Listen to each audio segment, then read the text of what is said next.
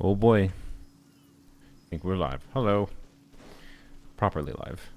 Let me get the chat on screen. I would have had the chat on screen already, except my cat was going insane. And I was distracted, okay? So, you know, cat zoomies as they do. The plan for the day is to do whatever we want, I suppose. And whatever we want is we're not on Polearms Only right now. We will be doing meow, I hear you, sir. We will be doing what's it called? Polearms Only, Lunar difficulty, theater. The hope would be to get all stars too.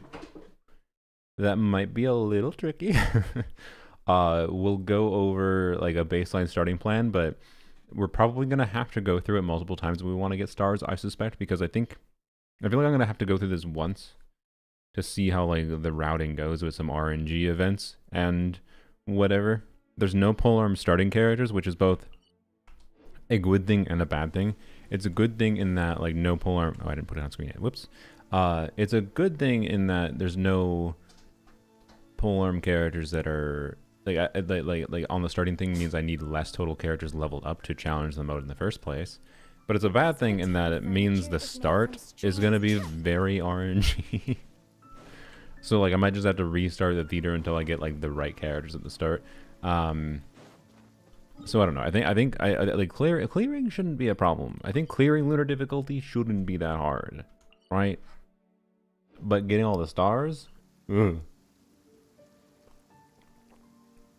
Well, we'll see. We'll see. We'll get into it shortly. Stygian tomorrow? Yes, indeed. That's part of why I wanted to I can't speak. Part of why I wanted to do this today. Because if I didn't do it today, I probably would be distracted by other things. The rest of the patch. So, yep. Sign into chat. Why? Please. Well...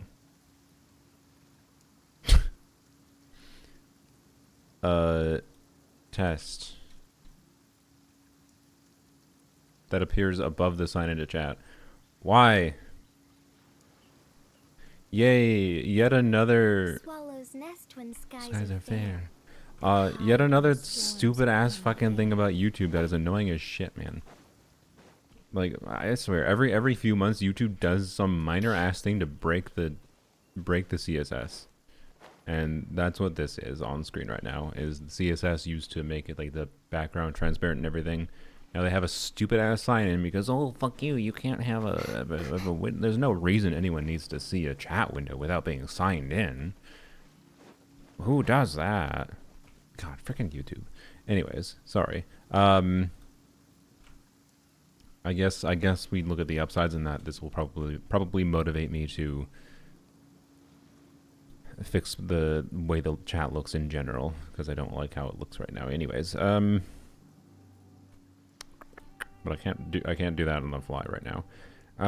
So the short-term solution is cropping. God. Okay, transform, edit transform.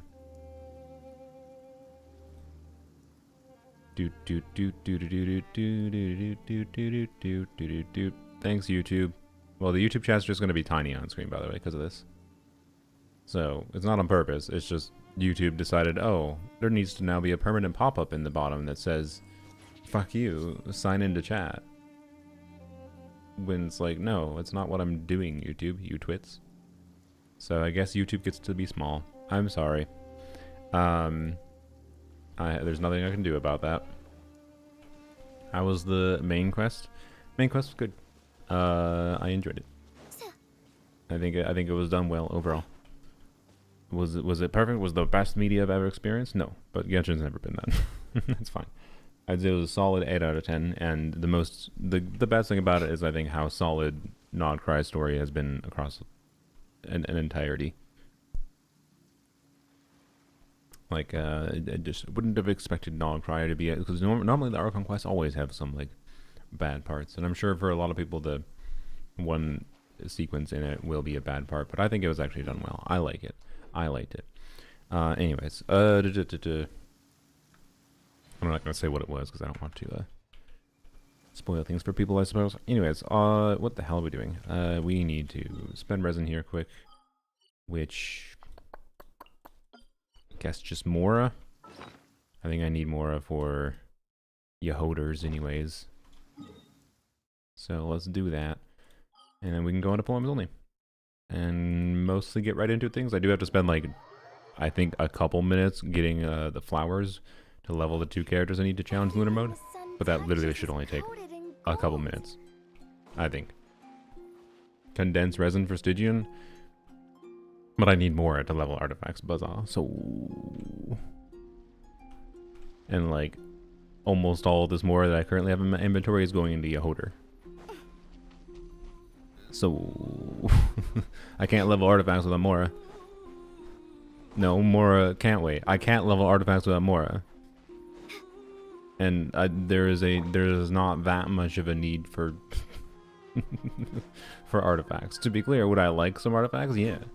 I would like to be able to spend more resin artifacts right now, but anyways. Whoops. Didn't mean to do that. I need to get my chat windows arranged, sorry. I can't. I have them up, they're not formatted properly.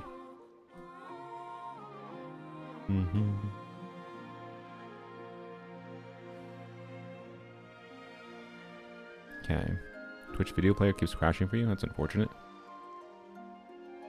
But yes, Adobe's streaming on both platforms. Oh, the viewer Stygian Pandemonium? Maybe this week? Maybe not. I don't know. No promises. Thursday's gonna be a later stream. Mostly doing the Kiwi collab. Lore yap. Kiwi gets to share what she likes the most. And we'll see if I get inspired by it. And then what else? Sorry. And then oh yeah, Stygian tomorrow, and then Friday might be no stream, just so I can like actually work on an edited video. So pink and purple today, yeah, apparently. It's because my viewers all like the same colors as me. How did I press G by accident? Let's resituate my chair. I think my chair's never in the right spot now since I got cats, because I always have to resituate when the cats are on the desk. Anyways. Your exams start tomorrow. How fun. Oh, no, never mind, I won't talk about it. I was gonna talk about something, but I don't need to get distracted.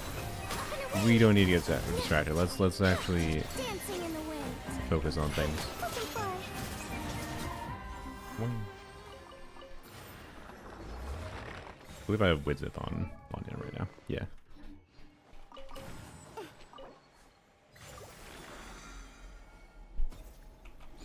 Whoops.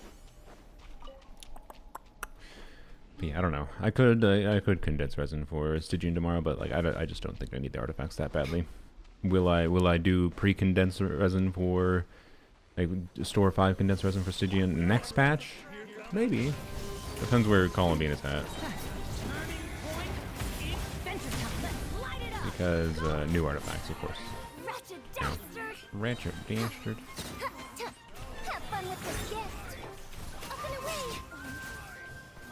Okay. Okie dokie, okie dokie, yoink, yoink, yoink, yoink, yoink. Alright. That. I am just going to spend the 120 resin though, and nothing else here, I think, today.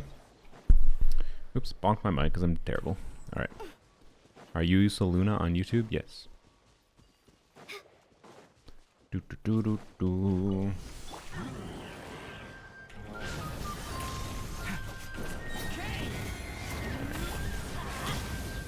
Please, energy.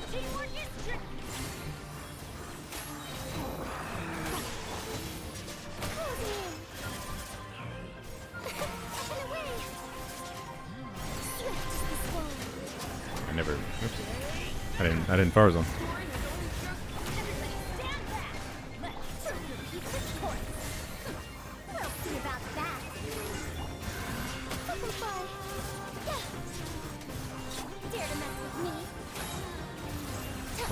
Alright.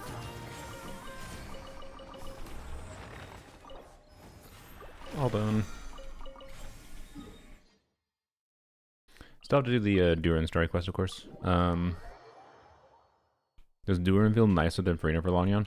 Energy-wise, no. Fab matters. Unironically, that is probably the most noticeable loss. Like C0 Duran is worse than Farina. Is my overall vibe.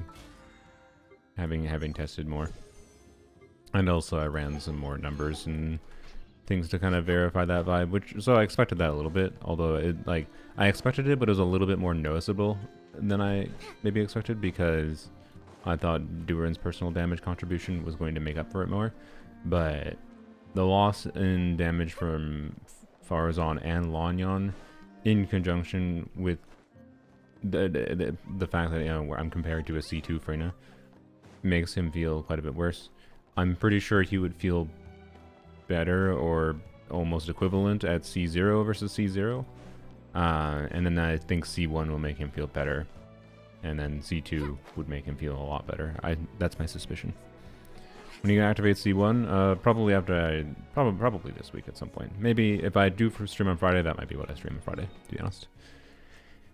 Is C1 testing, but I gotta record some stuff with Lanyon first. So, anyways, let's get into Polearms Only.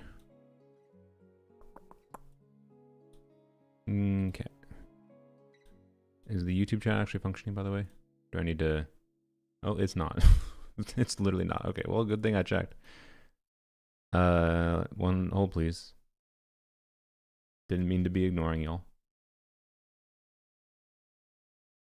I swear, it must be YouTube and not fucking Firefox's fault. I think it is just YouTube and Google being a cringe-ass company. The fact that it breaks so often in Firefox. I don't think it's a coincidence that there's now this stupid sign into chat thing that appears permanently, right? There's a permanent sign into chat thing now that appears if you have a YouTube live stream chat window open without being signed in, which broke my CSS. And then on top of that, like the constant random intermittent issues where YouTube just doesn't refresh properly in my Firefox window, but it refreshes perfectly fine in Chromium. God. Anyways, it's the only channel I see of issues with YouTube, probably because most people don't know how to look out for issues. They don't even realize they're happening. And like these kinds of issues that happen and also because people don't fucking use Firefox because they all just suck Google's tits. I don't know. Anyways, sorry. It just annoys me. The problem with Firefox, many of the problems of Firefox being perceived as like lower quality and having issues is because of the fact that developers are only developing for Chrome, because fucking everything is Chrome. Everything is Google. They took over the whole fucking internet. And everyone's like, oh, that's a problem. Let's keep on using Google. That's why I use Firefox, and I default to Firefox unless I feel like I need to use Chrome. So... no, go figure I have issues. Anyways, I use Brave. Congrats, you use Chrome. Good job. You use Chrome. Brave is Chrome. It's Chromium. It's Chrome. They're all Chrome, except for Firefox and ones that basically explicitly advertise them as Firefox spin-offs. Brave is Chrome. Edge is Chrome. The only web browsers that actually exist are Chrome through Chromium, Firefox, and WebKit. Apple's WebKit is actually a unique one technically, as far as I understand still. So anyways, saying you use Brave isn't like, oh, I'm so great for not using Google. You're using Google. Opera is Google. It's Chromium. They're all Chromium, yo. They're all Chromium.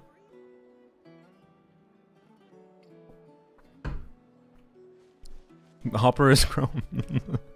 Brave is Chrome.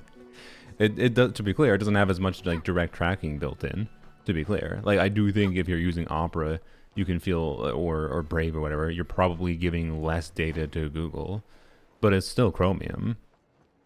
It's still Google's baseline browser with a different code of paint on top, and less data just directly being sent because Chrome is actually pretty upfront as a web browser. Chrome is a Chrome is Google's pane of code on Chromium. Chromium is the actual thing doing like the underlying work to run the web browser. Anyways, so anyways, the state of like web development and shit is all fucked because of Google. Google monopolized the web browser market, and it creates stupid problems if you dare consider using something else. Anyways, sorry. That's not. Why are we ranting about Chrome? I don't remember. Did I claim my dailies? I think I did. We're done on this account? I think we are. Sick. Yep. Okay. Turtle. Should I put the Polearms Only banner up? Even though it's in the title? I will. Why not?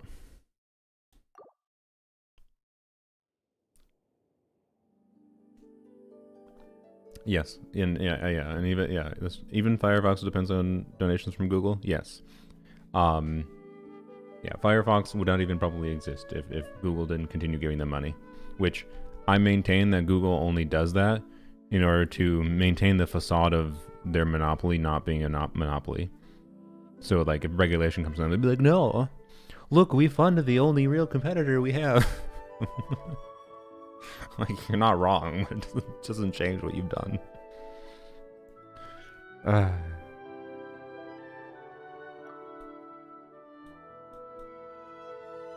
Actually, you know what? No, I'm going to not have the banner up because having the banner up, the banner's going to cover the flowers that we have.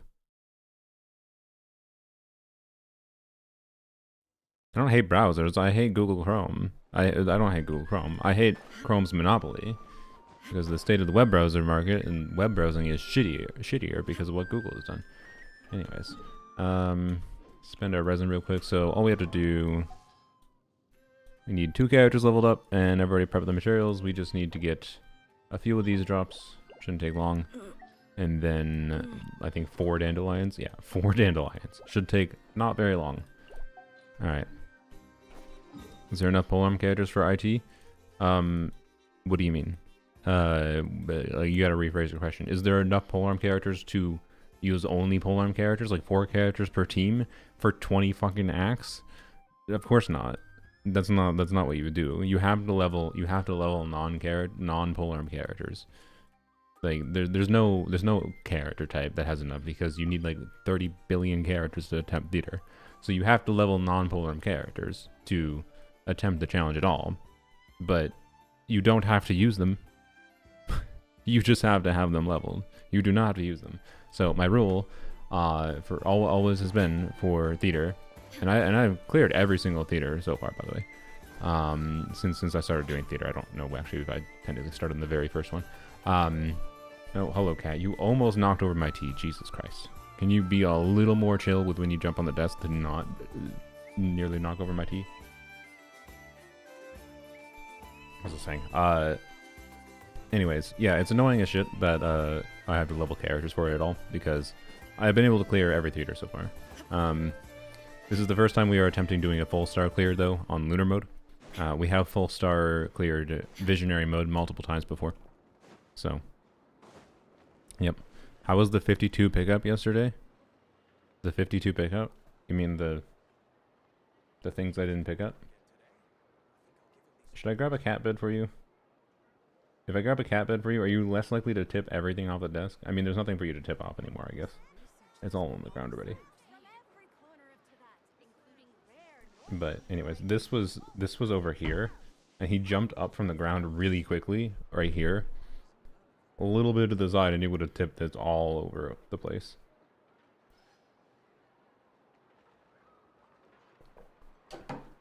But anyways, yes, that is King Dedede. So, anywho's, like Eeks, what did Eeks do? Oh, Eeks 3-week challenge to beat the Abyss, yeah. How's that been going for him? So, your giant monitor, it's a TV.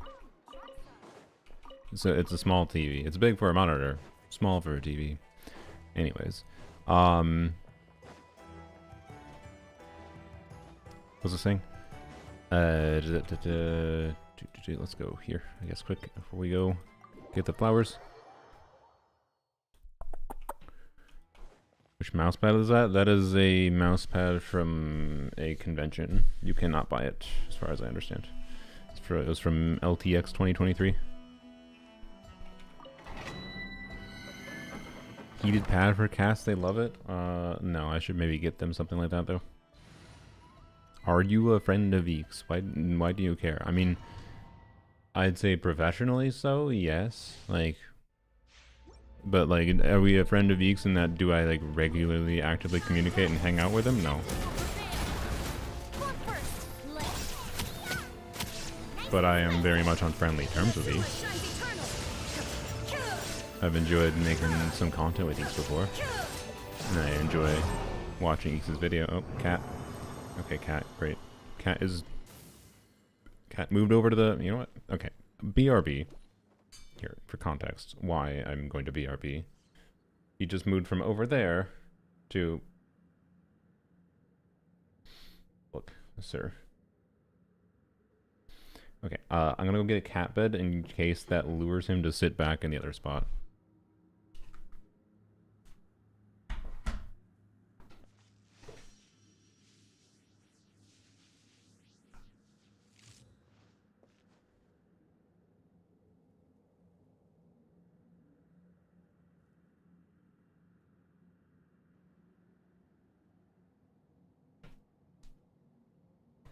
Sir. There you go. Oh, bonked my mic arm. He seems to just be confused why I even put that in front of him. He's like, what? What is the purpose of this? I don't see the point of this.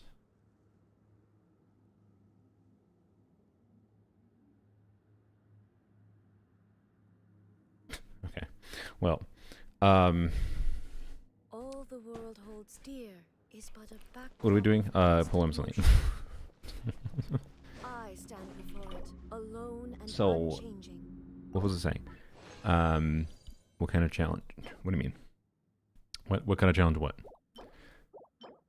What's the question? Getting a Lua on Polearms Only account? I have a guarantee right now, and I have decided that I quite want C6 Raiden. And while C6 Raiden is not rerunning on the next patch, most likely, there's a very good chance she reruns the patch after, or the patch after that. Like, there's a 3-patch span. I'd be very surprised if Raiden doesn't rerun then. And there might be a Polearm 5 so that releases, to be clear, that I'd be fine with using the guarantee on.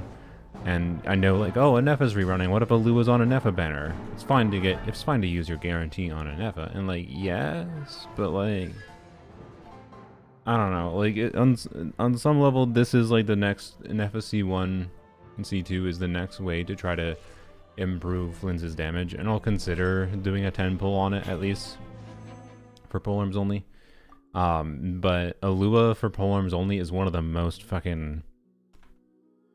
A Lua for Polearms Only is like the most freaking theater ass coded units. Like, I wanna emphasize, like, my initial reaction to the Lua was, wow, this character with the right multipliers for his buffs could be really cool. And then we learned what his multipliers were and whatever. Like, he's so close to being like exactly what Geo needs. Like Lua could have been exactly what Geo needs. Two very minor changes to his kit, and I think he is maybe arguably 3, but they're all like very minor changes that they could do, and I don't even feel like discussing it because they're not gonna do them. What Alua is he is Jabai's kit, but split into 2 characters because they want to keep to balance the power level of Jabai and to force you to spend more resources. That's what he is, unfortunately. It just is. So yeah, I don't know. He was so close to being something special for Geo, and on a Polearm Only account though, what the hell does he do? Nothing. He doesn't do anything other than like a meme comp with Zhongli, I guess. But like, it is not worth losing a guarantee that could be a C6 Raiden for a Lua. If he's on an Nepha banner, I'll consider trying to get a C0 copy of him. at least, or C2 because C2 could make him good in theater. Like he could be a goated theater unit. Let's be real. Just doing off-field geo. Wow. So, yup. Basically, congratulations, Mocha. You released a Polearm unit worse than Yunjin and Mika and Kachina. All three of these characters, who are not the most useful, are all more useful than Alua is.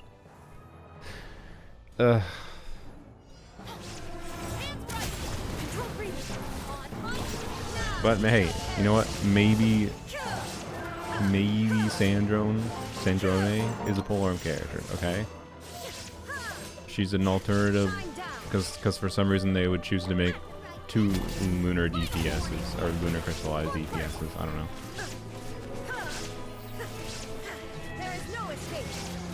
I feel like it'd be a waste of burst, and that's why I haven't, but I probably should have. Oops. I definitely should have just bursted. Whoopsies. Wow, good job, Boba. So, anyways, yes, we have no lunar crystallized enablers. Like even if Alua enabled lunar crystallize, we don't have any hydro units to actually meaningfully work around it. So like that isn't even a factor really. So, yep. Anyways, Polearms Only right now is in a state where like it does not make sense that they make that risk, but going for Flints or going for further investment on Flints could make sense, right? I'm not against the idea of getting an FSC one, but I would also really prefer, and I honestly think right now the better thing to do for the account to progress it is to get C6 Raiden, because it would improve this specific team. And then, yeah, anyways, and then getting more copies of Gulping Lightning too. I actually think for the things that currently exist in the game, that is the smarter play than, because I already have C3 Flames, it's already pretty invested, so. The only other things that could be, because this account does have a Scofier Shenhe, a main DPS cryo unit that is good and released could be a big deal for the account, especially if it's like actually a unit that can melt. But that seems like it might not happen for a while. So 6.3 no Skirk or Scofier, they're going to be both in 6.4. Why would I know? I think there's a good chance. I think there's a very good chance that Skirk and a Scofier rerun at the same time, yes, at the very least. About If you ever physical Polearm for Mika, yeah, surely.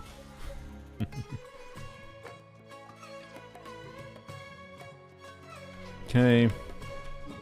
Release a new Hydro Polearm. I mean, yes, but I actually still think one of the more interesting things about Polearms Only is how it is limited to the units we are limited to for Hydras. Like, it's not that big of a deal still. And it is cool every time we need to use Hydro. It is cool being able to showcase, oh, we only have Candace, except that's still enough.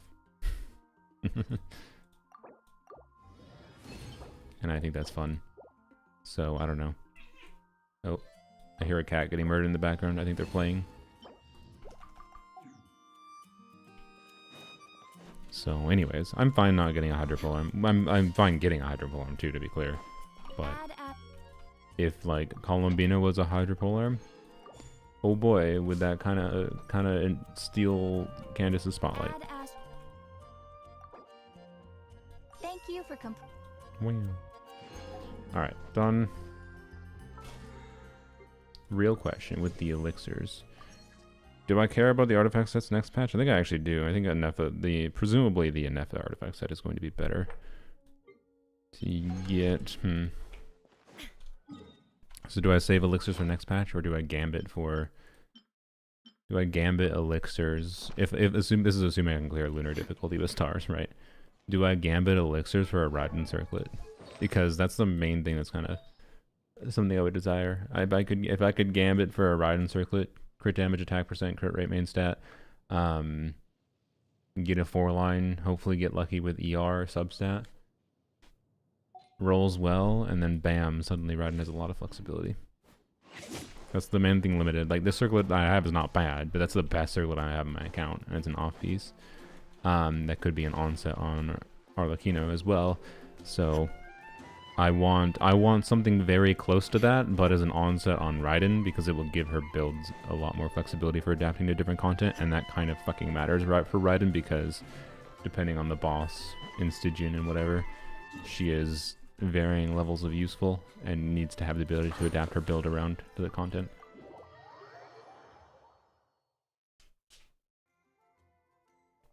Do I farm Duran instead if I have 2-piece? Do you need more crit rate? Because 2-piece. Oops, wrong thing. Because 2-piece. Oh, I need to go. Fuck, I need to get the flowers. Shit. Let's go switch to Shao quick. Shao's useful, guys. See, we'd be doomed on Polearms Only right now if we couldn't use. If we couldn't use Shao to level up an Animo character. We need to use Shao to collect dandelions. He's so useful. He's the best character in the account. He unironically is useful nowadays, because what would we do without VV? If we didn't have VV for Flints, we'd have to use Eonson, and that's just not ideal because Eonson's needed elsewhere.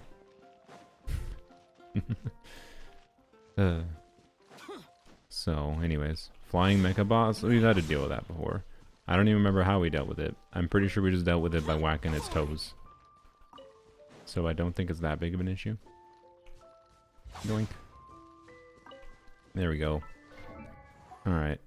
That should be enough for Jean. Send. For anyone that just joined, yeah, so we do have to level non-polearm characters for Polearms Only to be able to attempt theater at all. That's why I have all these freaking characters level 70, slowly leveling up at basically every character, but I'm only doing the bare minimum every single time. I'm stubborn and I refuse to just, like, I could just level all the characters to 70 and then get them there forever, and then, you know, not have to do this rigmarole every single time I have to. Like I don't have enough characters for theater, but every time I have to level non-polearm characters on Polearms Only, it annoys me. So, you know, that's why I don't.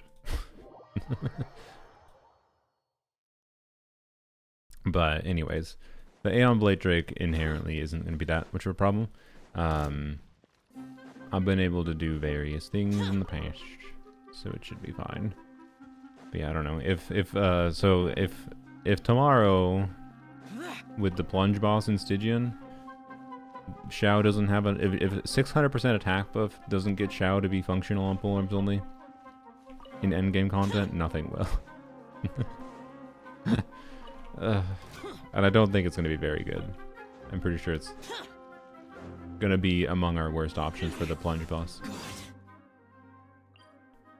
I only need 30, so 15, 9. Okay, well, that is enough.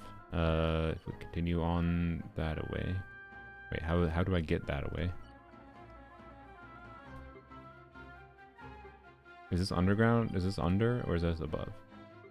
That is under. Okay, so I can continue on this way. I'll get to that hole, I believe. Accelerating. Kind of screwed by not having that great of teammates. I mean, maybe. I don't know. I've thought that before for Minia Theater. I don't know if it's possible. I thought before for Minia Theater that it wasn't going to be very doable, and then it ends up being doable. Like, for reference, the last theater was not a very ideal situation for Polearms Only. But I ended up full starring, well, maybe I didn't full, no, I'm pretty sure I ended up getting, maybe I gave up on one because it wasn't worth a try. But I either 9 or 10 starred on Visionary mode. And with Vigor refunds, and this is with less characters than we have available at this theater, and with Vigor refunds, we would have been able to clear Visionary mode on the previous theater.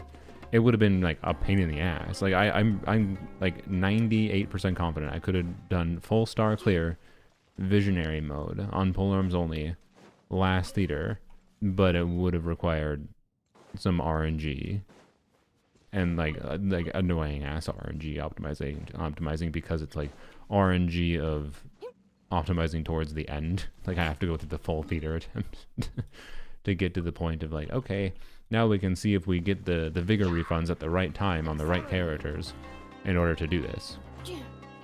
That might be the case again today.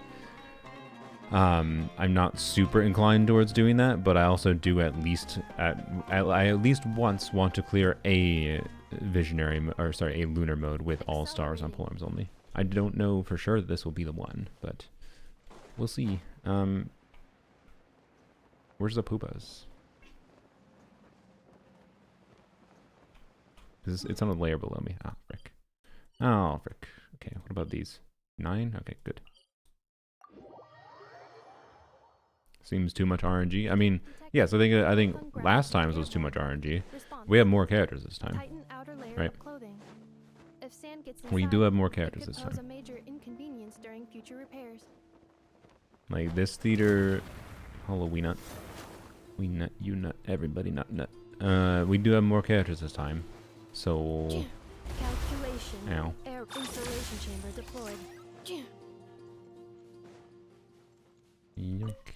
Yoink. So there's more. Oh, there's more over there. Do I even need more? I need 2 more. Alright. Chev will solo clear again? Maybe.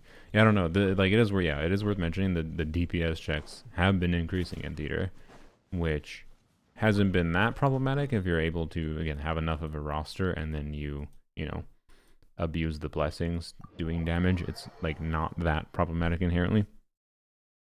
But it, like with the DPS check being higher and higher, particularly at Lunar Mode, it's like, you know, not as easy to do things like I did in the past, like solo clearing with Chivalrous or whatever. So anyways, let's go.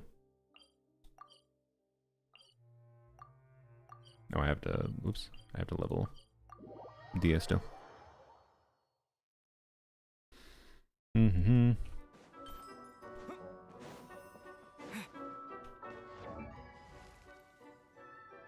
Alrighty. So okay. Finish leveling Dia. Send. Well. And has to be level 70 because stupid theater requirements. Blap. So yeah, we're not going to use any of them. Not going to use any of these level 70 characters, but they have to be leveled. Alright, and that should let me challenge lunar difficulty. Oh good, waste 500,000 more. We can use our standard wishes. Wing. Wing. Wing. Okay. OMG, you don't play Dia on a Polearm Only account? Yeah, no, I don't play Dia on a Polearm Only account. Crazy. So, anyways, problem 1, with a theater that starts with no polearm characters in the trial, means we get to start with RNG at the very beginning. So, total actual characters that we can use. Shao. I'm gonna need to, we're gonna look at builds. Realistically, doing a full star clear is gonna require optimizing some builds. So anyway, Shao, Escoffier, Shenhe, Arlecchino, Hu Tao, Meekers, Rosaria, Chevreuse, Tomers, Xiangling. So this is a total of 10 characters.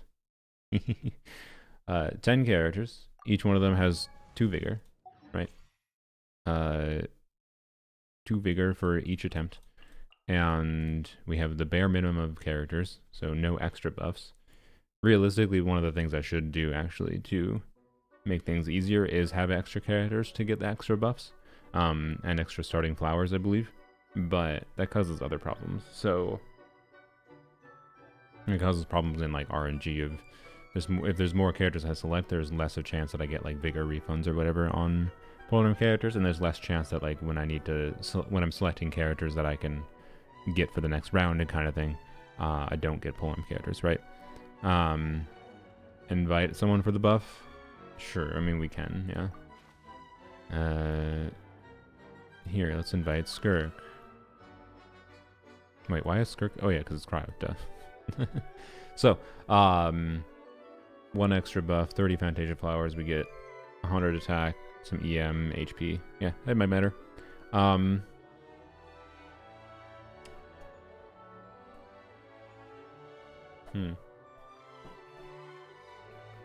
So, a couple interesting things, though, to mention real quick. So, we have only one Animo character.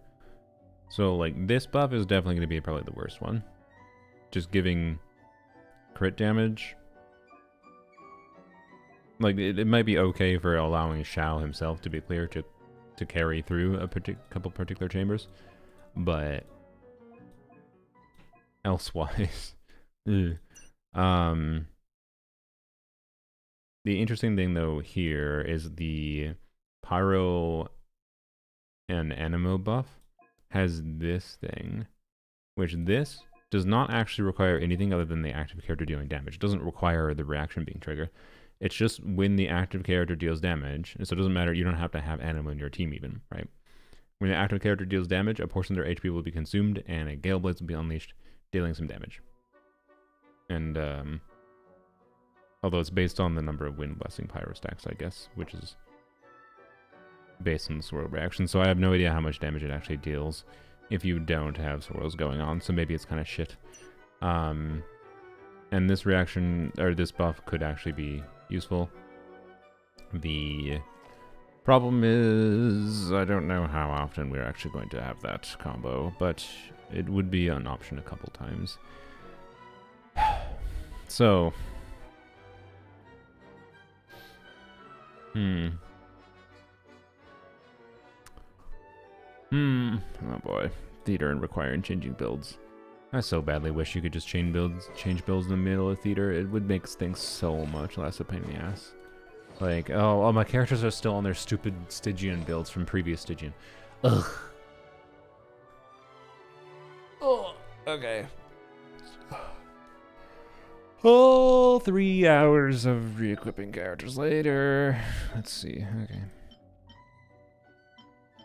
Were you on off-piece timepiece before? I think you were. Put you back on this, and then...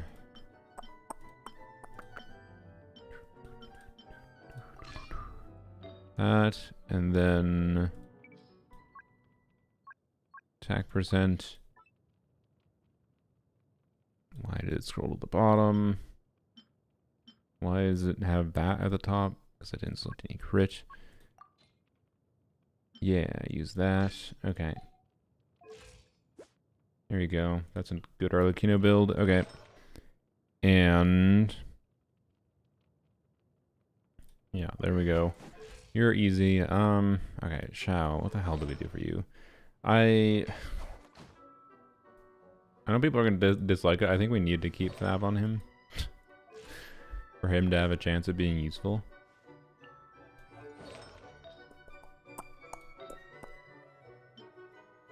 He can potentially be given better crit stats, though. Like, we have EM... I forgot about this piece. We have EM on him because EM is ideal for Flynn's. Because of the Nod Cry resonance thing. But we don't necessarily need that here. In fact, we don't want it here. I don't think. Okay.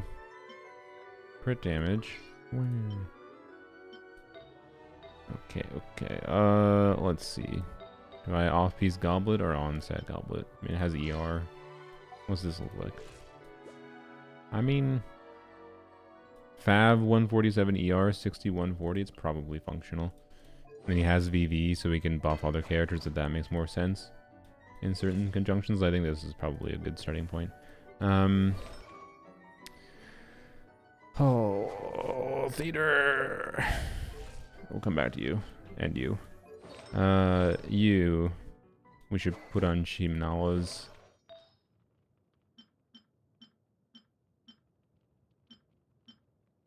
Start with that, I guess.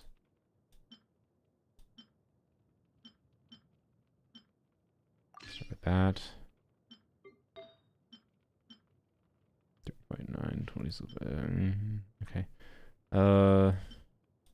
This. No onset goblet. I kind of like this one for hopefully giving her energy back if she's solo. Kind of might matter. And that. So at a baseline, what does this look like? Let's see. 70, 230, 133. It's a decent Huta build. I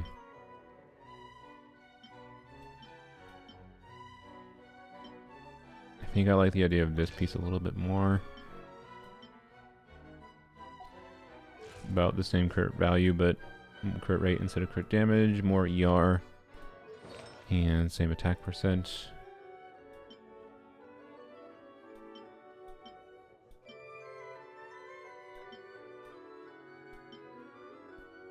And then maybe this instead. Lose 2 HP rolls, but gain more crit. Okay.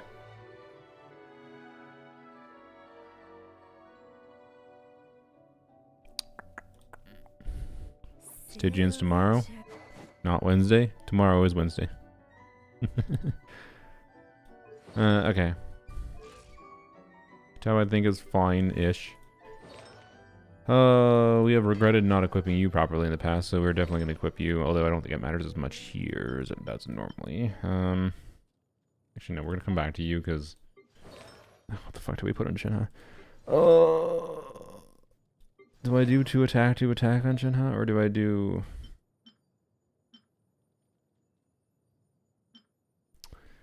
Oh god, okay, whatever, come back to Mika. You're on Noblesse. Oh, fucking hell. We don't put you on freeze, because you ain't freezing.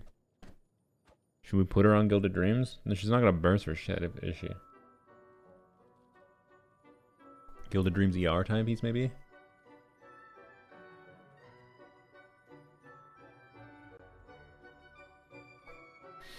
I talked about Alua a little bit ago. You can read on the stream if you want, but he's not exactly that impactful.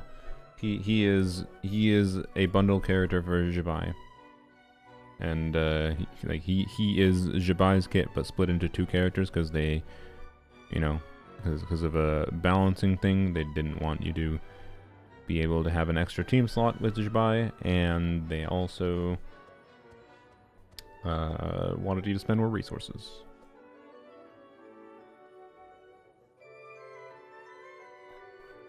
Yeah, no, Shao on VV is just kind of what you need to do in this account. And, like, he needs ER. Like, I've used Shao in Theater before. He is not very functional without energy. And keep in mind, we might need to end up using him to solo. Ideally. So, anyways.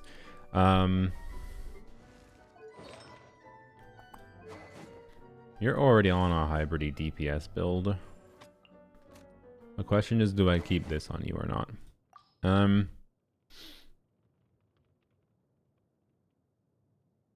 I think I give you a Homa. And then Escoffier can have her weapon back. We'll see how energy situation goes for Chivrous. It's just going to depend on the team we're using. Xiangling I'm fine with on Noblesse. Yeah. Okay. I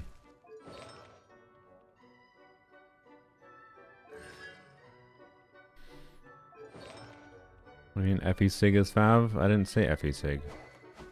I said put Effie Sig on.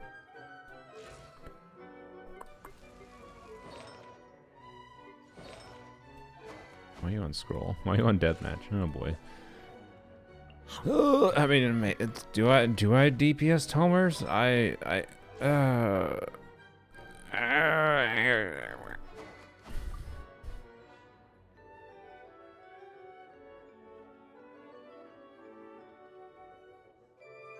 No. We can't put everyone on Noblesse. It's pointless to put everyone on Noblesse. Like, but Toma does not carry damage, so like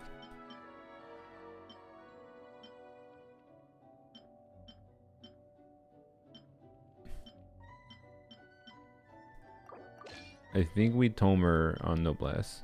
And ER good. ER good.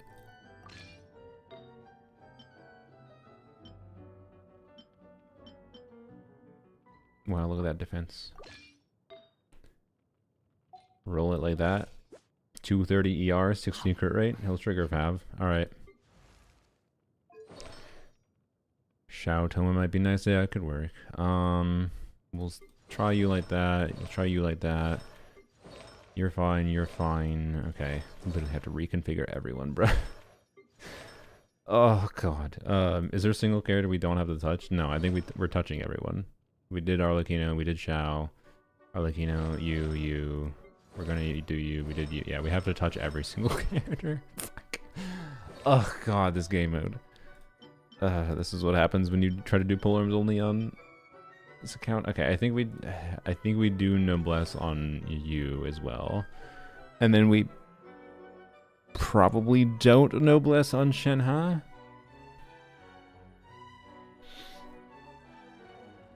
I don't know.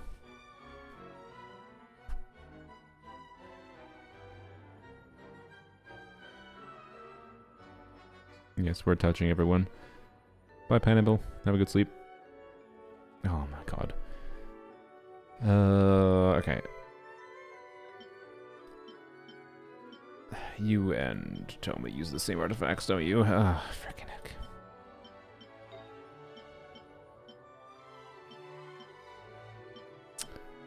Okay.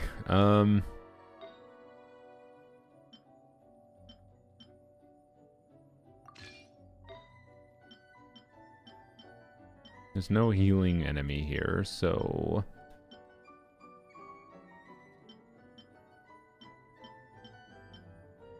Yeah, honestly, maybe I can use Noblesse on Shenhe because, like...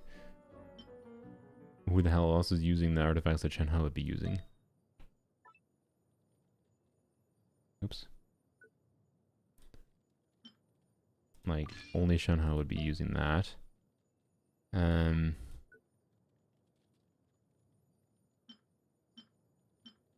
Arlecchino is using that piece. We'll come back to the goblet. Like this would be Shenhe piece. Maybe we can put scroll on Mika? Maybe?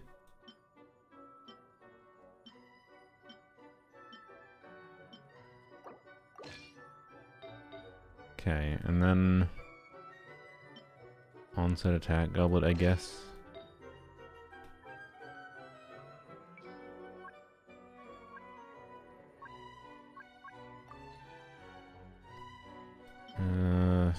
That'd be better. Yeah. Not Katane. How about a R2? Have 28.99 attack, 30 crit rate is very low, but 200 DR is functional. Okay, we'll look at you in a second. Well, actually, you should be easy.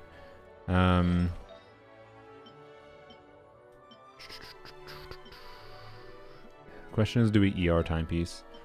That's the main question in my head. I don't know.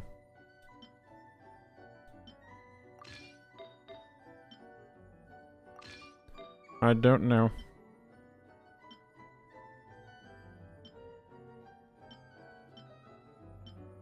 I don't remember what a golden troop build looked like. I think she might have used this as an off piece before, honestly. And then I used an onset timepiece. Yeah. Okay. So no ER timepiece. 117 ER, 92 212. 1998 attack. Thanks for joining the stream, Zunok. Exile Mika. Exile, isn't that the one that says on bow characters? I don't think I have. No. What's the one on bow characters? I mean, honestly, maybe. But, you know what? I've neglected exile pieces on this account, unfortunately. Never leveled them up. Ooh, a double crit exiles piece. No energy main stat. I've walked some, but apparently a pyro goblet. Scholars, yeah, okay. I should pay attention more to exiles. It's honestly not wrong.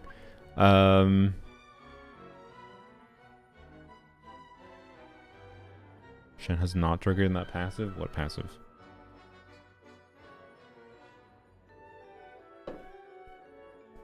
How long did it take to level enough characters for Lunar? I mean, I had to level 2 more characters, so not very long. Mocha Bill, hello. Oh, frick, what are we doing? Okay. Ignore Mika for a second, sorry. Shenhe, I think, is acceptable. Escoffier. It's really hard to tell whether or not it's worth the sacrifice. It'd be really frustrating to, like, you know, fail an act because we're like, oh, we need the healing. But it'd also be inversely really frustrating to fail an act because it's like, well, shit, Escoffier doesn't have 5%, 10% more damage, right? Oh, R2 with like 20 crit rate, there's no way. It's 5, and we have a restart button. It'll be fine. But like, if it soothes your heart, I could do something insane. Whoa. Crazy. But the only difference between those two is the cooldown. The chance to trigger isn't that really much of a factor for what we're doing today. The chance to trigger is just RNG, then we can click a restart button. The only thing that actually matters is the cooldown reduction.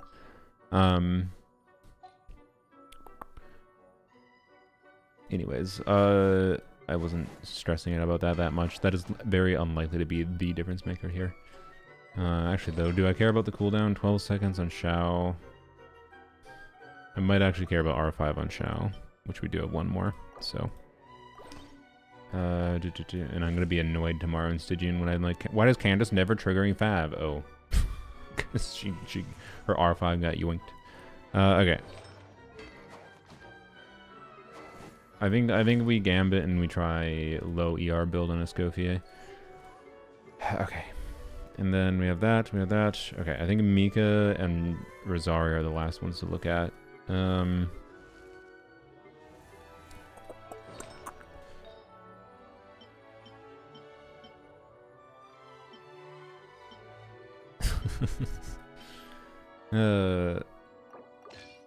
Healing bonus, I guess. I don't know. Maybe we need the healing. ER timepiece, sure. We have no ER pieces left. Ah, okay. I mean, why did I even keep this? I mean, I couldn't reroll it. It's like the god piece for Shenhe potentially. Maybe that's why I kept it. That's probably why I kept it. Let's be real. I'm not gonna reroll something for Shenhe though.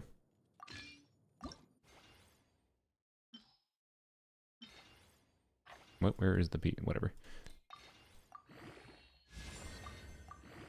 Wait, this has no crit rate. Honestly, do I even care? Nope, I don't. I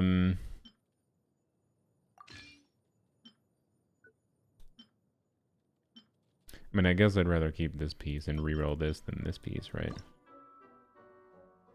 But anyways, okay,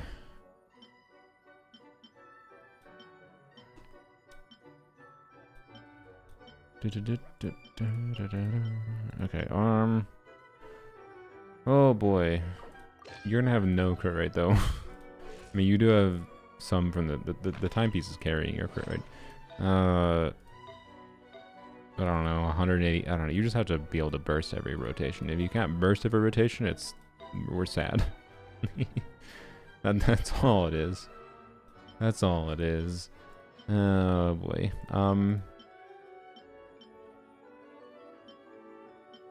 Toma probably doesn't need this, right? I mean, 1 ER roll shouldn't matter. Okay. Ads. Well, now is a good time to get ads. Stygian today, bro. Check event notices. It's not today. You might live in a different part of the world.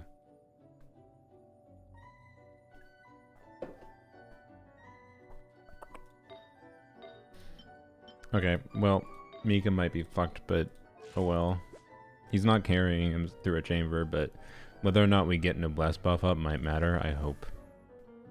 The only thing I could do is put a different artifact set on him, and that's kind of annoying. So how many characters do we have on Noblesse? We have Shenhe, Mika, Toma, Xiangling on Noblesse. That should be fine.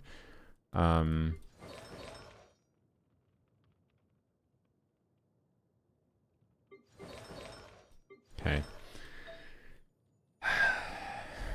Like Rosaria is probably not carrying on her own, right?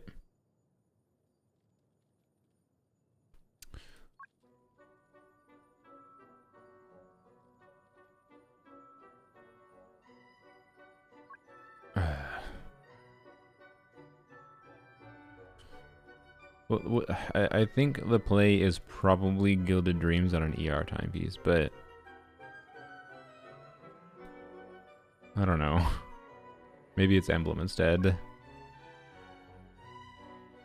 See what an Emblem build looks like first. Select Gilded Dreams too.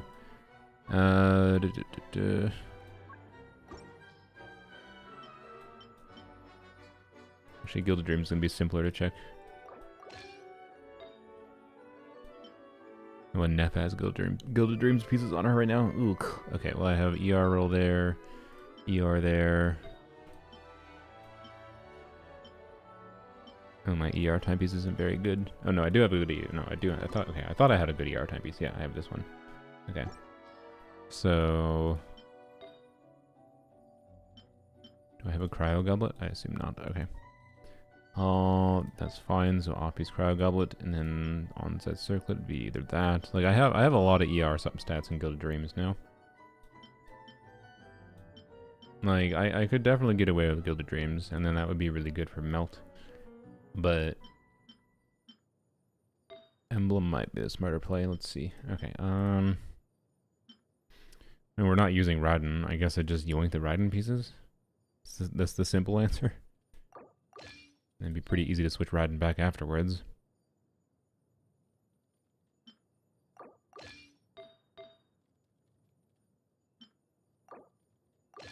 Not the goblet, obviously. I do have... Just run an attack goblet, I guess? Or do I have a cryo goblet? I do not. Okay. Wait. I mean... For funsies.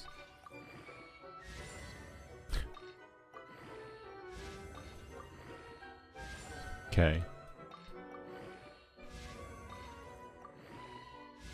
Okay, good.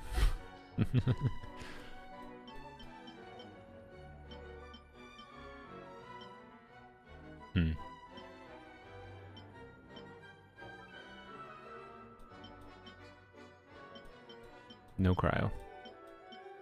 Alright, no cryo. So, let's try this. And then we can use Radin's off-piece circlet. And with a crit weapon. Okay.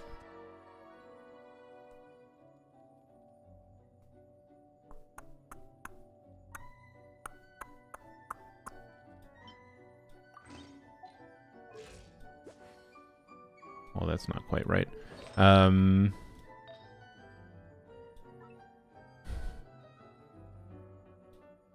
guess we don't need the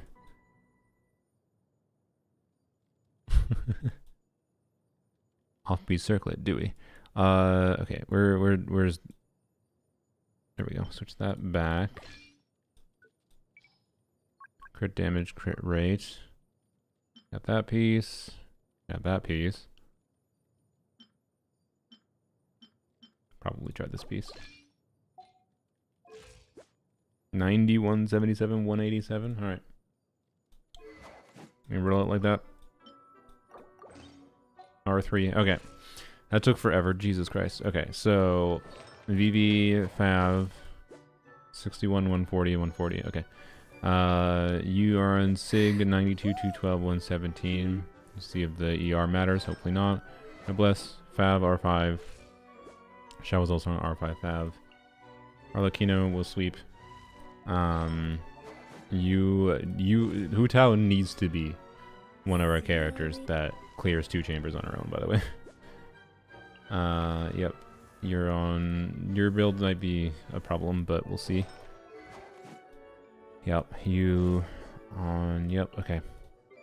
And then you might be a mistake to have you on what you're on, but I do think this might make sense.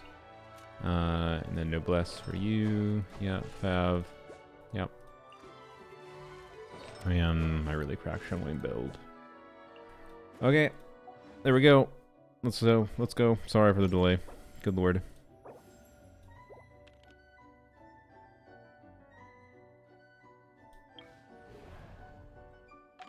Electroimmune. Wait, we need to see what characters we get first, because we just have to solo Shenhe for the first 2 chambers, I will do guys. as you command.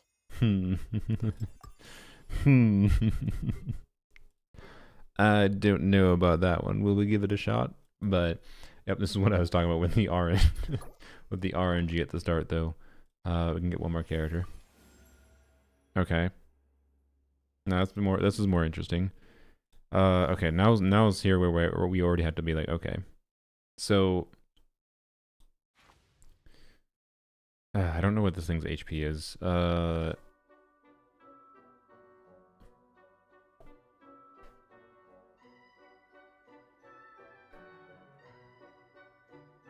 think we use Hutao.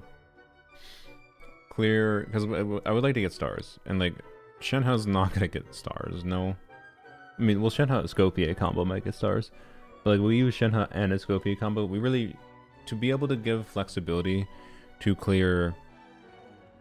So we have 5 we have like fundamentally we're gonna ignore the final 2 acts for now.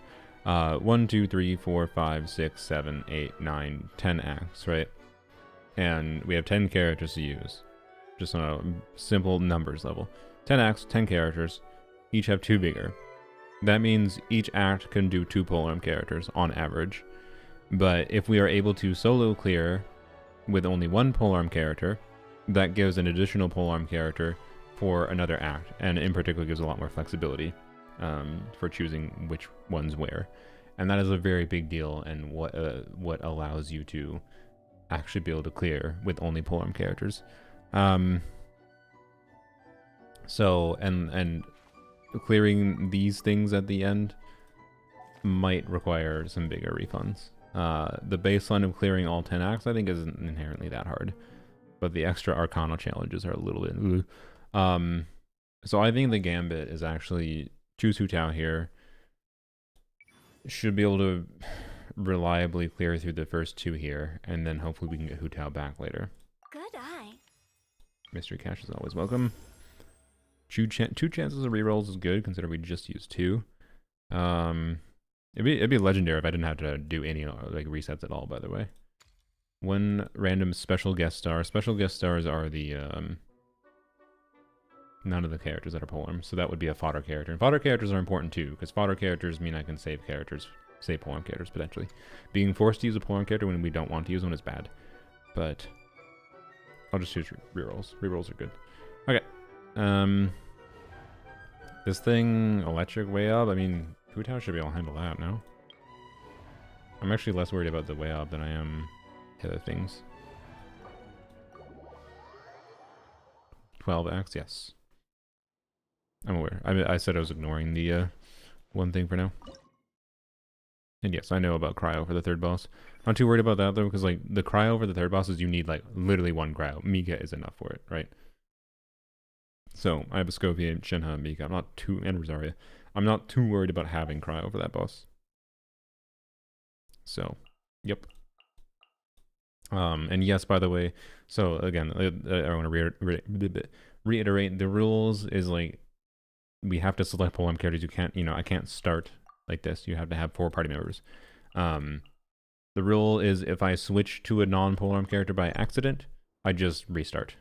Even if I like, oh, I'm clearing at the very end. If I accidentally pressed 4 and switched to Sucrose or whatever, no, it's a restart. That's always been my rule, and I'm not gonna overly, unless I feel like it's very necessary. I'm not gonna specifically.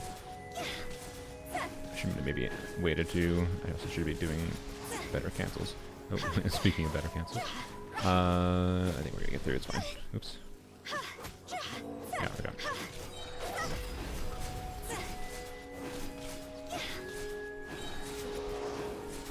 Stamina. Maybe should have done that. Oh, that's fine. Yeah. So yeah, anyways, what is this thing? Oh yeah, resonances. Like, I got pyro resonance here from having Klee and Bennett, whatever. But, like, I'm not gonna... I didn't do that on purpose. I just going to select fodder characters, right? If I feel like I need to abuse resonances to get it, I think it's fair, whatever. But I'm not going to specifically do that unless I think I have to. Oh, this is interesting. C1 Hutao.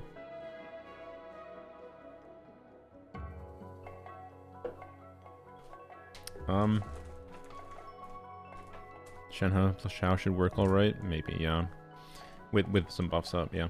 Xiao is an interesting one here because Xiao is the most notable character, and like him plus some of the other off-fielders could probably clear with buffs up, but like more sauce on his own, right?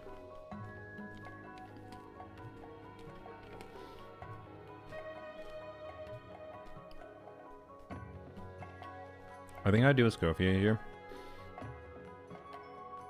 Because then I can Escoffier Shenhe for the boss. Oh, hello, cat.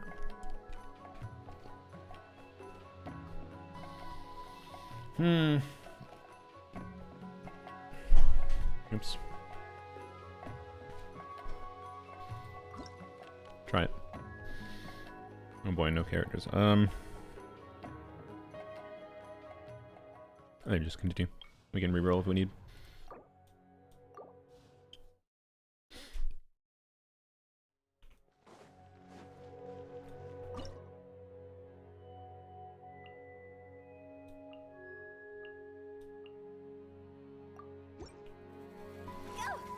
Oh wow, I have cryo resonance for all the cryo I'm going to be applying. Also, this is too many enemies. Grouping might matter here a lot. We get a lot of particles though, that's pretty nice.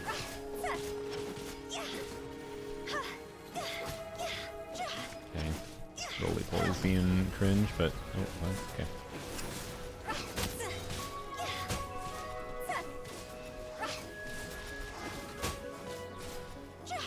Okay, if we need to, we can kill this before we have to redo another rotation, but I think just one big enemy. Next. Okay.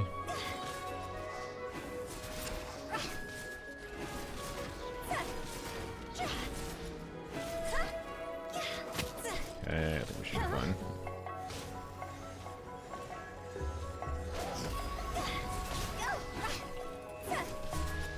Like, good job canceling.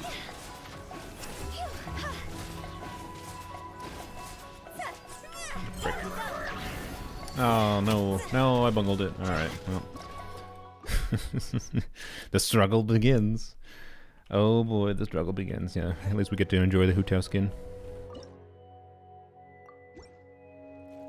Okay, grouping. How the hell does grouping here work?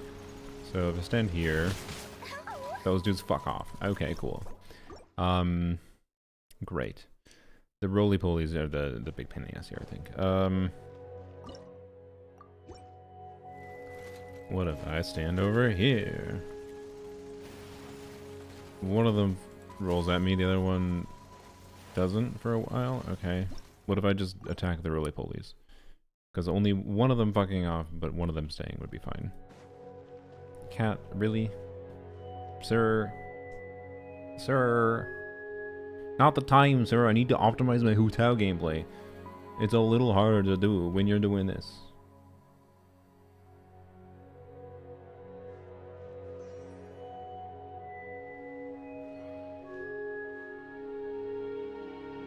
Okay, well, might have to do some leg gameplay, because I have 2 inches of... Yeah, I'm gonna use my leg. It's better than the mouse space. Whatever. Okay. So, roly-poly, let's see. Oh, I'm on the wrong side. Hi, well, that... Yep, okay. Cat wants to play Hutao? Yeah. Burst with Hutao at the end of her skill time? Yes, there is a burst I should have used. I just chose not to use it because I didn't think it was necessary. Oh, kitten sneeze. You still do roly-poly? Okay, fuck these enemies. Alright, whatever. Just attack them. And let grouping RNG be whatever the frick it is. Okay, start.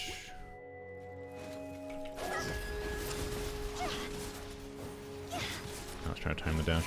Or time the charge attack. I don't want to use it here. Because I want to be under 50% HP. Really, dog? This isn't good. Phew. Higher, fire. I only hit the one. No. No, I really need to hit the dog. Close to decent, but it was not.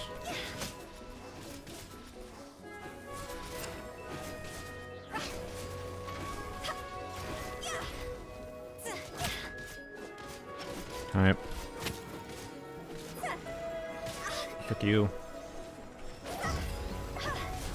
I missed when that... Oh my god. Thank you, targeting.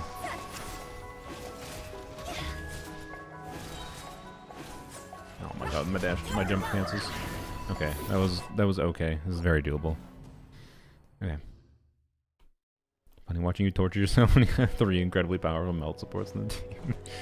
No, Bennett, Diona, and Seat Wally, no, useless characters. Useless characters.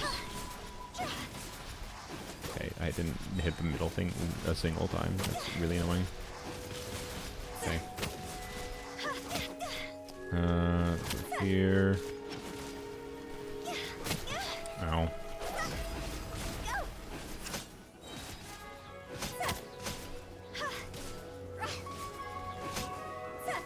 Okay. That was not in my skill duration.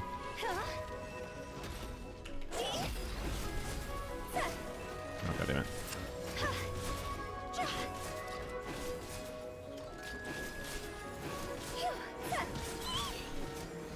Ow. Ow, ow, ow, ow, ow. Don't lose this by dying.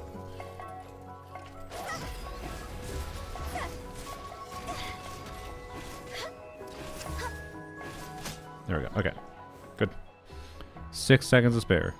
Put up the Polearms Only banner. I mean, it's in the title, and I don't want to cover the flowers. Fodder character, sure. Companion Anima or Companion Pyro? Okay. So Anima would give us a very high chance of getting Shao. Pyro, we have 1, 2, 3, 4, 5 non-pyros, non-Polearm pyros, and we have 6 non-Polearm pyros and 4 whatever. Okay, so still we have a high chance of getting a Polearm character either way. So it's a matter of is it more useful to have a chance at Shao or more useful to have a chance at one of the pyro characters?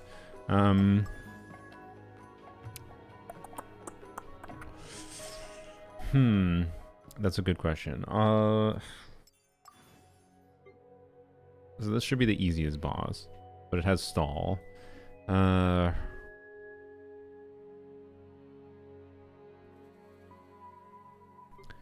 What a weird. Okay. Yeah, Blood Drake is a concern. In theory, Shao can knock this down. By the way, in practice, Shao can't. But who can knock it down in practice is actually Chevrus, so like that might be a strategy dealing with Aeon Blight Drake. And I'm questioning whether or not we just do like a 2-unit combo here. We don't have any of like the Animo swirl buffs, right, to make Shao better. So it'd just be a matter of if Shao can like buff someone to a degree that matters, and I don't think he does. But it still might be nice to have him as an option, so I think Shao might be the play. We'll see.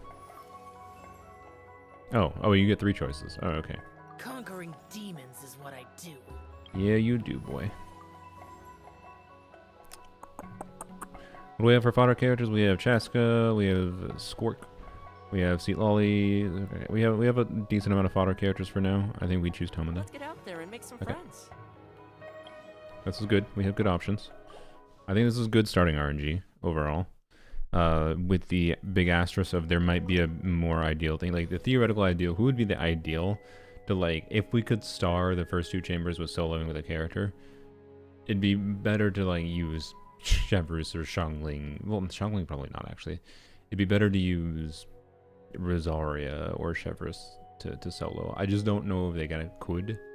Maybe Escoffier to solo. Again, I don't know if they can actually solo the first 2 chambers though. It's not like they're trivial to solo. So anyways, at a baseline, I want to see what this does. And we'll just do this.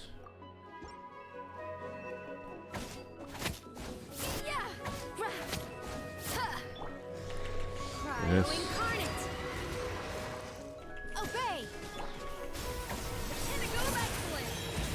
Oh, okay. I feel like this is more than enough. Unleash.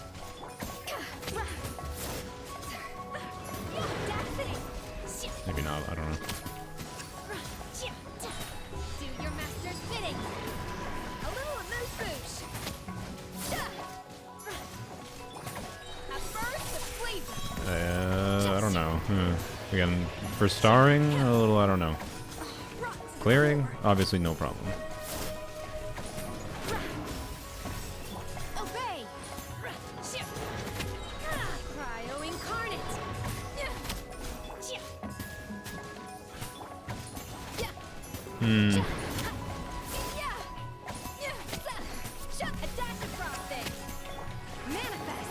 So we probably can star this with this team. Might require some crit RNG. Yeah. Might just be down to crit RNG. Okay. Oh, is Chaska passive hitting? I didn't even notice. Oh, fucking hell, Chaska. God damn it, that annoys me. But we're gonna have to use Chaska sometime, so fuck me. When is the best time to use Chaska? Is it doing animo damage or is it just doing like cryo damage? I'm gonna make the argument that, like, since I can't do anything about Chaska, we're gonna have to use her at some point. It's better to use her early when she has less chance of triggering an effect. No, like a blessing effect. We have nothing right now, so therefore she has less an effect right now, and I'd rather use her early.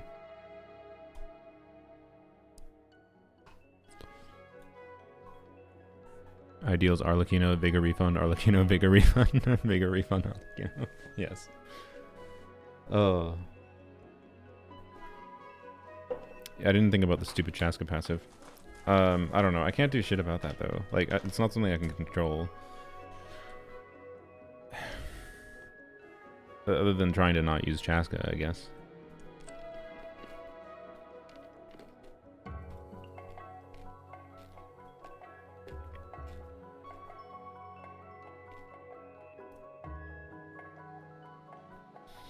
She's not really contributing that much here. I don't think, what is it? It's like 130k hit every, what, 18 seconds or something stupid? I can come back and redo the boss? No, I can't. I'd have to redo everything. You only go to the next act.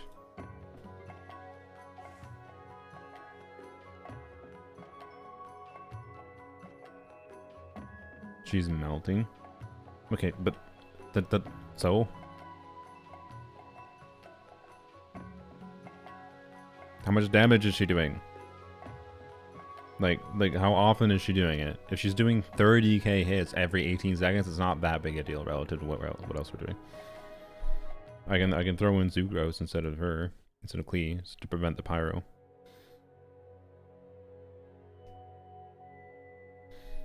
Yeah, we can see what happens without her. It'd be really preferable though to use Chaska because she has 2 charges left. 2 charges left means we have additional fodder characters, right? If we use Klee and Sucrose, we have 1 less character than we'd have for the next chamber, which is kind of a problem right now. We don't have that many fodder characters, right? Might not be an issue. Depends on like what other fodder characters we get. So yeah, I don't know. I think it's unavoidable to just use her where she's least useful, which I think might be here. But let's see how much of a difference it actually seems like it's making. Yay for minus 10 seconds start. I thank you, Genshin Impact. Off to the freezer. Pinnacle of excellence. Yeah. Manifest.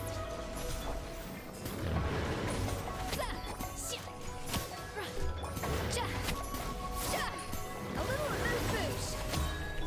By ordinance divine. Deuce on the loose. Deuce on the loose. Toma actually could be interesting here, by the way, for reducing its HP when it does that attack. But I think in the star time frame, it only does that twice. Obey. Off to the freezer.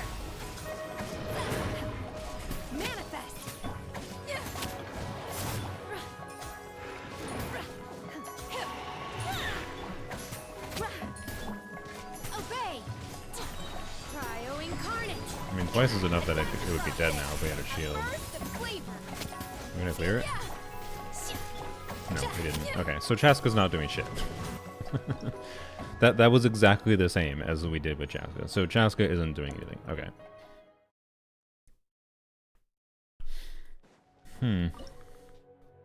Oh yeah, also there's like factors, yeah. If we do full cryo, we technically get more red shred. That would be stronger than Chaska. I'm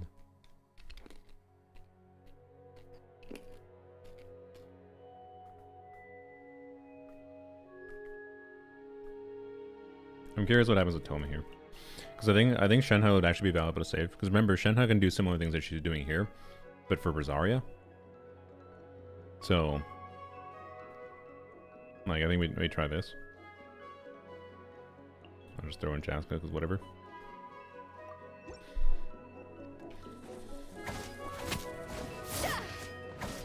Let's see what happens if we get some melts.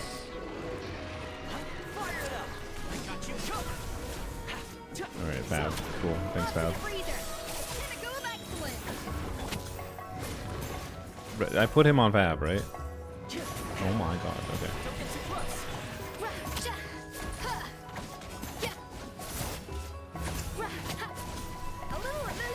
Oh, this is worse than Shenhe. Wait, did I not have a shield up during that? I don't think it took any damage.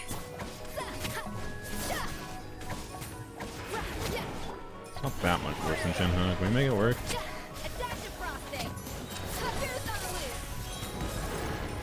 The melted bursts are pretty good.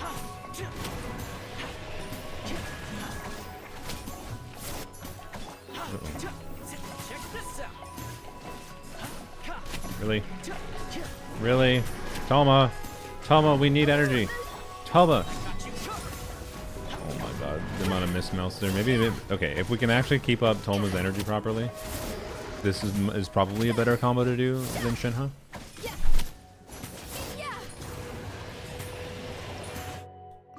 That's my vibe.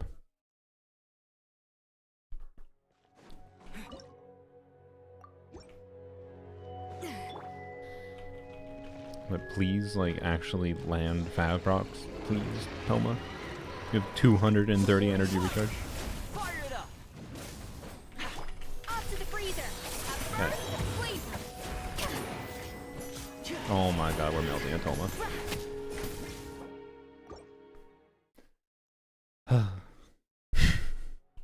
I think before I burst, I have to like normal attack to apply cryo or pyro in between.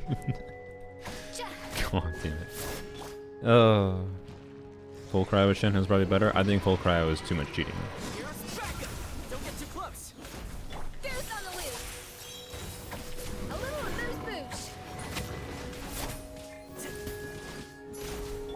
Yeah.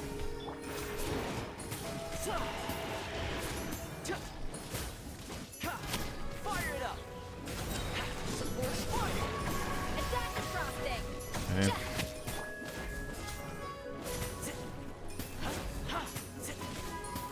Again, like that's the same thing as like going and leading into the resonances in my mind. If we feel like if I feel like that's necessary, will I do it to complete? Sure. But that does feel like using non-Polearm characters to me. Okay, I think we got it. Okay. Whereas this did not feel like using non-Polearm characters, and you can make the argument that Chaska did something there. We had time to spare there, though, and it's not like that was min-max to hell. So I don't know. But anyways, Rosaria, and we saved Shenhe, which is good. What do we have for product here? We have Skirk, Chaska, Lolly. It's okay. I mean, I think we'd choose Rosaria. Yeah, Arcana challenges. Yep, we're not doing that right now. Oh, it's defense sequence. Who is the ideal fodder character? Shit.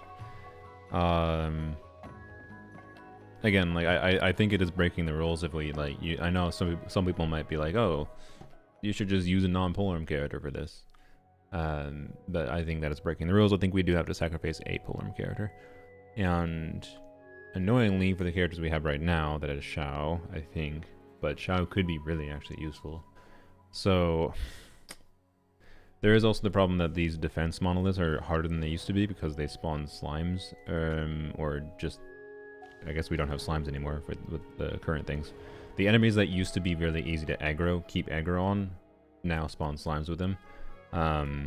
This one might be, I suspect that this one, well, this one Shao could be helpful with. Yeah, where's Mika when you need him, indeed. We have 4 rerolls. We can try to reroll to get Mika. I think that is worth potentially trying to do. Does anyone know how many of these things spawn at once? For these Haley Trails? Blazing Axe and Crackling Axe. I know one of these does like a jumping attack that could target the monolith, which would be bad. And their attacks also do a lot, but I think that's a lot less awful than the treasure hoarders, which some of them will start throwing crap at the thing. Also the Fatui Pyro Agent. The only advantage with the treasure hoarders is that if we use Shao can, you know, kind of perma-stun them. There's 3 of them at once? Ugh. Ugh. 2, and if you kill one, another spawns.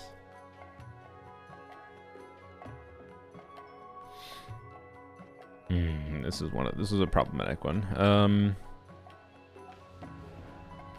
gonna reroll quick. Fuck. Okay.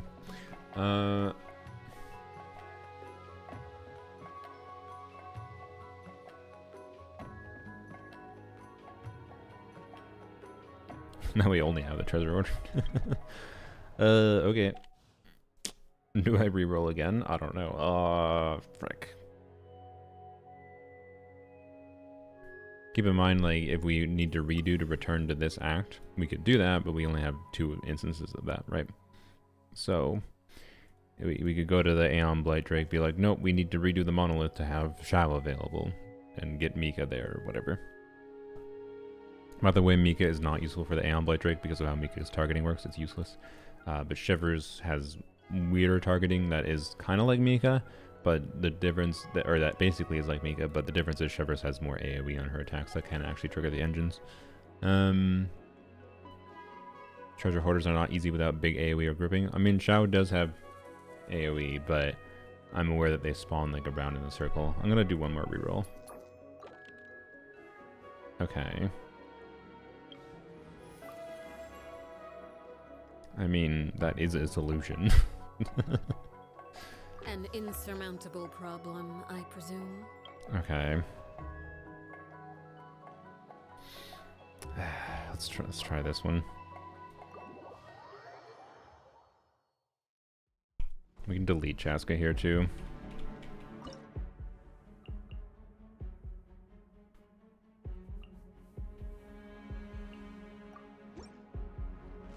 Okay, they all group together.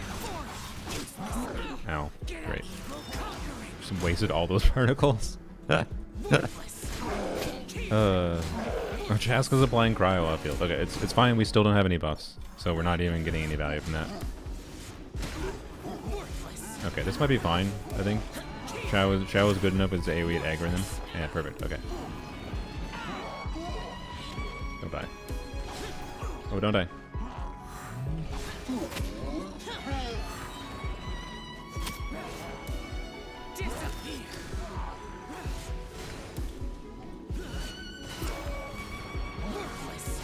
Oh, I killed him. Shit, that's kind of bad. Oh no, I died. Oh damn, okay. Oh, it might be like, okay, aggroing them, not that difficult. Staying alive? Staying alive? Okay, I think we just don't burst on him. as it is. Just zoopy zoop zoop. Hello, sirs. Aggro me, please. Yes, thank you. Okay, and you jump over here. Oh, shit, one of them started targeting this. Stop it. No. Okay, I think we burst initially, because I think bursting initially will help us spread them out, and they might aggro me better. If only we had a taunt. Already getting stamina. Good.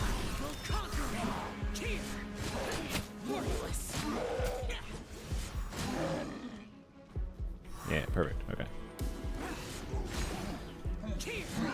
Aggro. Perfect. Ow.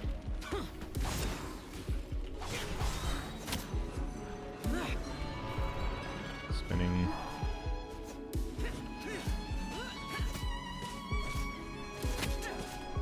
Sir, make sure you keep aggro. Okay. Bro, we have to do this for like 3 minutes. Oh! No! Okay, one bro spinning. Come here. Oh my god. Honestly, killing them might just be better. Ow. I like how he swirled Pyro because they applied Pyro to me, I think. Strats. Oh boy. Oh boy. Oh boy. Yes, their weapons are Pyro infused, yes. Sorry, did I say they apply Pyro to me? Yeah, no, that's because of their weapons. Yeah. Mika! Why aren't you here? We need Mika's healing. This is kind of an interesting question of... Do you burn Arlecchino here?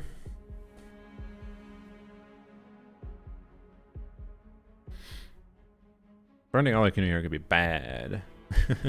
We burn Arlecchino here, we have only one main DPS use left without any vigor refunding.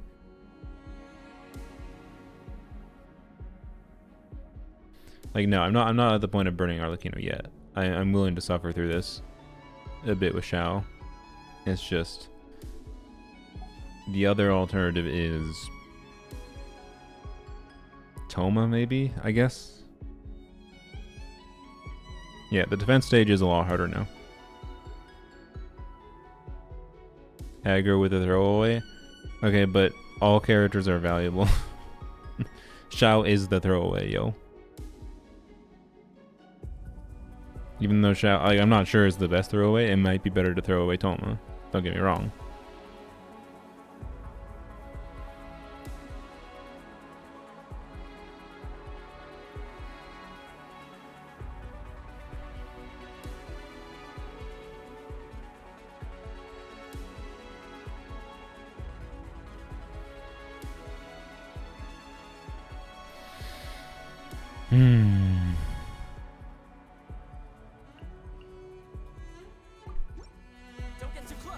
Didn't mean to press E.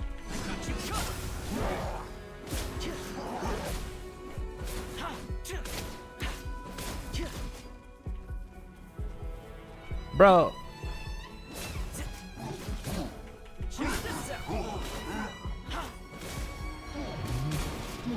No, okay, good, he's targeting me. Okay. Only I had my energy from the first skill that I didn't press by accident. Alright. No, bro. Right, triggered 5 at the wrong time. Why are they all spread out? Oh, okay, they're not spread out anymore, I guess. Like, it's not as easy to aggro. It's not fucking simple to aggro them. And Shao had a meaningful advantage in aggroing with his AoE hits.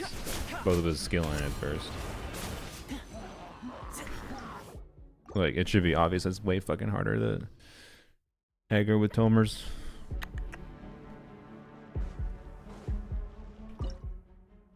What's Toma going to be used for? Is Pyro, and then the best combination of things that we have for clearing stuff is Pyro plus Cryo.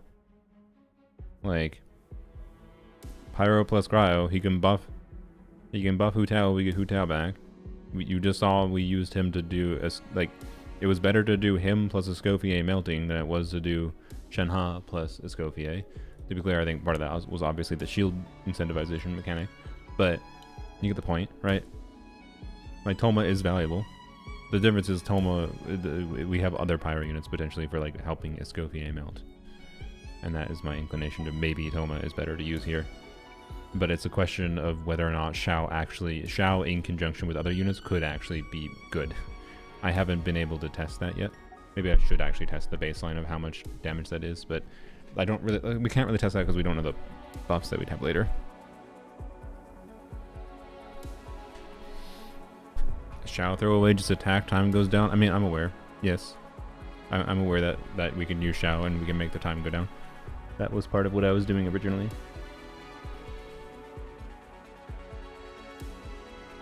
It's just, yeah, it's just which do I want to lose my sanity on? Which do I want to lose my sanity on trying to do? Bro, attack me!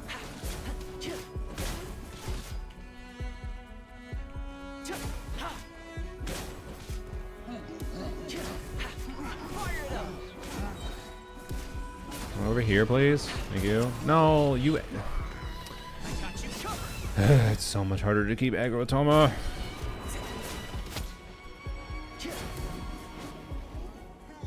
No, fuck Toma. Oh no, not that button. Fuck Toma, honestly. Like it's a pain in the ass to keep aggro with Toma. I think it's Shao, and just try to actually kill them. Make the timer go down. Be good with avoiding damage. Keep aggro at the same time. Oh well, we'll get a tiny bit of swirl damage from Chaska. I can't do shit about it. If there's anywhere where Chaska doesn't really have that much of an effect, it's here, because here is not really a matter of damage, it's more a matter of things other than damage.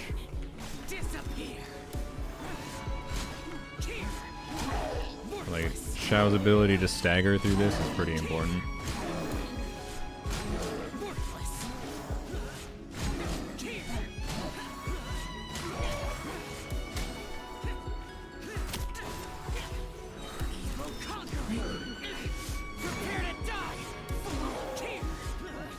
Oh no, don't get stuck. Please. Should probably be trying to be jumping away from the monolith, but for now it's not really a problem.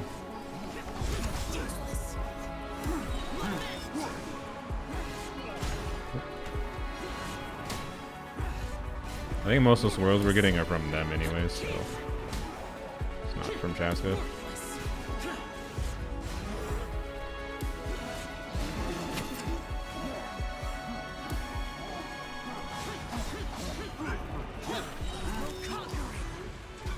Oh boy. Scary spinny boy.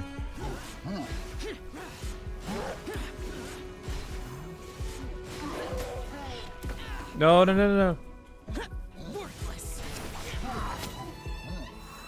Conserve stamina. No! Fuck! How does the count get Skirk? It didn't. It's an invite. It's the theater invite, whatever the fuck it's called. Supporting cast, I think? Yeah, supporting cast.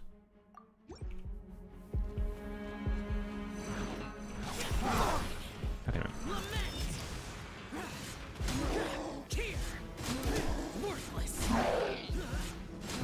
If we can kill them like all at the same time and then maybe aggro the new spawns elsewhere would be really nice.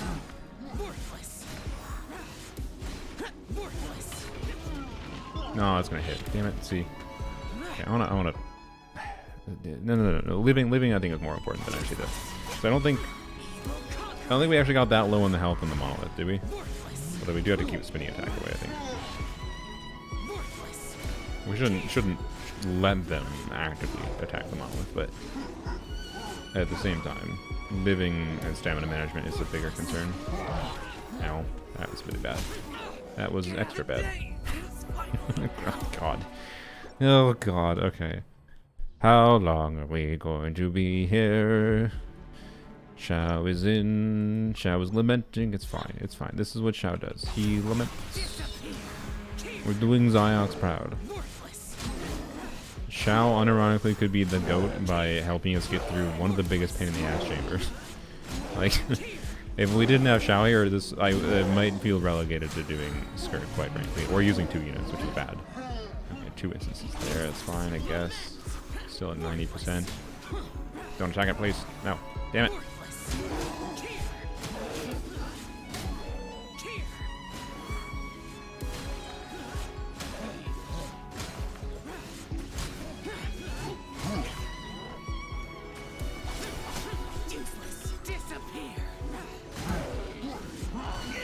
What? What hit me? What? Did its like electric ground pound attack hit before it actually the animation landed? Farazan, Official, Duran, Lanyan is actually really fun synergistic with quick swap playstyle. I have actually been thinking I need to try Official Duran, Lanyan, yeah. Maybe remind me later if you're still watching Sparrow. I can jot a note down actually to try it, but Official Faru, Lanyan, Duran. Yeah, it's I think it would be an interesting alternative to Betty Boy. It's a mid-air slime.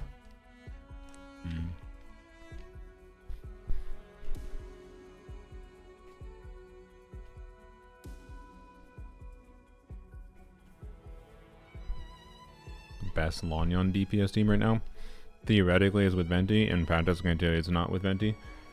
I think it is C2 Duran,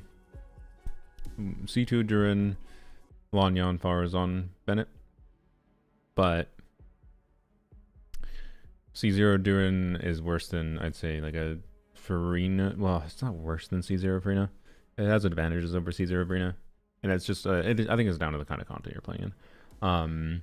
For C0 versus C0, and then C2 Farina, I think, is, if you have a C2 Farina versus like a C0 Duran, is definitely better. But anyways, whoops. I think there is no such thing as best. That's my actual conclusion. Duran is extremely valuable for Lanyan because it's not as important to get focused on what is the best DPS Lanyan team. Duran is the best alternative to Farina in particular.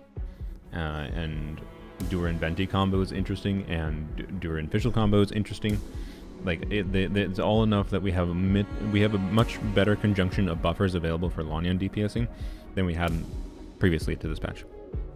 And it means that Lanyan should feel like she does meaningful damage while also giving more flexibility to Lanyan to be able to adapt to different kinds of content that incentivize different kinds of elements or require different kinds of elements.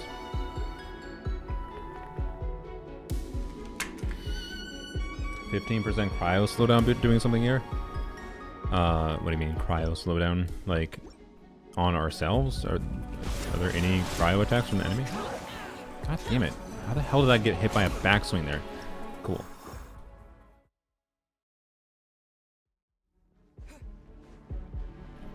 But from the numbers I have ran in the testing I've done, Farazan is still definitely pretty much always wanted in Lanyan's teams with C6. If you don't have C6, then I don't think you need to feel that strongly about using Farazan with it, though.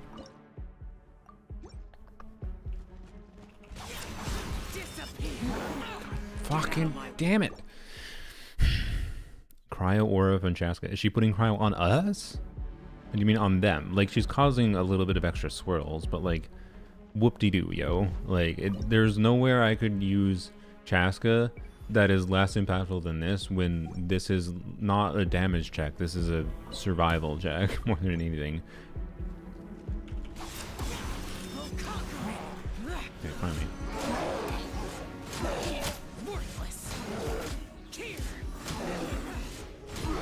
We don't have any buffs right now for the swirl buffs either. Right? Using Chaska now, when she's doing the least of actual relevance to the ability to clear, is the reason I'm using Chaska now. I want her gone. Because she does have an effect that could matter. Particularly later on, when DPS becomes a bit more relevant.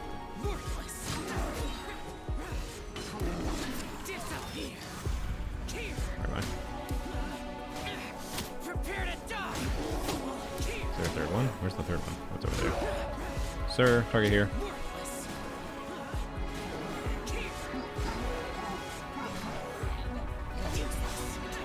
We need to... be careful.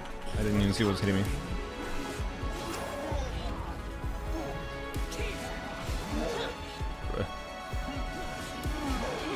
Oh god.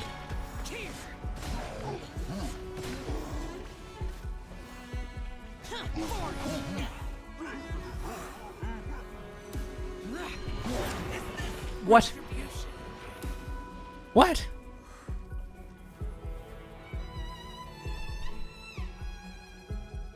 cryo aura slows down enemies. That's true.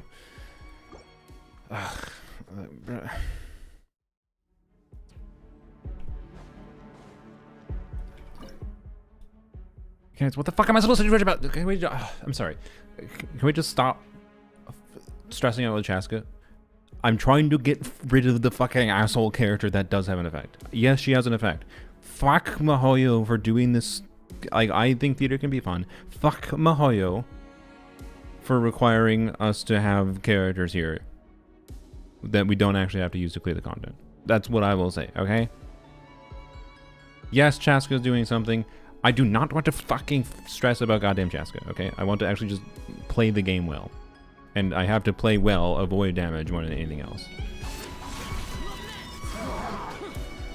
But if you want to invalidate everything because Chaska, feel free to be the butthole that goes and says, this is invalid because Chaska's passive made it 5 quadrillion times easier to live. Even though you died 100 times, clearly the only reason you succeed is because of Chaska. If you want to say that, then fine. Be that butthole. I don't want to stress over it versus just playing well, okay? And yes, I want to get rid of her here because it's not a DPS check. It is a survival check. Is it helping me survive a little bit by slowing them down potentially? Yes. But I don't think it's making that much of a difference, as far as I can tell. And getting whacked at the beginning there is terrible. It certainly doesn't feel like it's making that much of a difference. But I don't want to lose my sanity testing the nuances of whether or not Chaska's making a massive difference here. This, I think, is the best opportunity to get rid of her before she does potentially start making a difference with her passive. She's probably the most annoying character to have here.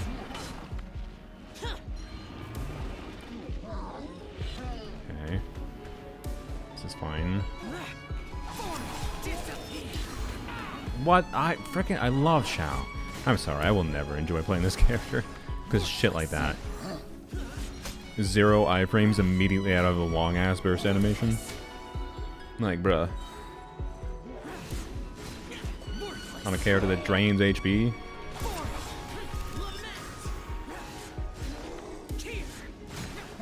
He also just doesn't have enough reward for his HP drain mechanic, by the way. Like I think his HP drain is just like completely lore basically, and does almost nothing for actually meaningfully increasing his damage. Like, as far as the risk, HP draining mechanics have to have a good risk reward, right? And he just does not have it. I don't know, maybe he'll get some buffs someday, and his kit gimmick will actually make sense. This freaking lightning coming down is so awful.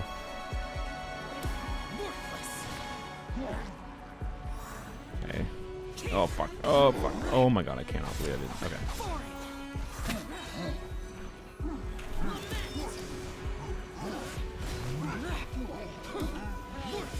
Oh, the HP on the monolith.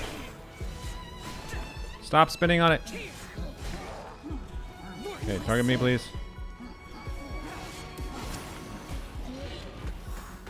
No, no, no, no, no, no. No! Fuck! I was right in the... Okay, it's fine.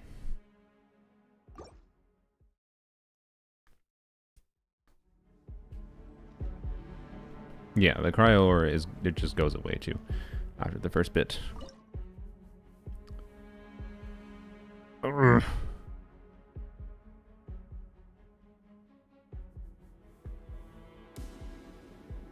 Is this your normal account trying to polearm challenge, or is this your polearm account? This is the polearm account. I'm not gonna do this on my normal account. That would be insane.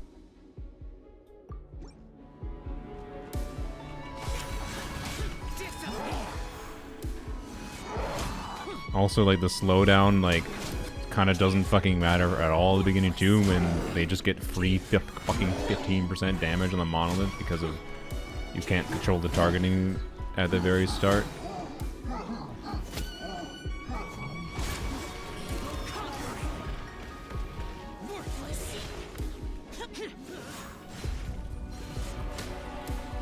No, don't wheel on that. Okay, I killed him, I guess. Target me.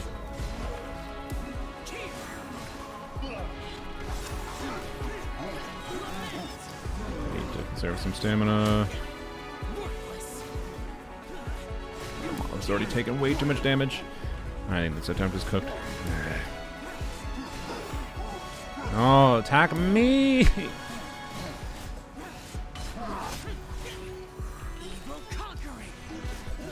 new spawn was the new guy spawned when I was in my burst animation. It's bad. If I can stagger him when they get spawned, I have 4 health.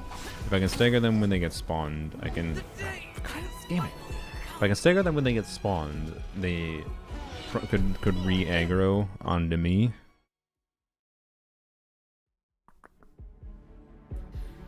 I slowed this with C1 Varazon. I mean, that's because Varazon is good grouping.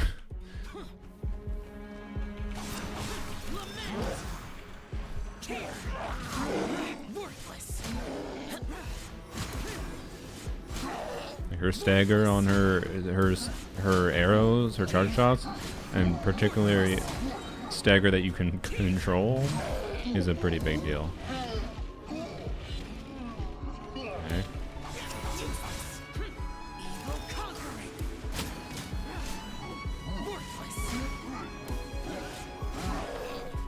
Okay, good. See, that's what I was talking about with new spawns. Yeah, here we go.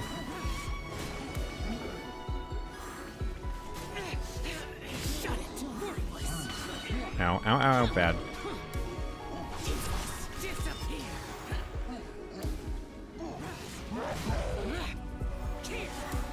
Oh crap, new spawn. Oh crap, my freaking stamina. Have to take the L on the monolith. It's at 80%, it's fine.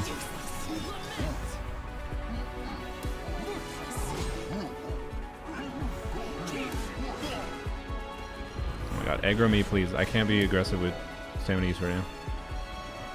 Oh, it was so much. Oh boy.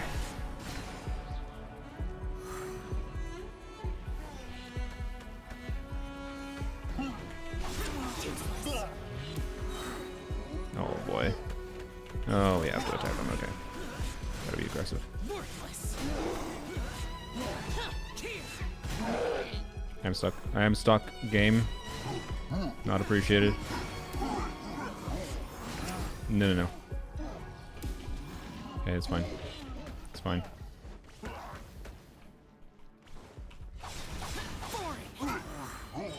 Fuck. It's going to go below 35.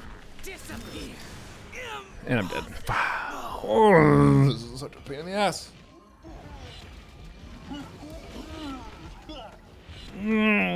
That's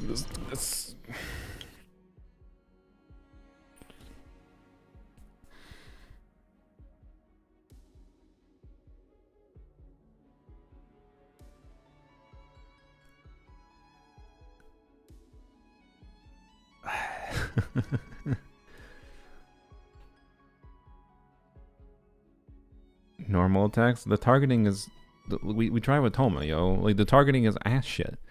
Or like trying to get 3 enemies to target onto me with non-AoE damage is fucked.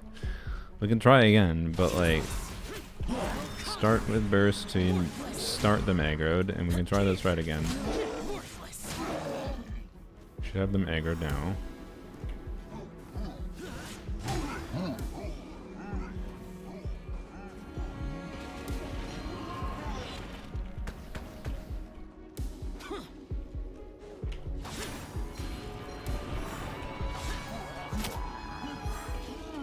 No, F off, asshole. I attacked you like 3 times.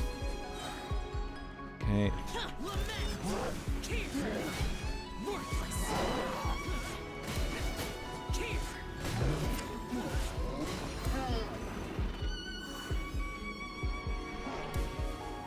Attack me, please. Hello. No, no, no.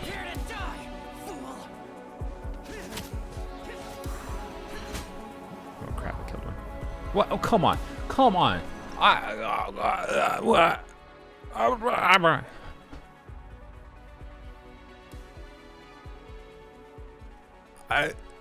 Call baloney. I'm sorry, man. I gave my best advice. No, I understand, but like, I don't think it's not that it's wrong or anything. Like, I don't think there's wrong advice there. Like, it's 6 of one, half a dozen the other. I think the better strat is just doing damage on Shao and avoiding damage while I'm jumping up and down in the air, and his AoE is the most consistent at controlling the targeting, and I don't have to deal with variance on that. Case in point, a bullshit like enemy running towards, but that was the new spawn to be clear. But absolute bullshit, the new spawn targeted me and then like was coming towards me and then right angle to the fucking monolith. God. Those hits missed at least.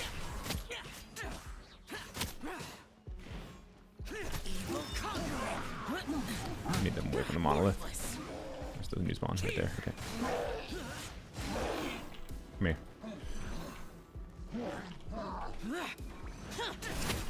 Fuck, I got hit by that. Cool. Stupid lightning.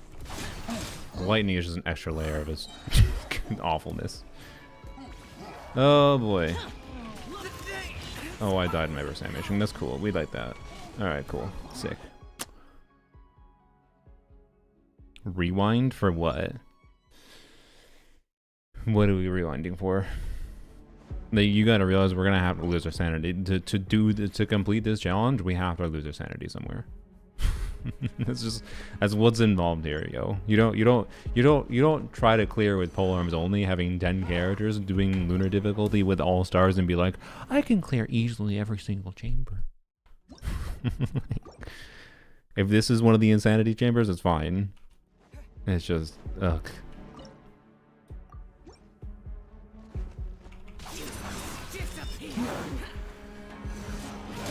Missed their attack. That's good. Yeah, I'm just gonna continue trying to kill them. I think killing them is the ideal.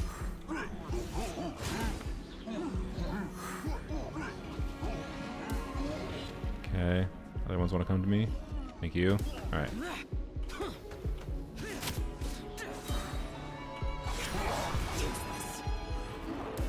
I'm not gonna burst unless I think it makes sense. So I think some mix of burst dealing damage and timing them out makes sense. But right now, one of them is going to die as I'm attacking them. I don't think. Yeah.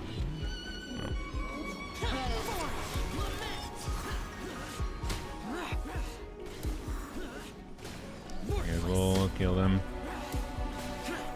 Okay, we have all 3 here. We're hitting them. Good. We're gonna kill this one.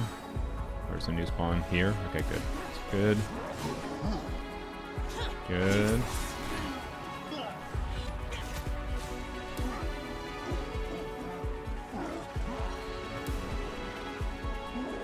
Okay. Scary. Ow. No.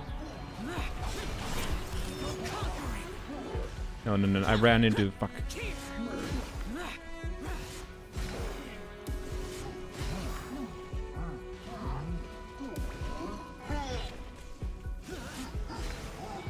One of them targeting the thing is probably not that bad right now. Oh, I have no stamina. Fuck. No. That was my issue. Proper Shao, a professional Shao main. Yeah, I'd go tell Ziox to do this, by the way. I'm sure he would. Ziox is quite literally a professional Shao main. He makes money off of playing Shao. You think Ziox would be able to do this better? Okay, that was physics. That's a bad start. Just use Arlecchino. That's really, really not ideal, I feel like. The axes get affected by element, they apply electro to their cryo-inflected weapon. That thing super conducts you, and since they triggered, it damages you and not them. Ah, so J-Strike, you're saying... so J-Strike is saying that the cryo from Jaska is bad. It's fine. If there's... I took damage right. God damn it! Okay, keep above 90%. I guess that's 89 is fine. Anger me. Okay, good. Okay, all doing same attack pattern is nice.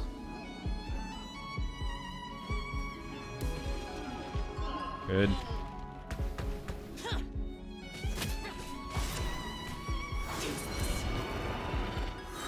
Okay, I love that we have them in the same attack pattern right now. That's very convenient. Damn it.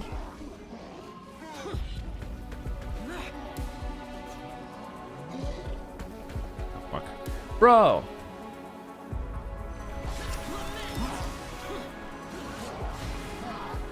I didn't mean to jump over to him. Right, and I just let them get a shit ton of damage on too. Fucking hell. They just, why? Bruh, stop! Stop! Why do they use the worst moves possible there? Jesus. No, no, no, no, no, no, no. Oh, the start went so well.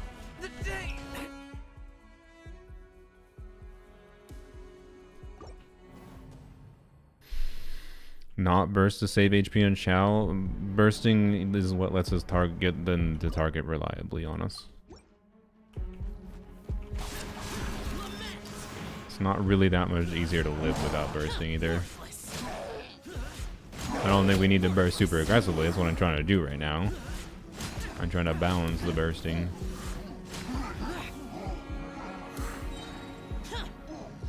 Okay, same attack bonus is slightly delayed, which is kind of awful to be honest, but bad damage there by the way. I'm doing this to keep their aggro, and I also wanted to iframe that bullshit, which I successfully failed to do. I'm gonna just kill them, honestly. Just kill them, reduce the timer. If we can kill them symmetrically, that's ideal. Shit, I don't have it. Whatever. Stop. Can you stop launching me to random directions, game? Theoretically, just avoiding all their damage and not dying and killing them is enough to get the timer down and do this the easiest as well. Like maybe it just... Did they increase the time? I'm pretty sure they increased the time, yeah. I'm pretty sure it did not used to be fucking 4 minutes. Whoops.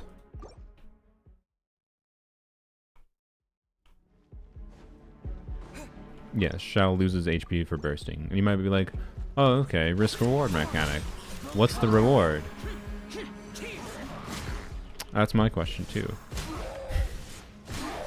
I don't mind HP consumption mechanics in as far as combat gimmicks go. But there should be a reward to pay off for it. Shao basically has no reward. And yeah, lore flavor or whatever. He's lamenting.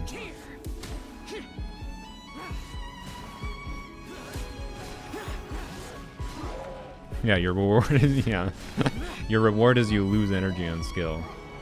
Which, like, if genuinely their decision to make it so you don't generate energy on his skill while bursting was because this is a coach attempt, by the way, but if genuinely the no energy from skill during burst was a decision they made because of balancing C6, that blows my mind too.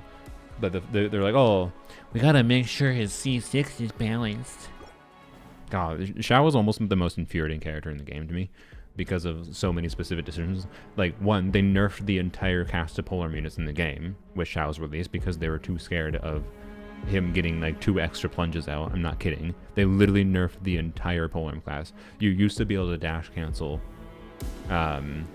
plunges, but then when they released Shao, like, people in beta were like, oh, you can get this many plunges out, and that's like, and they're like, oh, we don't want you to do plunges, that many plunges, so we're gonna make it so the entire class of polearm units no longer can do dash cancels and has to do normal attack cancels. And then, you know, Farina's HP drain mechanic is good, and then okay, cool. Like, it's like if today when Nefer came out and like Nefer has dash cancels, they removed dash cancels for all Catalyst units. That's literally what they fucking did. Like, oh shit, we didn't want Nefer to actually do dash cancels. We just want you to hold attack on her. And then insane things like no energy during burst. And like, also his burst just lasts too long. He should fit better within like normal windows. Use cryo res? No. I don't have stamina, fuck. What? How did I just... I love Shao. I love Shao. I hate this character, I'm sorry. Look, he was the first limited character I pulled for. I chose to pull him over Shenhe on the first patch I started playing. The reason I pulled him over Shenhe, because it was like, oh, his gameplay gimmick seems fun. And it was fun for a while, don't get me wrong. As a new player. I enjoyed him for a bit. But... I also would have, in the long term, gotten more value out of having Shenhe since her original banner. I just didn't understand the game at that point to a degree to understand what the fuck Shenhe even did. Didn't understand the value of supports. Didn't understand flat buffs at all. Instead they took away Never's 100 EM. Yeah, which is still dumb as shit because, again, it just worsened the Lama reliance problem in my opinion. But it's better than nerfing the entire goddamn class of characters. I don't know if attacking aggressively is the play. It's too easy to die, I feel like, but I've also been yapping.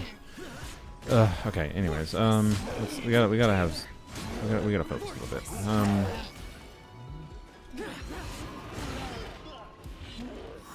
Okay. You attack me.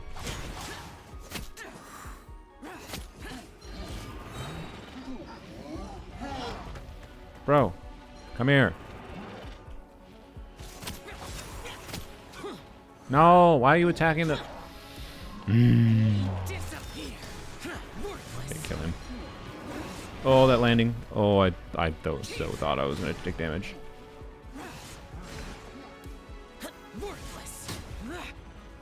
No. No! I had to be aggressive there, though. I had to come up and I was going to do a skill. Use Cryrus. No! Aqua. I'm not going to intentionally use a res. The freaking resonance. No. I don't think it will help enough to the degree that I feel it's necessary. It's not going to fundamentally change anything. I get the idea. I do not feel it's necessary.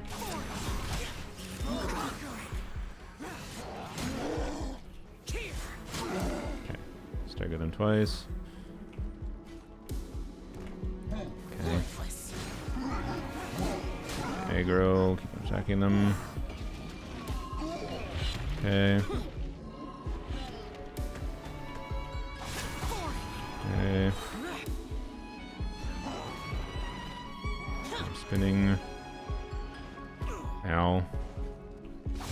Need to manifest him in a little bit. Okay. Yeah, I kind of figured that would happen. Okay. Oh man.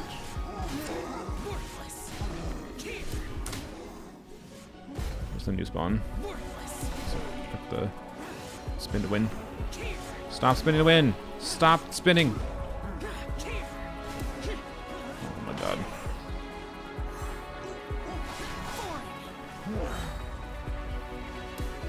Okay, they're aggroed on me at least.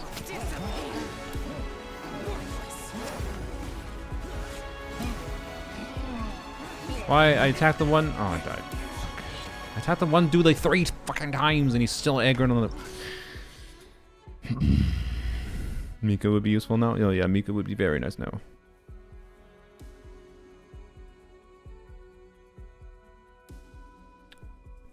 Jump glide meta? I mean, I have to keep attacking. I'm trying to maintain aggro. Like, I am aware that I can glide. Don't get me wrong. There's any number you can go rewind, and there's any number of like, hey, if you had glided here, you might not have died. Like, I agree, but you gotta remember, I gotta recognize that as a snap judgment in decision judgment, and I have to like recognize that one of the 3 enemies in or out of my vision is doing an attack. That the timing of when the damage lands relative to when the timing of when I land is going to land on me in order to recognize that ahead of time that I need to glide for half a second to avoid said damage. It's not that simple just to glide. It's not like a default, I should be defaulting to glide all the time. Anyways. Isn't new Stygian out yet? Not in my region.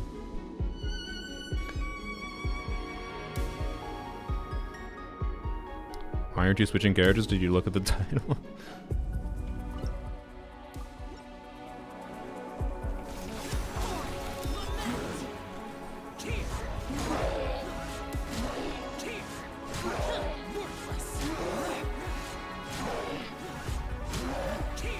Try being more aggressive again.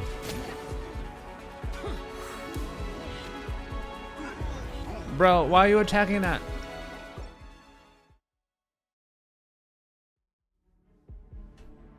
Yeah, no, I could tell. Sorry, I was joking.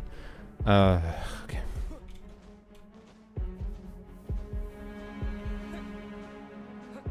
I do have Polearms Only in the title on Twitch, right?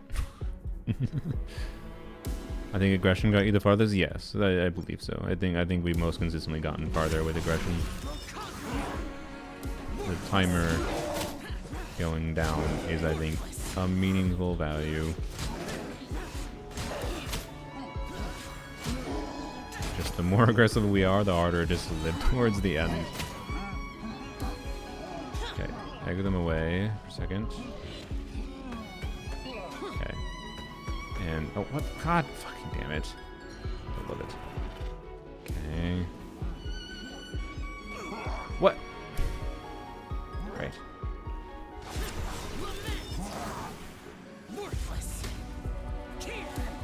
Yeah, we're literally on the opposite side. Okay. What? I got hit by that? It was the freaking lightning that hit me, I think.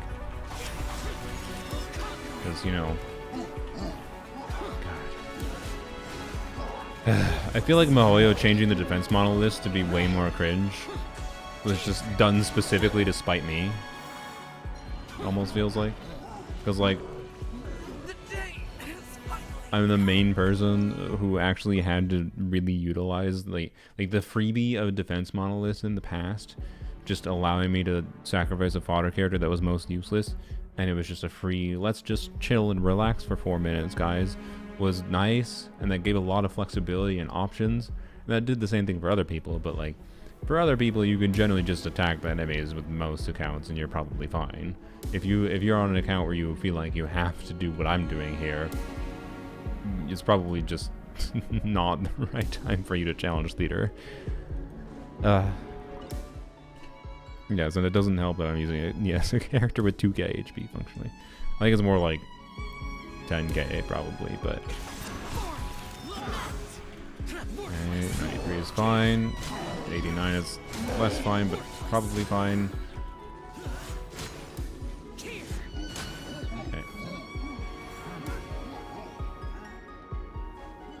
Come here, please. Oh, god damn it.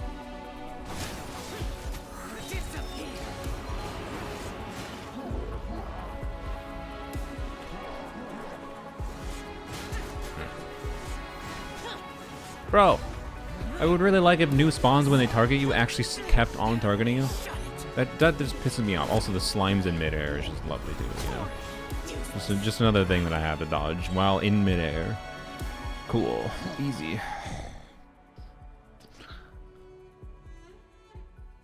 Would a DPS weapon be better here? That doesn't matter for shit. Also, you can't change weapons mid-theater. It's the #1 change I actually think they should make to theater. It's just like you cannot know exactly what teams. Like this game mode is designed to not let you use specific teams. And when builds in Genshin have to be tweaked so much in different situations with different enemies and different teams, it's bonkers to me that they force you to prep your builds beforehand. And it also just further like is misery for like equipment management if you do optimize your builds beforehand and for a particular theater, and then you exit out a theater and now you have to fix all your builds back to what they were originally. And it's like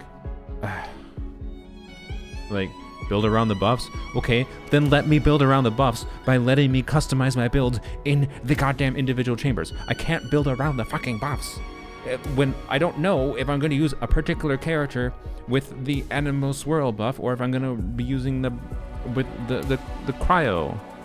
Like, I don't know if I'm going to use them with cryo or pyro, and how I might build them for those different teams matters. Like, you can't build around the buffs without being able to change for individual teams. It's so annoying. Like, I would love to like consider trying a different build in Chao, but you can't unless you restart the whole damn thing. God damn it. why even bother with that? Like, if their idea is they want you to build around things ahead of time, it's a dumbass idea in conjunction with the fact that you can't control anything. I like theater as a game mode for this, embrace whatever you have, embrace the RNG game mode. But, like, they fucking need to let you change your goddamn equipment in between. And then if I could change my equipment in the individual attempts, where I need to customize my builds depending on what is going on, then it also would then you just make it not save, right? It only is using whatever equipment I equip here in this specific chamber. And it doesn't save that for any other chamber, right? It'll default to whatever I had at the default start when I first equipped, but then it won't save outside of a theater. It'll just do for that individual thing. And I don't have to spend 5 years in the inventory switching things back and forth. It's just, oh god. Yeah, Xiao's kit is very year one, yes. Oh boy. Anyways, I am somewhat considering just sacrificing Toma, but if I'm going to consider sacrificing Toma, like Toma and Xiao, sorry, I should specify,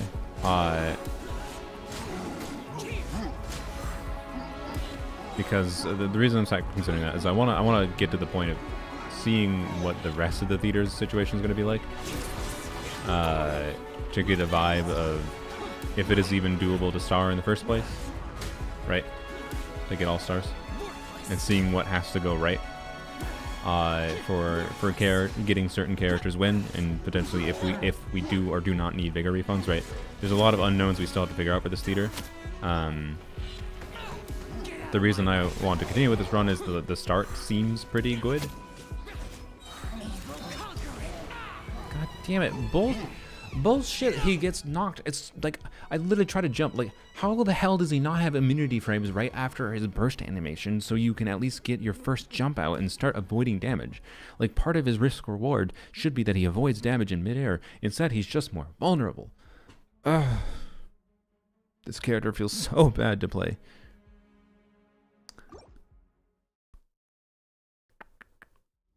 They know the average character doesn't actually change builds. Well, yeah, or the average player doesn't change builds. Yeah, exactly. They just don't give a shit. They think the average player doesn't change builds, and they just build everything around the average player, rather than trying to acknowledge the potential of this game mode, if they tweak minor things about it, could actually be more appealing to more players in general, not just the average player. The lunar ones require shielder? What do you mean?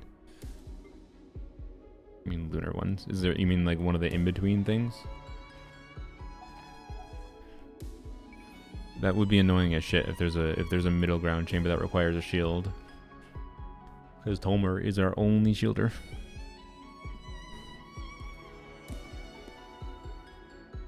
Watching a YouTube had died on your side for some reason? No. Check if I have any errors on my end. No. Okay. Yeah. Alright, well, welcome to Twitch. Yeah, I don't know. Maybe rewind and hope for Mika. I don't know. Using a rewind here is kind of feels real bad though. What's your real name? Why the hell do you care? My real name to you is Saluna, or Sol, or Luna. My real name is whatever you want to call me. If you want my real name to dox me, fuck off. I don't hide my real name, but I don't really get why you're asking. Anyways,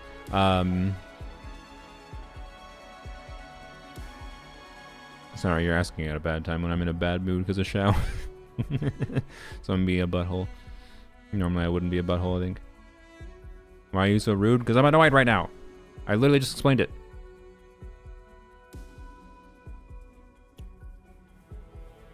Yes, my real name is John Genshin. I would prefer my viewers call me Saluna though, or Soul. So like, yeah, I do think I think I have no obligation to give you my real name, yo. I appreciate your support, but like, you know, we don't need to be parasocial. That ain't my vibe.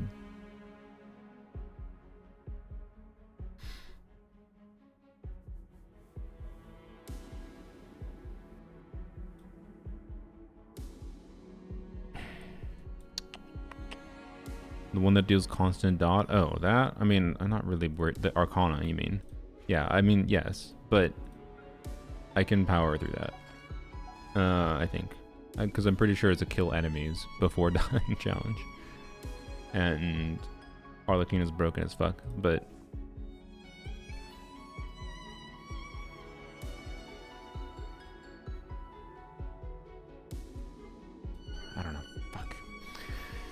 Are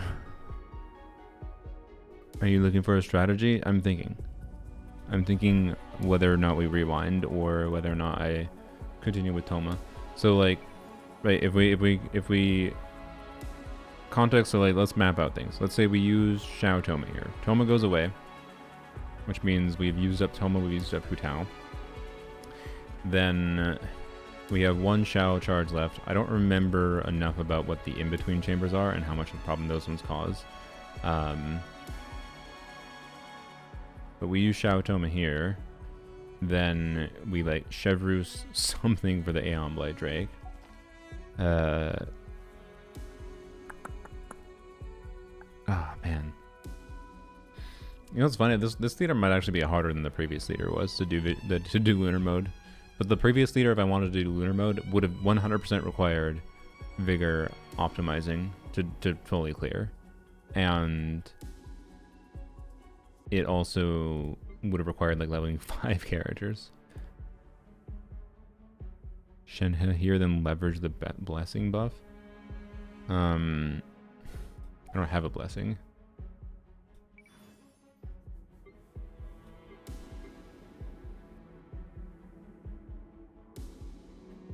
One of the chambers full of the Oceanid minions. It's not that bad. If we get Hu Tao back, that could be really good. Actually. Also, Xiangling could actually solo that. Like,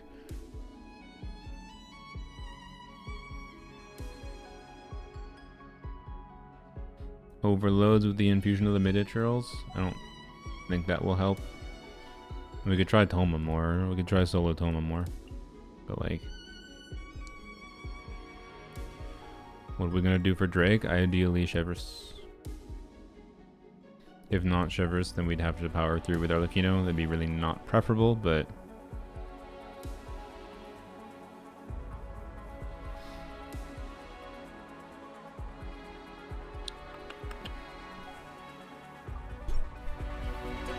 God damn it, brain. I had my fingers on the wrong buttons.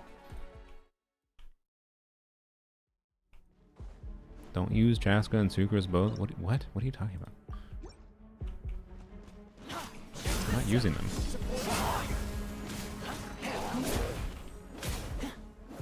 Damn it.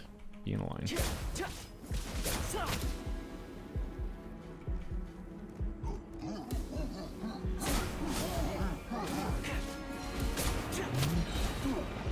No! See, Toma is so awful to keep aggro. God damn it. Like, we can't even get to the point of getting to the electric mid-rerolls. We don't kill them with Toma. Toma will just aggro these forever. It's fucking impossible to aggro them all at the same time with Toma.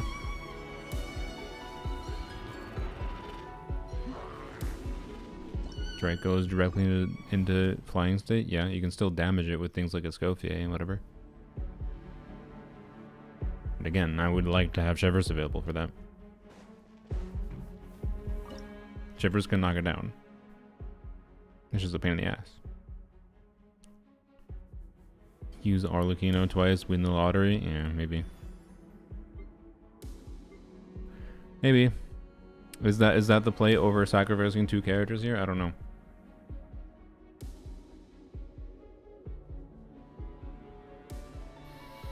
I mean, that's smarter to do than to rewind immediately, right? Because you can see how the RNG in the next 2 chambers goes, and then decide to rewind before you clear Aeon Blight, right? Like, that is better to do. So doing like, you have to use Arlecchino at the end. We literally were just mentioning Vigor refunding. I don't understand what you're looking for. Okay, dude. We only have polearm characters. We only have polearm characters. Only polearm characters. We can only use polearm characters. Right? We have 1, 2, 3, 4, 5, 6, 7, 8, 9, 10, 11, 12. And I want to get the star. Right? Ideally. That's what I'm trying to do. Trying to fully clear Lunar Mode on Polearms Only. And we have a 10 total Polearm characters to do. with RNG on what characters we get when, relative to the boss mechanics at hand that we need and the mechanics of any individual chamber. And then we have layers of RNG like the Vigor Refund and whatever. You may not get Arlecchino back and it's a complete reset though, I'm aware. But again, my point was, like, at the very least, if we're going to rewind, we should continue to the next 2 chambers before we rewind. Getting the stars might be aiming too high. I mean, maybe. But I don't think it's impossible.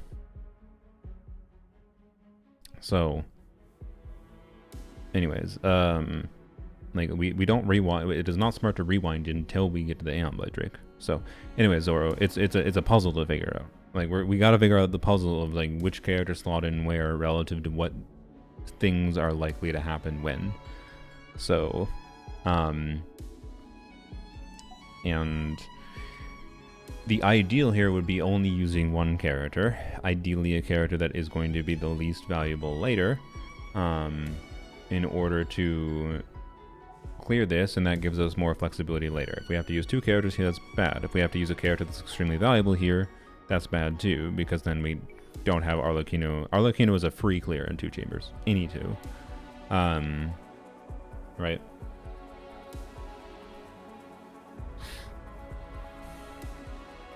So it's a question right now to me.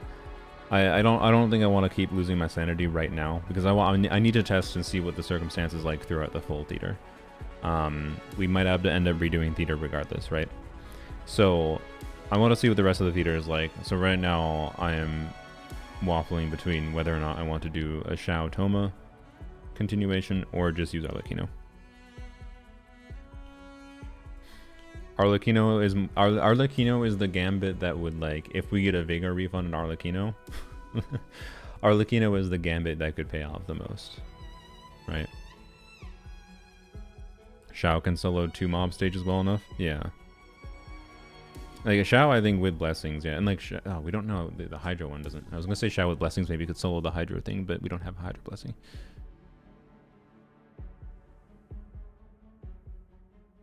Beat with solo Shao and then having to rewind and redo Sense People, yeah, right. That's exactly, like, I don't know if I want to lose my sanity with Shao here, and then we end up having to redo something in the future, anyways, or redo the whole theater. If it's necessary to do that if once we go through the full theater and we see, like, and we, like, say we go through the full theater, we don't full star, we don't do the Arcana challenges or something, but then we, like, go through the theater, we see what has to go right in order to get the ideal full star clear, then that might be the point where we spend a ton of time optimizing Shao, kind of thing. I think it's the incorrect mistake to spend an hour or 2 with this chamber with Shao right now. So you know what? I say fuck it. Let's just try Arlecchino. Let's just try Arlecchino. Fly through this with Arlecchino. Then we see if we get her back later with Vigor refunds. And let's just turn this into investigation. Boing.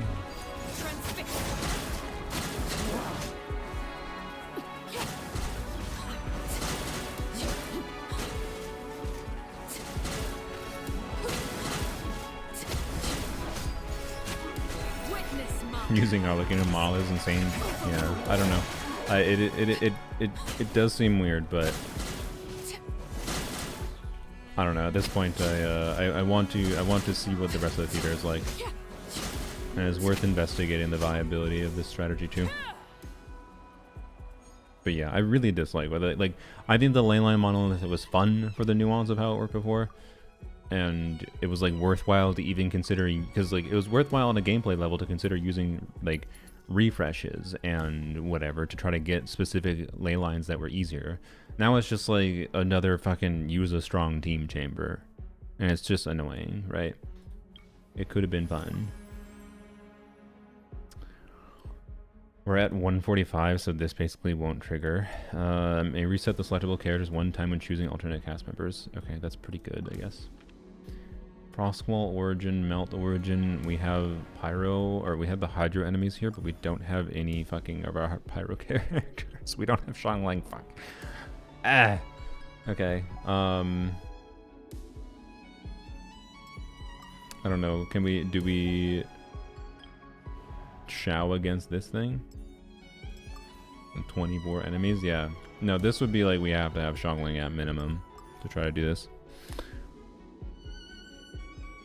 Yeah, it was the 1 odd challenge, yeah, and they just, yeah. Like, it was one of the things that was enjoyable and interesting to optimize around for normal players, and I think for doing something more restrictive. Well, without Shongling, we definitely don't challenge that one. I'm gonna reroll here. Okay. I mean... All right, team. Let's move it out. Okay, well, we could buy a buff if that makes sense. I don't think we use anyone other than Xiao here, ideally. Does anyone know what the grouping situation is like with these things? My thinking is maybe the play is to buy Cryo Animo. Damage dealt by characters triggering the swirl reaction increases by 80% and their crit damage increases by 12%. Like maybe we buy that. The crit damage increases whatever, but the 80% damage bonus is good. And it's only for Xiao though. But still, that might be enough. Like Xiao plus Rosaria, I guess. Because Xiao plus Rosaria here, and that leaves Shenhe Rosaria, Shenhe Escopia combo for 2 other chambers kind of thing. But then it's just a decision of, is this more miserable or is this more miserable? I think these can be grouped more, I think, but they also do a lot of range baloney, don't they? So little variation, yeah. Yeah, they more variation would be better. I think they've made it a little bit too samey. Let me just try this.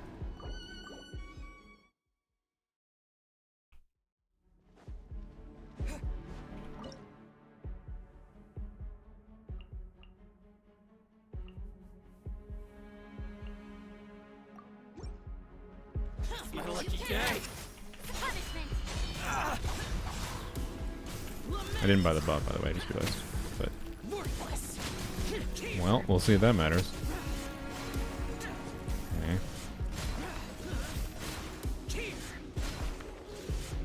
I think it might have mattered, but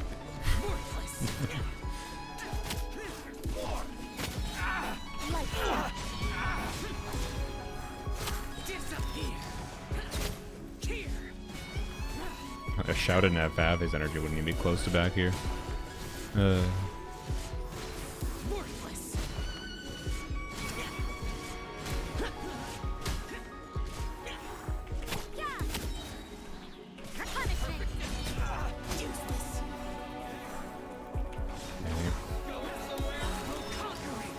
didn't catch one of those particles. Okay, come over here, push them this way. Where's the other one? Why are you over there? No. Oh.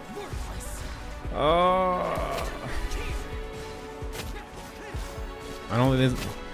I love how every single instance of using Xiao is miserable. Okay. Shit. I did intend to buy it, I just totally blanked and forgot. Xiao's best Polearm Only team be Flynn's, Candace, and Neffa.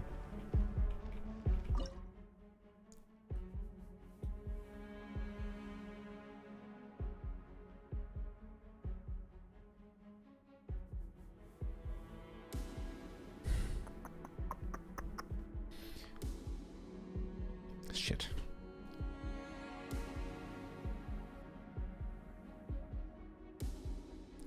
Wish I didn't forget to buy the buff.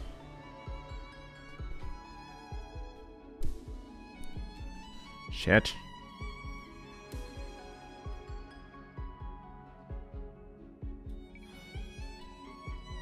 That was a mistake.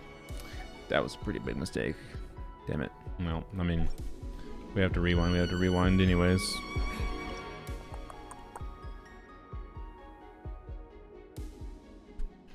How do we get to the point of even trying to clear this without using our Legenda though?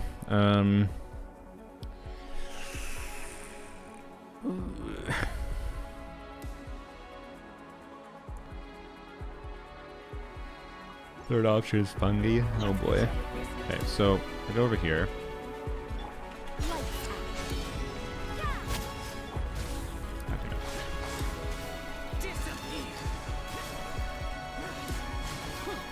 Really need you over here.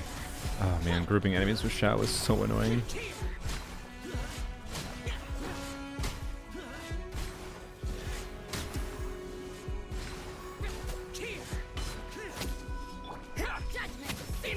Bro, you need to be dead. Oh my god. Okay. I don't think this is impossible, but my god, the grouping and the circle impact in Rosaria Circle.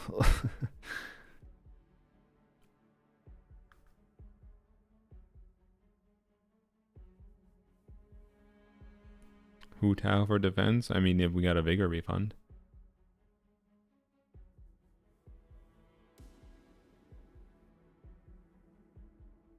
Hydro minions? I mean, I can't do the Hydro minions now. It may have been the better choice unironically, though.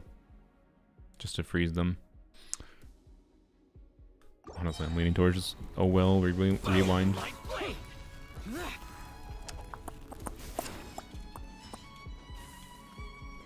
Getting Chevers was good, so I could let us clear Aeon Blight, but have to get through this. We'd have to get through this.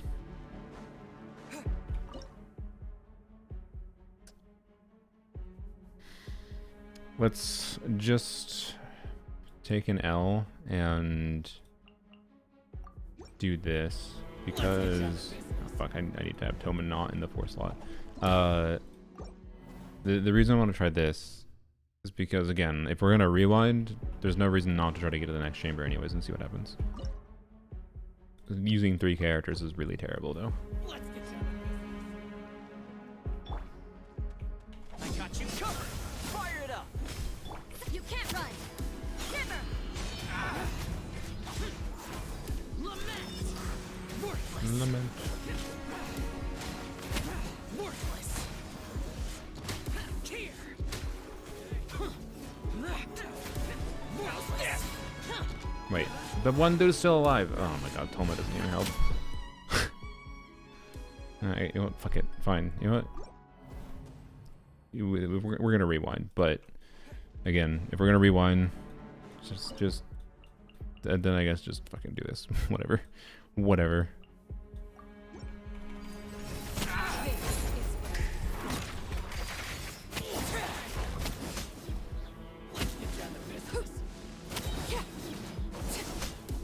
Shao is so impossible to use in theater because his energy needs on this account. It's like I have tried damage rolls in Shao in previous theaters and it just doesn't work.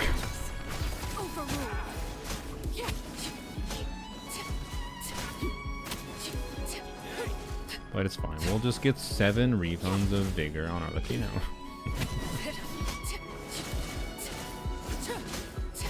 No, this is, I think it's a pointed dead attempt, and we will rewind. It's possible we could get a better monolith, anyways.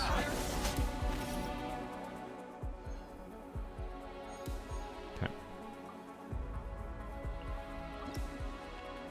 Maybe we should have redrawed a character, but whatever. Also, how do we have 100? Whatever. Okay. I got you, boss. Cryo. Well, we don't have any points, so F me, I guess.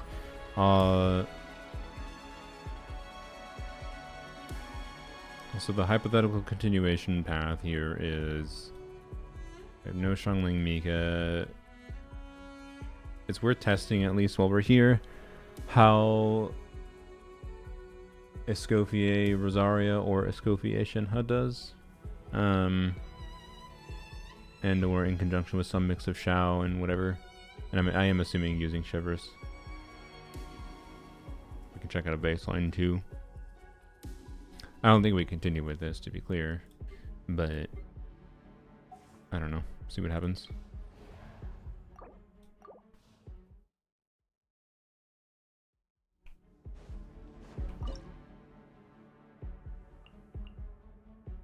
Just at a baseline, see what happens with this.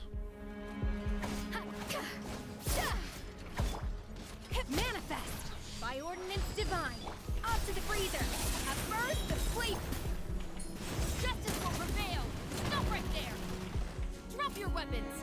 Do it. Do it. Do it. Do it. Do it. Do it. Oh, asshole, he did it the moment after. God damn it. So when he does that little attack where he charges up his middle orb, that's when Shivers can hit it. But it's really annoying timing. A little amuse-bouche. Unleash. Do your master's bidding. Goose on the loose. You asked for it.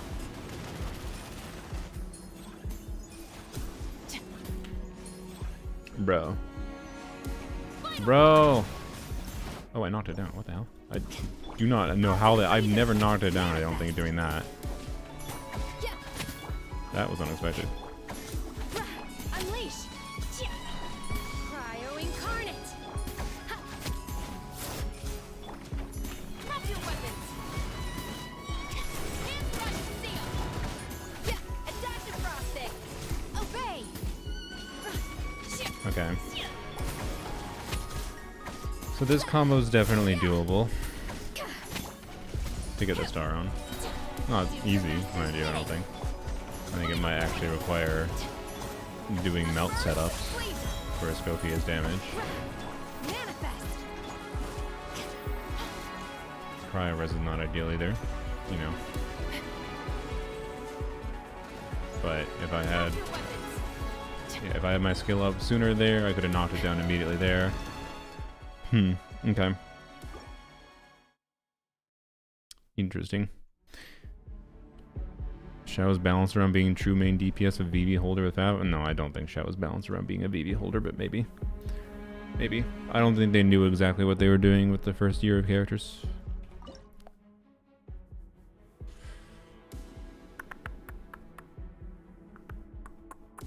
Let's see what happens if we use Rosaria instead of Shenhe. Or sorry, Rosaria instead of Escofia. Out of curiosity. Unleash. Cryo incarnate. Light out. You asked for it. Stop right there. What attack did I manage to knock it down in? Was it like, I think it was that attack, right? How the hell did I manage to knock it down during that attack? Manifest.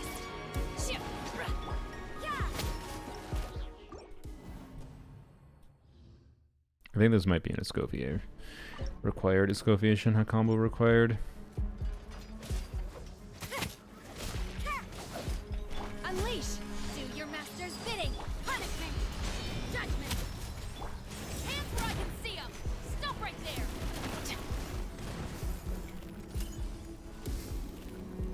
Come on. Do something. Damn it.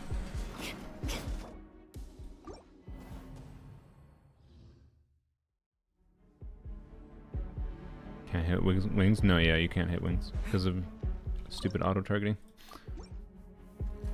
It's a faked aimed attack. Shivers does not actually have an aim. She has an aim that indicates a general vicinity for the game to lock on to something. And the game's lock on only locks on to the wrong things on this, basically. If I get aim a little bit up, it would be really nice. Damn it. See, that move, you can knock it down there. Start over. I missed the stream. You can start over. You're on YouTube, yo.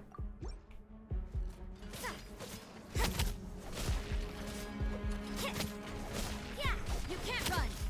Lights out. Obey. Do your master's bidding. You asked for it.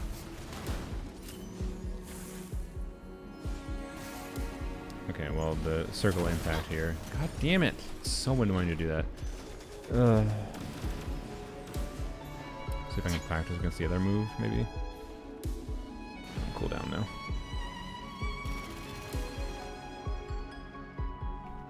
Stop right there. Do something. Okay, well, there you go.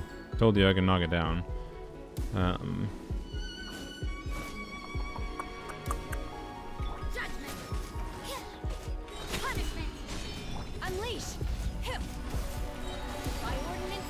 Damage looks like just with the team over here. Not great.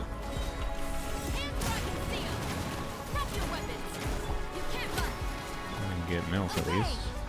Yeah, no, okay. If we do a status where we can get mouse with Shivers with the Skokie, I think you could star this.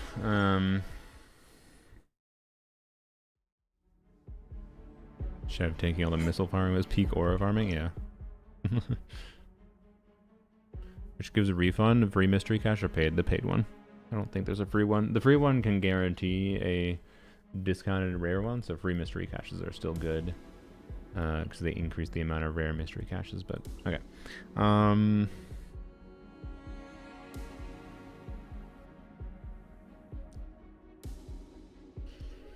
Yeah, I don't know. So I feel like this fight is definitely a gambit of either you use Arlecchino to trivialize it, or you use 3 characters. But let's do a rewind and see what happens.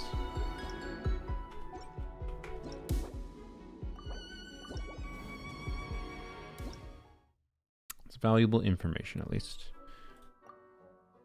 Okay, same ass defense sequences. We could try this. Did we try this mess? I don't fucking know. It might be better for avoiding damage with Shao. Do we just try it without any rerolling?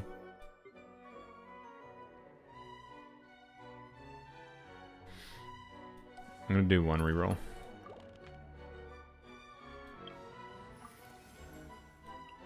Let me double check our equipment. Okay. All right.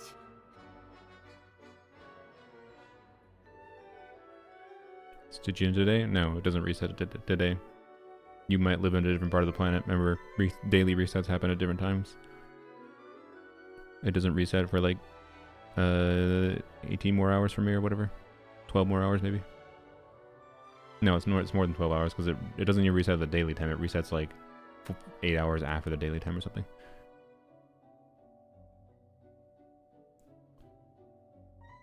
Fujibi has AoE Shunli attack? Yeah, I know. Before we got Mika there, I was originally considering just trying this, but like the fact that we got Mika means we could probably do Mika Shao here, right? 10 AM server time, yeah.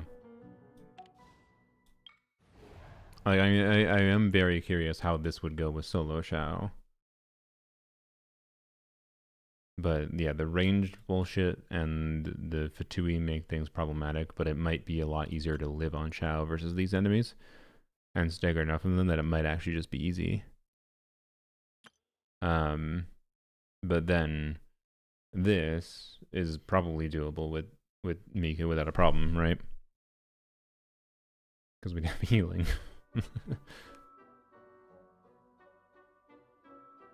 And noblesse.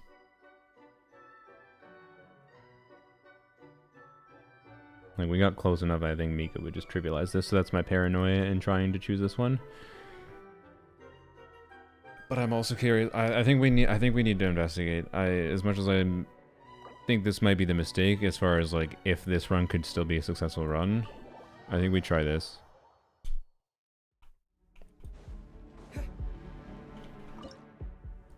Because I think we need to see how it goes.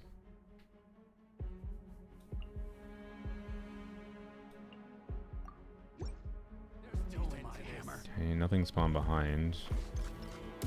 Okay, we got bow dudes. Do they walk forward at all? They do walk forward. Okay. Not much. Alright.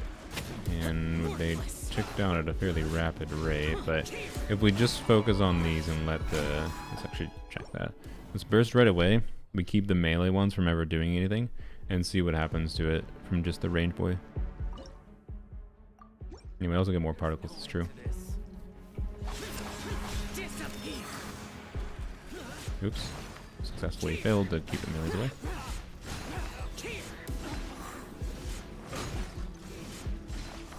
They take like 1% down per shot.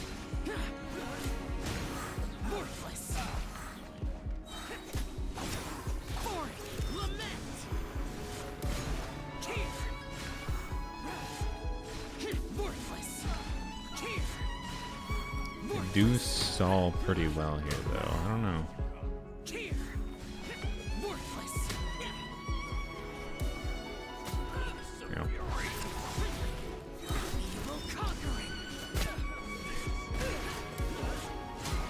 Worthless.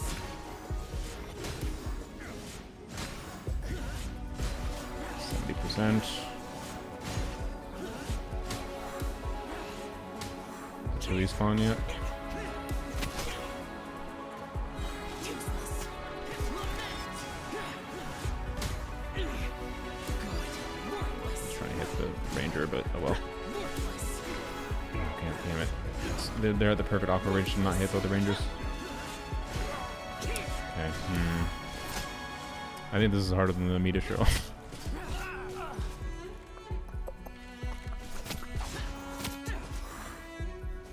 I think this is harder than the meter turtles. Also energy yo. Disappear.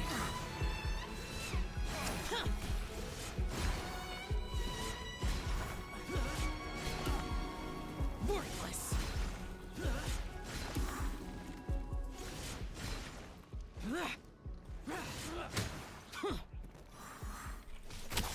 Useless. I don't know. Here. Well, Mika doesn't change the Worthless. situation here meaningfully, right? Rip. Kind of wish I'd chosen to just Worthless. continue the run with Mika on the meter turtles. Oh, I'm dead. Damn. Okay.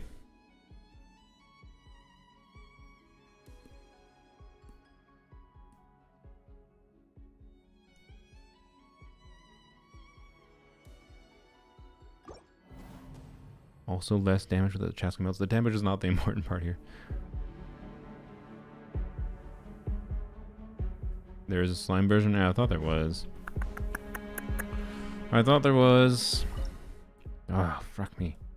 It's fucking defense monolith. Hoyo, why did you have to change it? They were enjoyable before. They were actually an enjoyable break that let you optimize around them. Now they're just shit. Now they just are annoying. They aren't really fun because they interface with all of Genshin's problems with targeting systems and whatever. There are ways to group them of plunging less but more efficiently. Probably, yeah. There probably is. But like, if we spend time plunging on the archers, for example, to push them a certain direction, then that gives time for the other ones that are spawning on the opposite side to go and run towards the center and hammer on them. Like, how fucking long do I have to spend trying to optimize Xiao grouping here versus just if I had used Mika and Xiao on the Meta Turtles and killed the Meta Turtles while living? Right?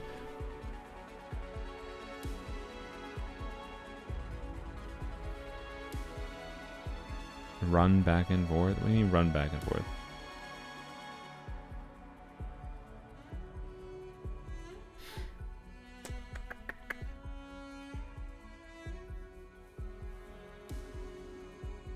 There is no slime version of this IT? Okay.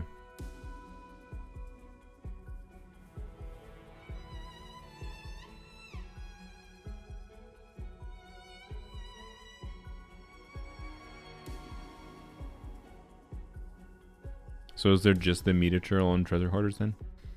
That's the only two? That's so shit.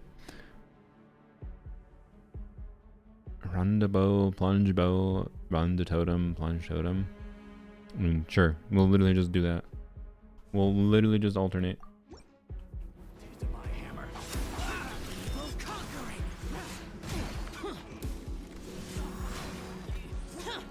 Worthless.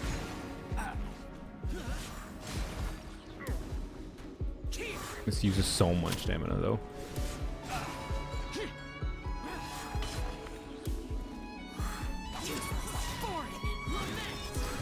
Well, man.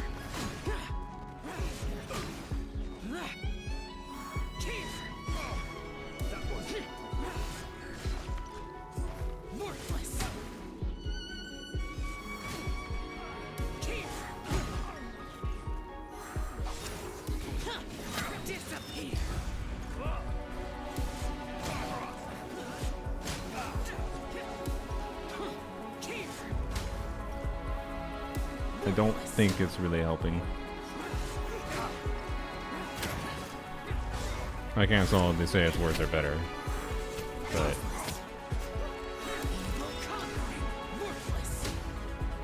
like it alternating just gives some other enemies more time to do other things.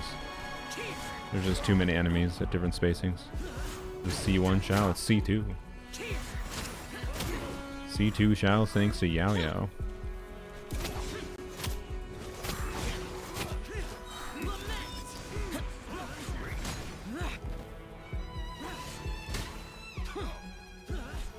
Stamina. Oh, how did I not hit this one? Oh, god damn it. Oh my god, really? I'm stuck on the pillar. Really? Ain't no way. Fab Show. Ugh.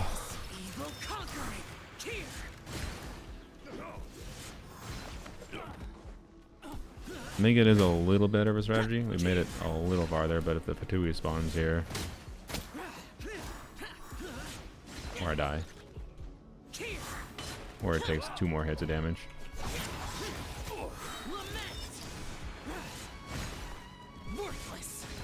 Oh no. Ah, fuck. God damn it. Yeah, I mean, we were a minute away still. We're a minute away still. I don't know how much that could be improved. Reroll event rolls back and rewind? Yeah, you do.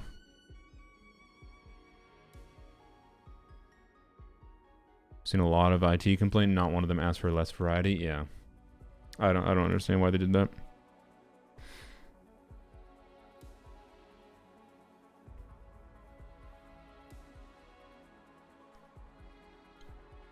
Remove Shao's artifacts. Yeah. Is the star necessary? Yeah, the point of me doing this is because I want to get the stars. I don't need the elixirs that badly, to be clear, but the point is to try to get the stars. I want to do it. I want to do a full clear. A full, for realsy, full ass difficulty clear. And we're doing Lunar Mode, remember, not Visionary.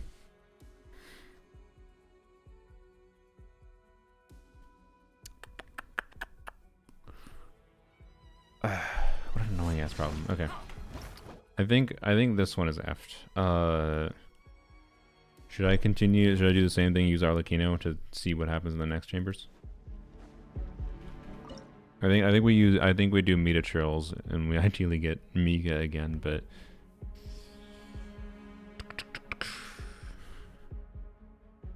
we can see how Mika goes here, I guess, to be clear.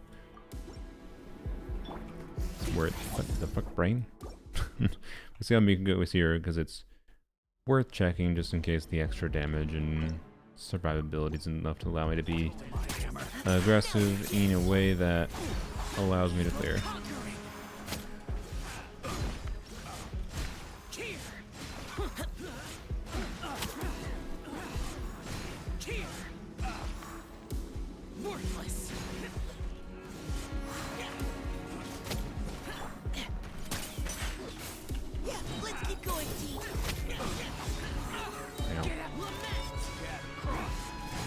Oh man. Oh yeah, another thing with Shao's energy, if I recall, any particles he catches during his burst animation don't go to his next burst. So you can't like funnel Shao into Shao's next burst by doing a skill. It's just wasted energy. Oh,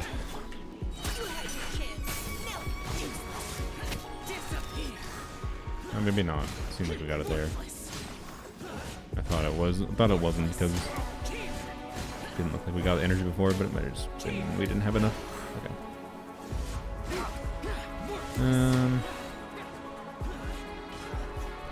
I mean, we're definitely killing more enemies here. Mika helps. Yeah, no blast buff helps.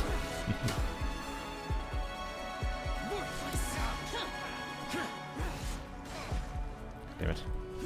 Stop shooting. Oh my god, just minus 8% out of nowhere. Frickin' Rangers! Stop! 3 of them at once is brutal. With these dudes hammering at the same time. Oh my god. He eat into the fucking pillar. What a character. I mean, it's not really Shao's fault. That's Mahoya dumbass targeting fault. Mika doesn't really help. Okay. Yeah, you have to do the optional lunar events to full star lunar. Okay.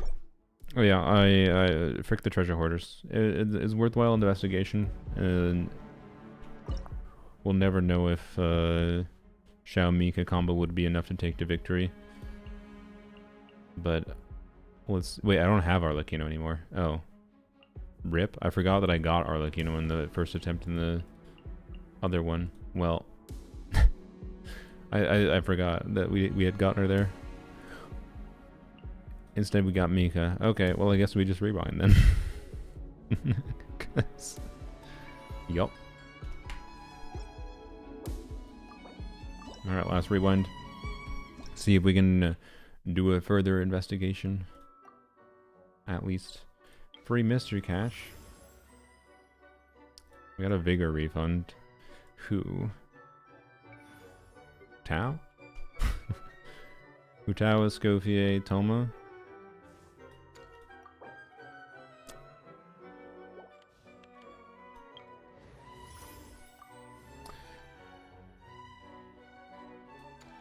If there's any character I didn't want a vigor refund on.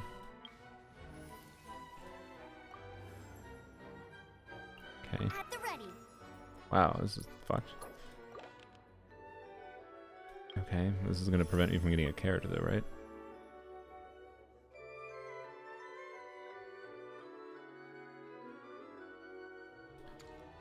Okay. Well, I think this is fucked. Sick. Do I even bother? Like what? I burn. I either lose my sanity trying to clear a Shao, or I burn 2 or 3 characters. I think we just got RNG entirely fucked there. Damn, I wish I'd capitalized on the Mika pull. You live and learn, I guess. I guess it doesn't hurt to try a 3B. If need be. Or Xiao Toma. We hadn't actually tried Xiao Toma combo.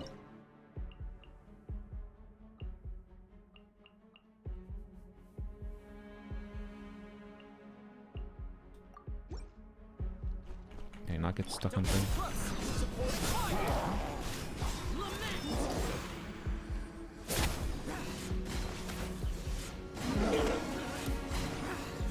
Yeah, we use rerolls too, indeed. That was kind of cooked. That was some cooked RNG.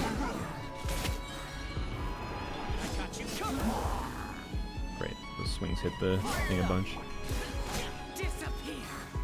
Oops, why did the camera goes the other direction for some reason? No, stop it. Okay, good. Right, emitting. And then get them over here.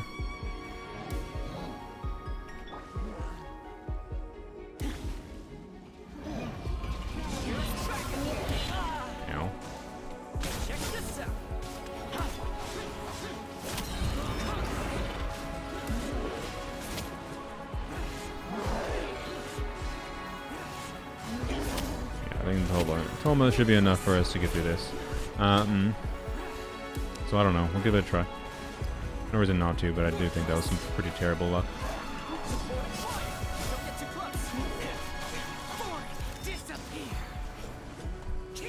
I don't know how good the start was anyways. But I'm trying to imagine what we do to star the early chambers without someone like Hu Tao. No, not normal attacking enough to get shield back. Oops. Must be doing a better job at aggroing them away.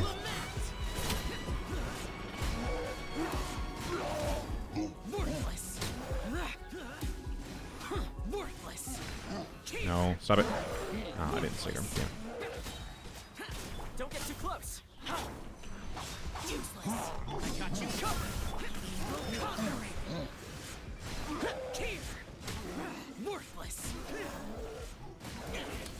starting with no polearms is a problem.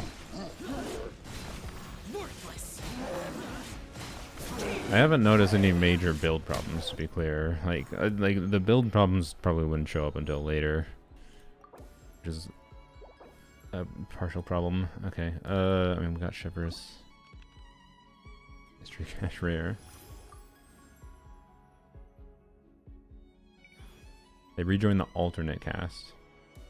There's a very good chance that could be... Oh shit, okay.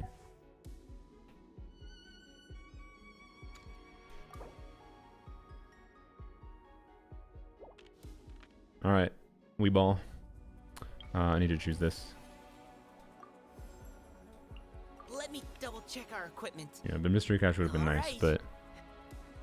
As a win? I don't know if it's a win. We didn't get Hu Tao here, I want to be clear. We don't have Hu Tao. We don't have Hu Tao, and we have to clear this. We don't have our, like, you know...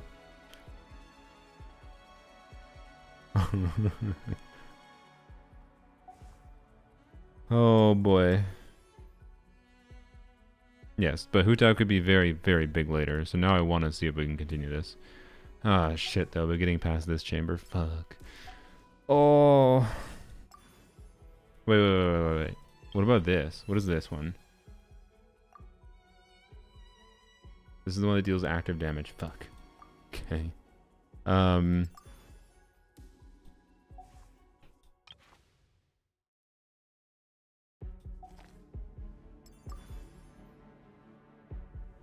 That is definitely the harder one.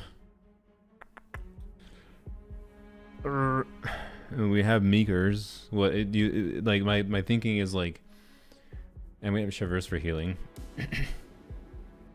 Is the play here to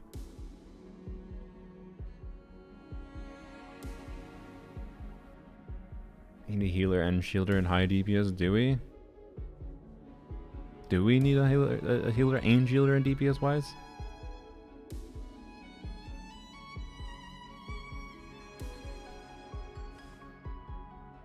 Oh, this is the Soul Arcana too? Oh yeah, it is Sun. Ah, fuck. Oh no, I do need to get it. Shit. Oh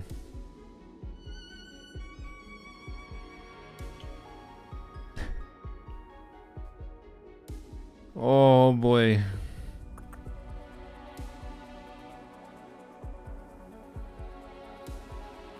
Remember the timer thing? I'm well aware of the timer thing.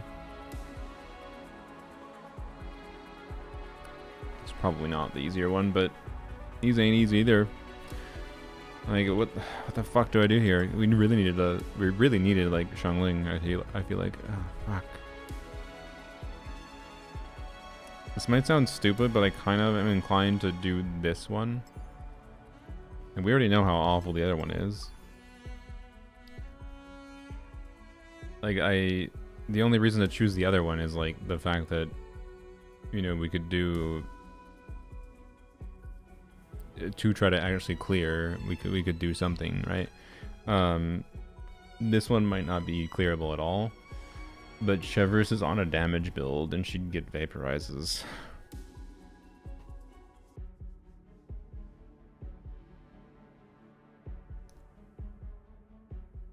Oh, fucking Chaska here, by the way. Like, I don't know, we're just gonna have to use her, and oh well. If Chaska is what lets us clear whatever the fuck, I don't care at this point. Yeah, I'm not gonna purposely try to abuse her, but technically only need to survive the Arcana to clear.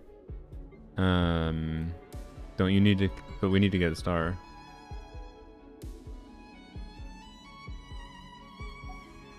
Don't you need to kill them to get the star? Yeah.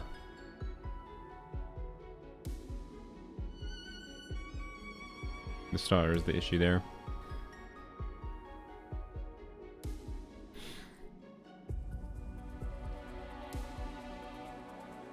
Frick. I don't think there's any other variety here. I think these are only two things as well, right? Cryo has an advantage. Fine. You know what? Let's listen to Hoyover's. Maybe Cryo does have an advantage. Let's see how it goes. Risk it. I want to see how Shao Rosaria does at a baseline.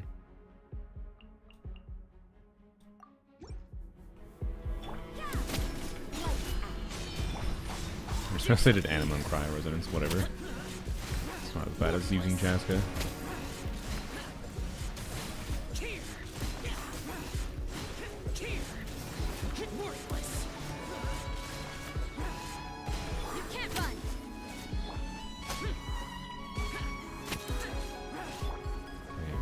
Come over here. 24 enemies, yo. Oh, 24 enemies here without a hot pyro unit. I don't know.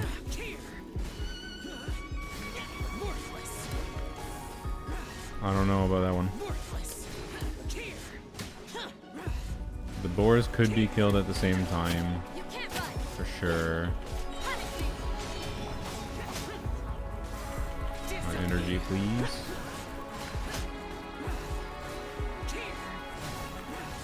Crab.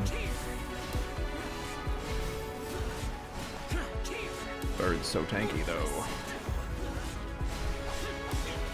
I could have sworn I switched to Rosaria when I did those E's. Okay.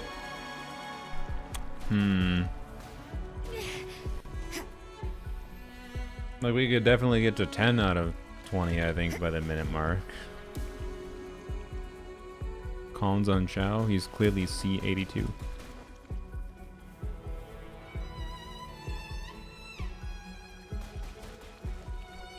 He doesn't have any constellation that matters. My final job.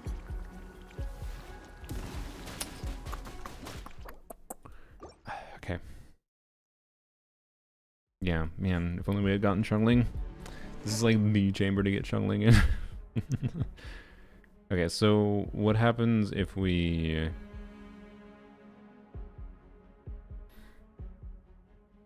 do this? Not what I meant to do.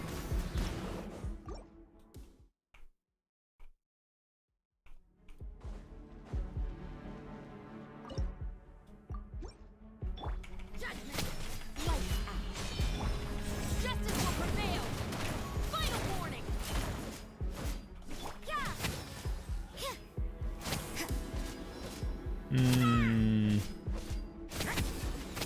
I mean, this with Shao, maybe?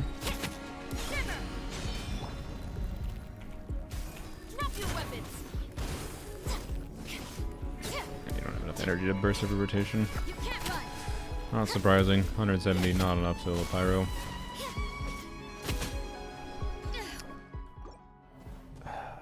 I think it's a it's a 3-character route. Frick.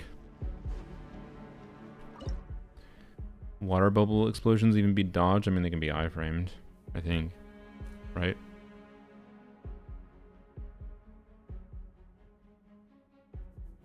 Oh. Frick. We still have a Shenhe charge. What happens if we do Shao? Shenhe.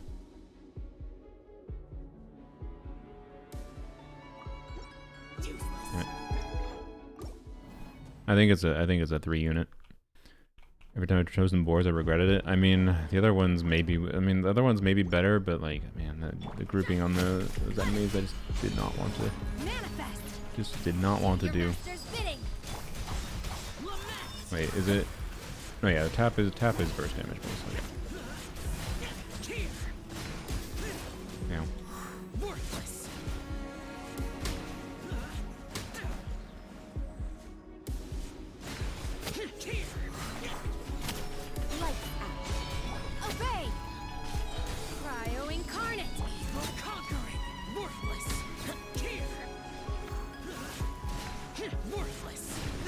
I'm dead. Okay. I mean, damage is better.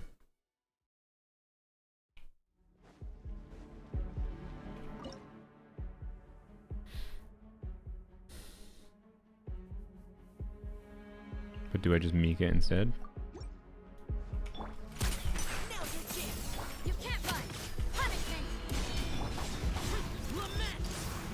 Lament.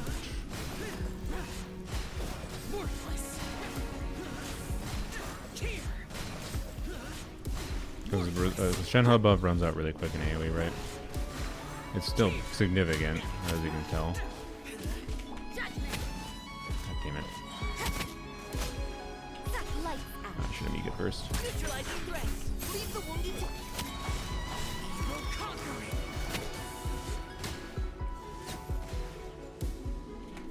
I should let them come to Rosaria. Well, too late now.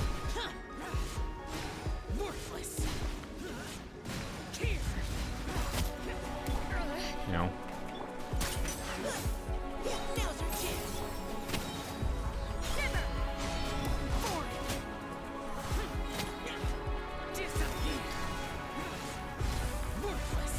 24 enemies. Why didn't we get a pyro unit?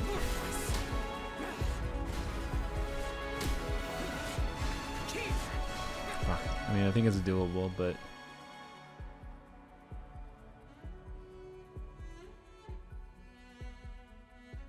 leeway boss require animo? Yeah, no, it needs cryo. It needs cryo and then a reaction on top of cryo.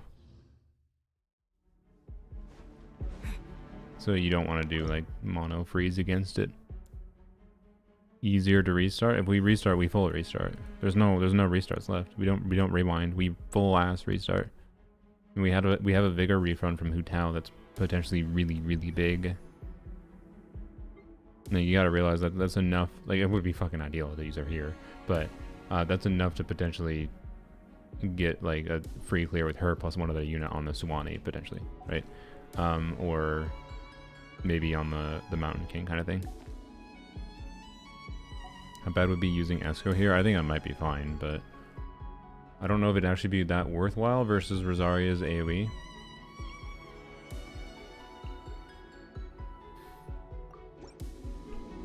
So anyways, I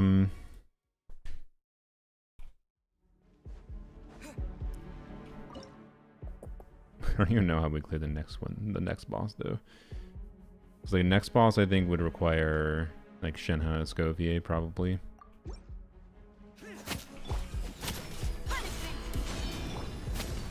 By ordinance divine.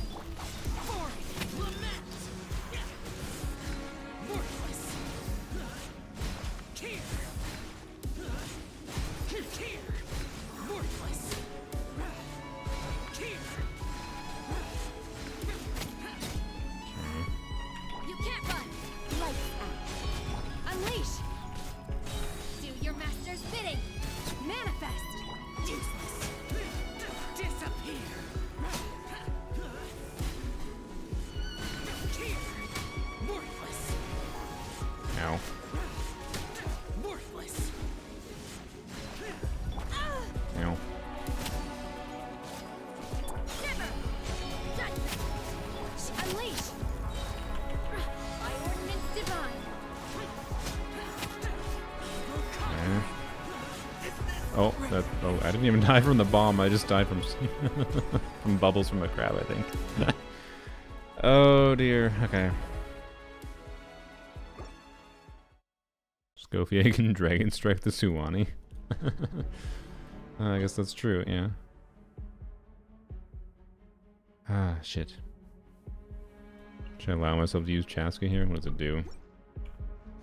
You can't run. Punish me. Do your master's bidding.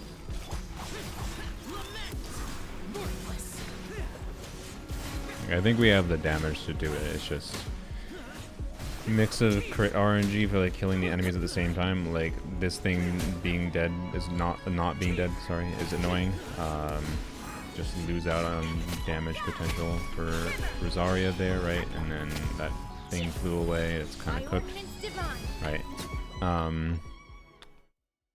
Like I do think it looks clearable without Chaska, but if she helps the optimization process, whatever.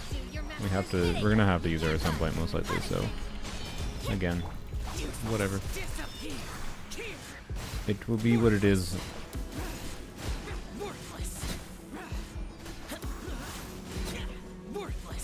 Okay.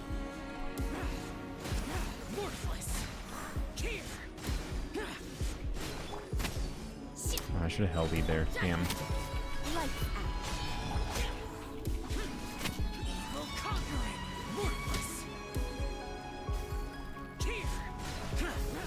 bad. I need to cryo the swans right away. I guess like man, that makes things really annoyingly breakpointy. Transfiguration. Cryo incarnate. Unleash. You can't run. Punish me.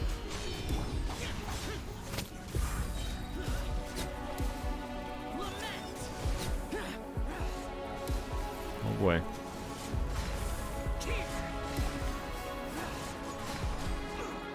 Ow. Ow. Do we use 4 characters here? Fuck, I don't know. You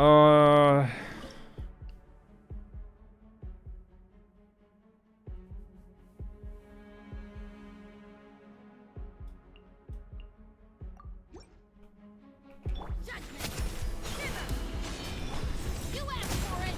Final warning. Disappear.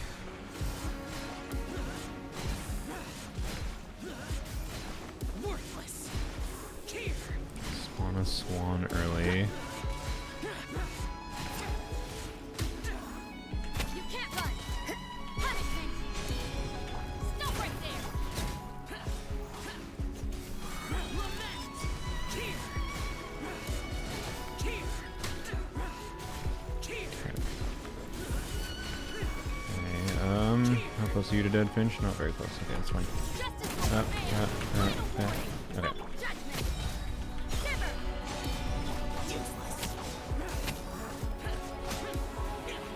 Wow, that was really bad energy-wise.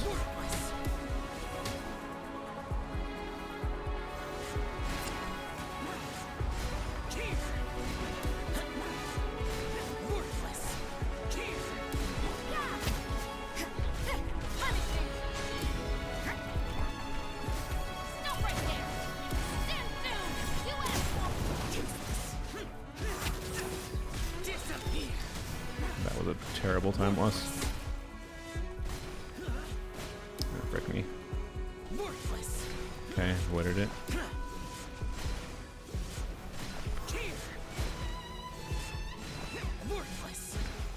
Oh my god, the non-crits though. Final warning. Evil conquering.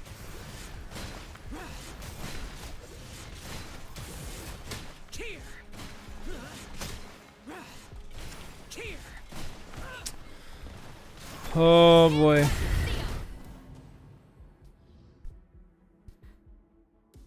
Bye, Libe. Thanks for looking. How do you optimize this more? Frick.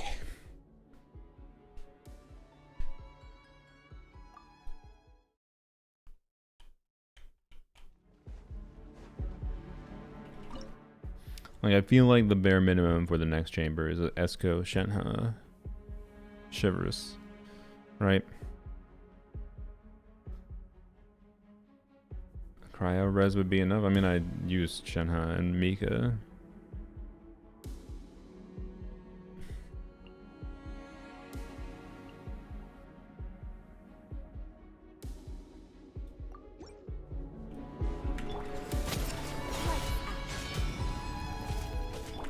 Justice will prevail. Drop your weapons. Stop right.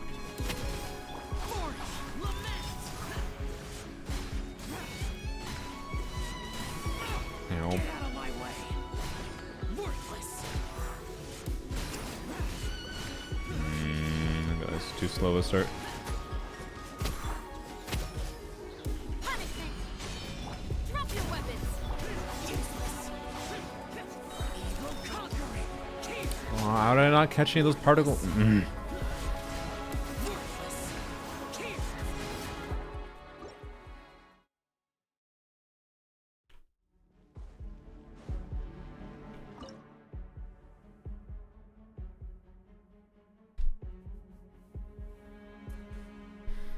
Yeah, I don't know. Whatever. Cryo res is just crit RNG. You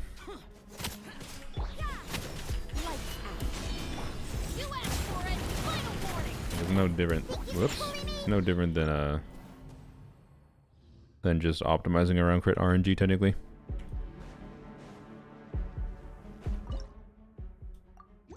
Stygian's gonna be easy compared to this, honestly. Not necessarily dire difficulty, to be fair. I don't know how dire difficulty is gonna go. Disappear.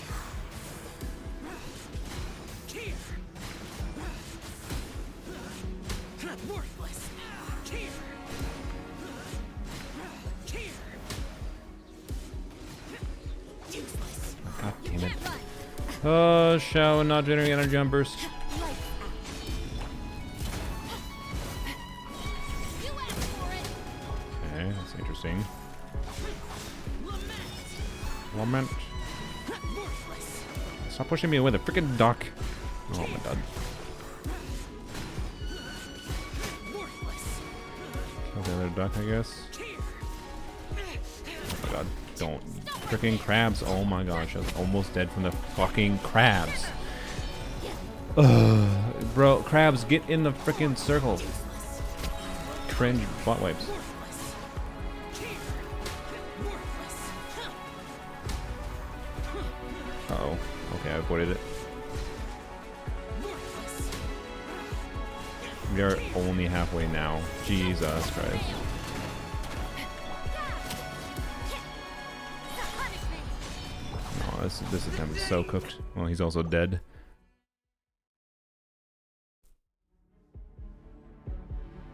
Shao's gonna solo dire. Yeah, true. 600% attack makes him just the best character in the game after all.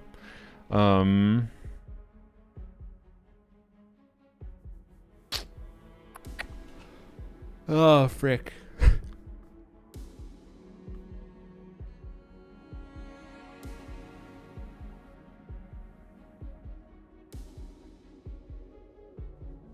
I'm fairly certain Chevrolet will hit the bat.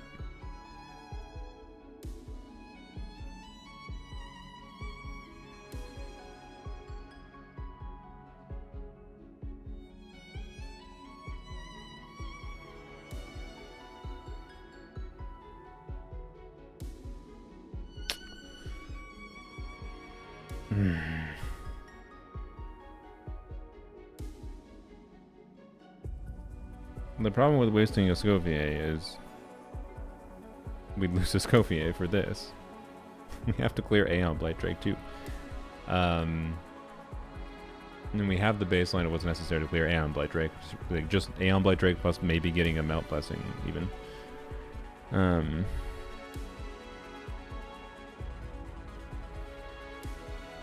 gonna try this again. Throw you back in here. My fingers were not on the right buttons.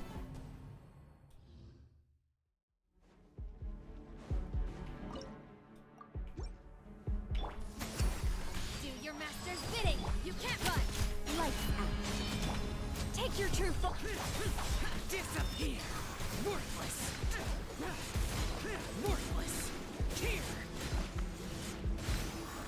Worthless. Here.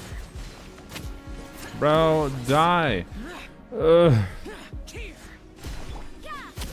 One bird fucked off, didn't it? Oh my god.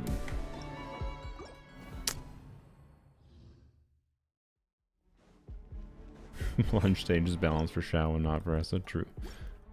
Clearly. Cryo incarnate. Foreign. Evil conquering. Worthless. Hit the one. Here. Here.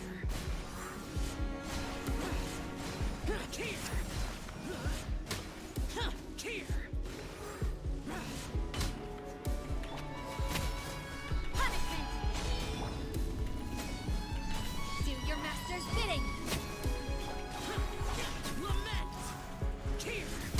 Worthless. Here. Yes, come into the zone, please. Thank you. Ow.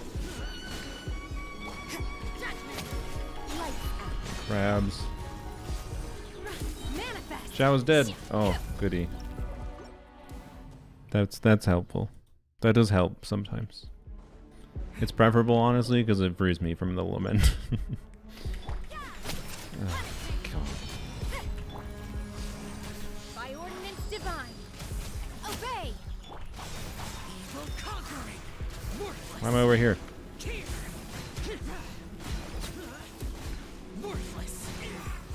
Why'd they group themselves? Worthless.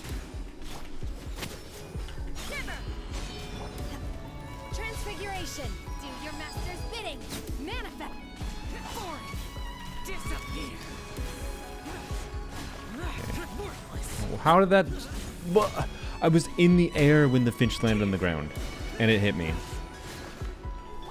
Lights out. Cryo incarnate! You can't run! Shiver! Yeah! Conquering. Worthless.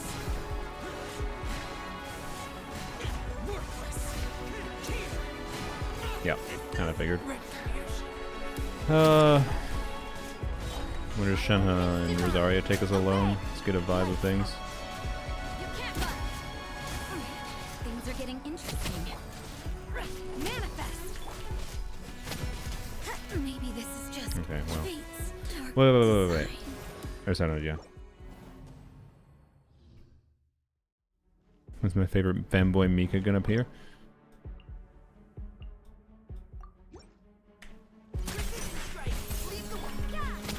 Shiver! Take your true form, Cryo Incarnate! Unleash! Shit! Judgment! It's not that good. Damn it. Transfiguration! And I was like, wait, Mika physical damage bonus plus Rosaria C6 is finally C6 after years in this account.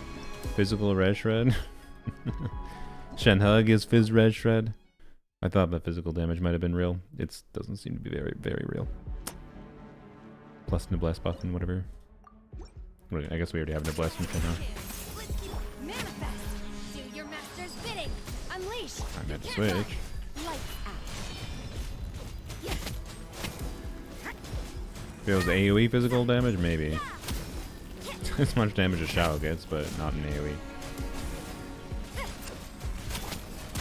Now's your chance. You can't run! Shiver! Cryo Incarnate! Yeah, if only I had C4 Shao. Clearly it would help. Manifest! I mean, it might. For the living.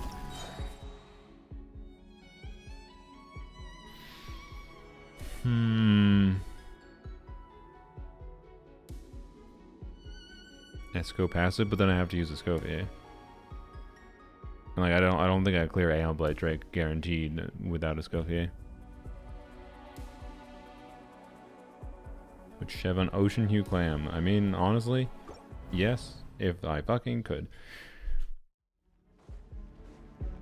Ever gone to Japan? No. I've never left the continent.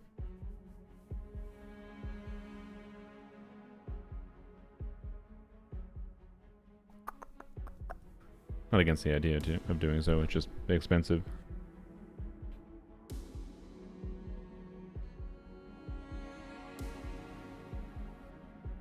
Like, I think I would rather use 4 characters than have to use a Scofier.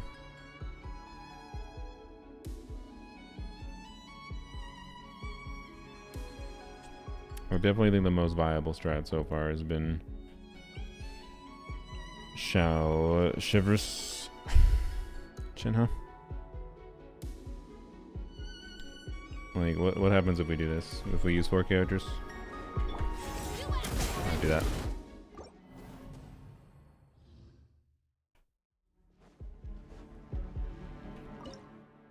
I'm desperate at this point. But I want to continue on and see what we can do with the Hu Tao Vigor refund. God damn it! Can I switch my damn characters? Love character switch on cooldown when I start an attempt.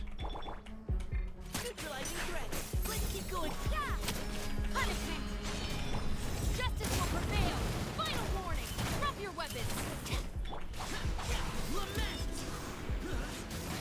Tear. Tear. Now, Worthless. okay, well that could be done better, bro. Fucking ass boar.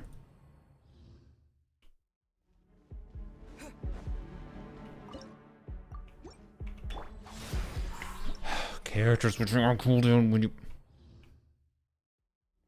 Just move Mika. Just move Mika. Precision strike. Leave the wounded. Judgment. Shiver.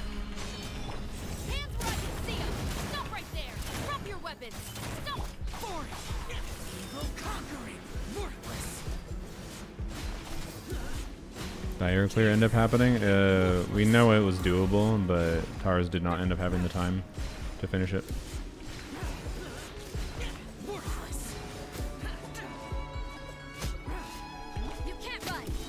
Lights out. You asked for it. How is the boar still alive? Oh my god. Let's keep going, team. Useless. Disappear. For it. Here. The hell's my Rosaria burst? All the fuck way over there. Okay. Here.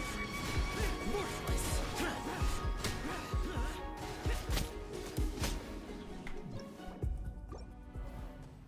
Well, Mika is not helping here at fucking all so far. Using 4 characters here too. Justice will prevail. Final warning. Evil conquering.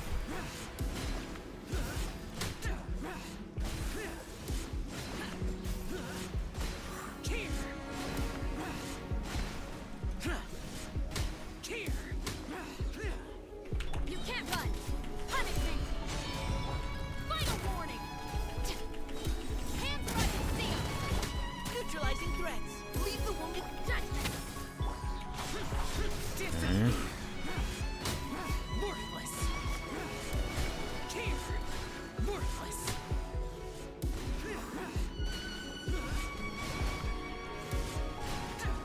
You can't run. Shiver.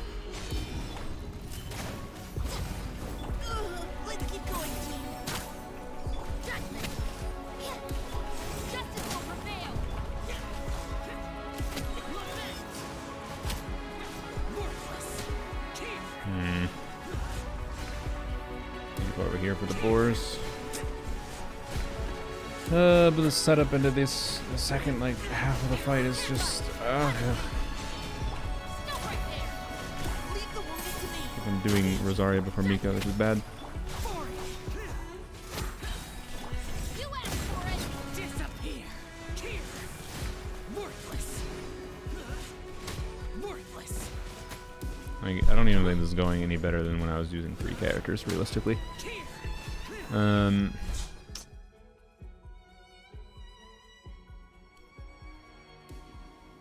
Ugh.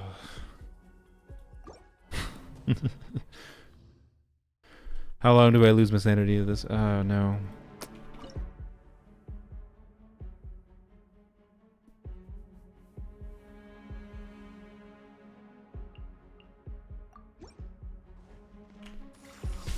By ordinance divine, you can't run. Lights out. Hands where I can see 'em. Final warning. Useless. Evil conquering. Worthless. Die, asshole. Worthless. Worthless. Crap. Okay.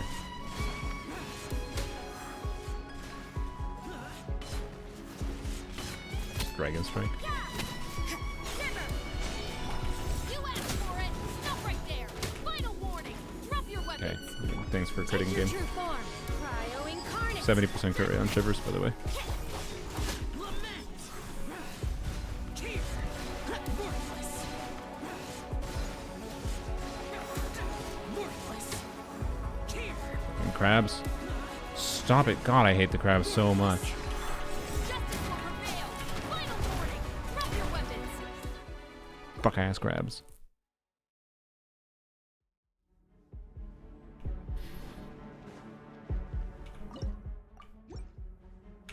Transfiguration. By ordinance divine. Lights out. Unleash. You asked for it. Final warning. Disappear.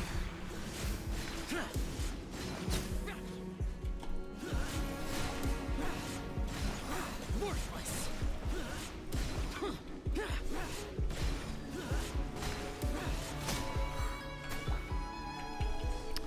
Bruh, you dodged my skill by jumping in the air. Obey. Hip. Hands where I can see 'em. Drop your weapons. Evil conquering. Here. Worthless. Oh my god. Ass crap. Okay. Manifest. Lights out. Yeah. By ordinance divine. Justice will prevail. Drop your weapons. Stop right there.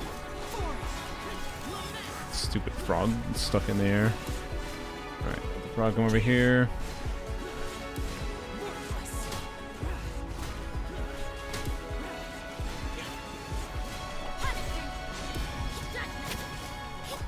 My will and body, do your master's bidding. Hands where I can see 'em. Drop your weapons. Final warning. Drop your weapons. You can't run. Lights out. Evil conquering. Worthless. It being this annoying to do this with using 4 characters is so brutal. Unleash. Cryo incarnate. You asked for it. Final warning.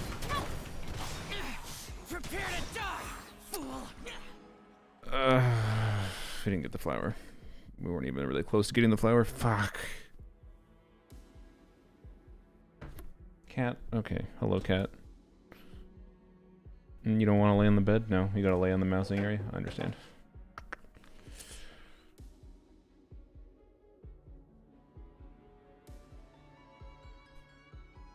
Yeah. Polearms Only just has no ideal supports for Shao, unfortunately.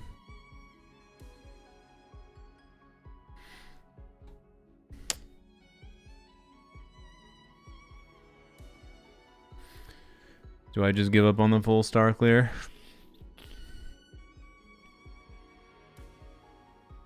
Do I just give up on the full star clear, chat, and then, because if we give up on the full star clear, then we only need to get 9 stars to get at least 1 elixir.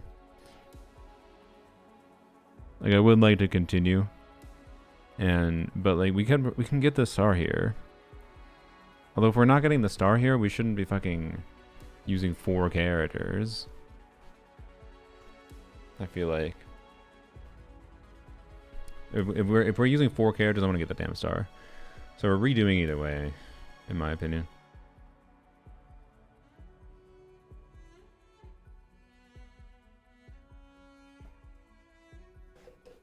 Hello, cat.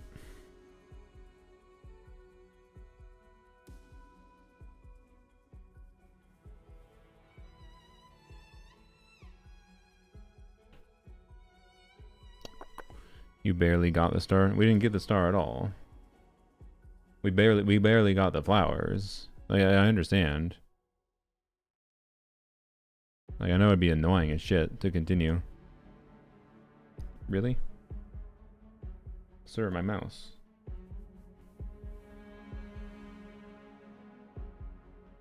Will the cat play? Yeah, I should. Just let him do random inputs.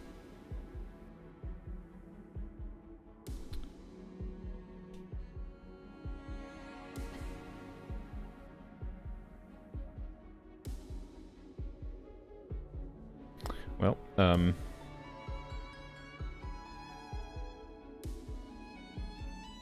I have my mouse, sir? Thank you. Leg gaming it is. Sit up straight, I guess. What's her name? This is King Dedede. Which, you can decide what you want the first D to stand for. It's just an adjective. But, most commonly, because he's an orange cat, it stands for doofus. And the second D is Deshret. Tess and Lunars also? Maybe, yeah.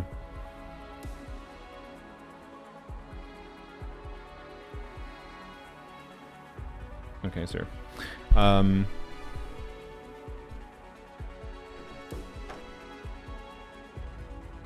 Let's see. Oh, do I just continue? I don't know.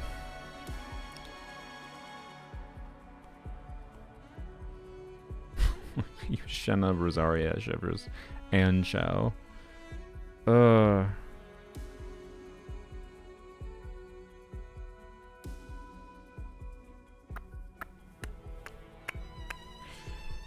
Yeah, the Drake. The Drake is gonna be annoying as shit too. And I still don't know about the viability of starring on the everything. I'm kind of vibing with just fucking continue with this run and then use the results of this run to evaluate what the viability of full starring in the future. And ideally still at least getting 9 stars.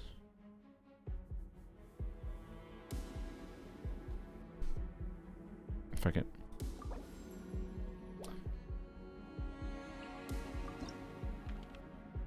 Two free mystery caches, but I think we only get one.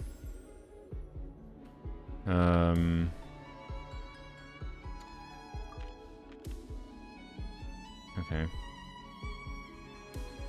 Well, how the hell did we end up in this awkward ass 115? Ugh. Okay, well. We go for melt buff, I guess. Or reroll, but I think we can go for melt buff. Yeah, deals AoE, whatever. Okay,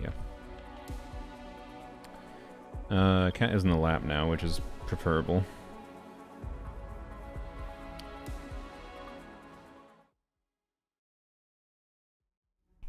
Also, you know what? Just because there's so much RNG in knocking this butthole down, I'm going to use Chaska, and if Chaska's passive has the ability to knock it down, oh well. It's just RNG reduction, I say. By ordinance divine, manifest.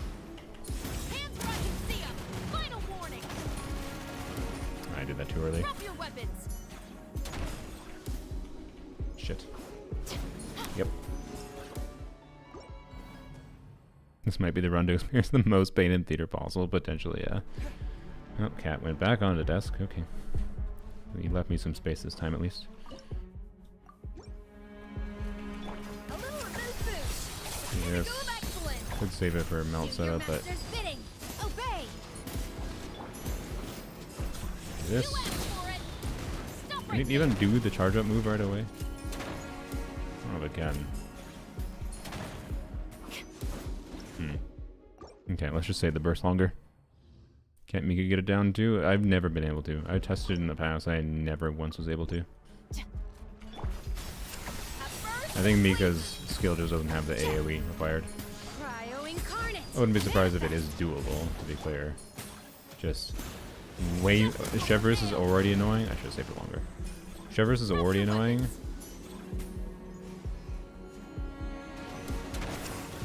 Damn it. I think I should have stepped farther away from it.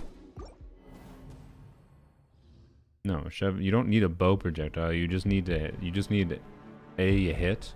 Like you can hit it down with Shao, but Shao needs to be able to get additional height. He doesn't jump high enough. Well, sorry, no, Shao. We don't have Shao. I can't even show it.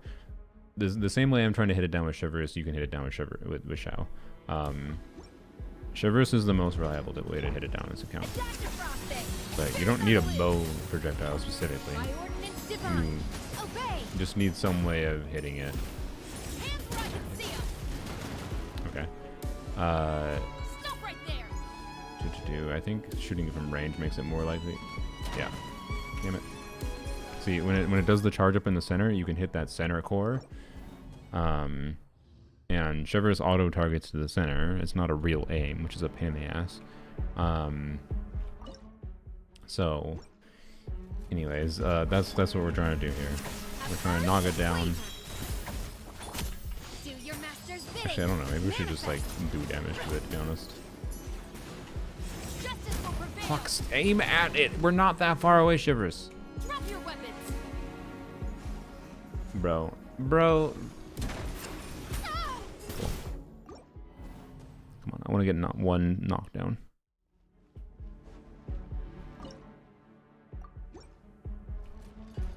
Off to the freezer. Spirit's on the loose. Obey. By ordinance divine. You know, I guess I should be doing Shenhe first, shouldn't I? Oh, I'm losing mouse space. Cat repositioning for maximized cuteness and minimized mouse space. Cryo incarnate. I again should move back to my leg. I think I have more leg space than mousing space. Adaptive frost. Oh, fucking asshole. The one time he does it first. Drop your weapons. Not a butthole. Okay. Just continue on, why not? Can this hit? Transfiguration. Does hit, okay.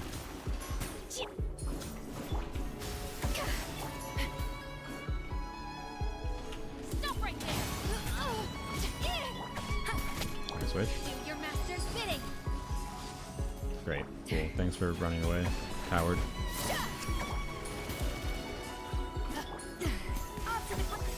My will embodied. Justice will prevail. Drop your weapons. Final warning. Drop Ah, your damn it. weapons. A burst of flavor. Take your true form. By ordinance divine. A little loose boosh. Stop right there. Hands right and seal. Yeah, okay.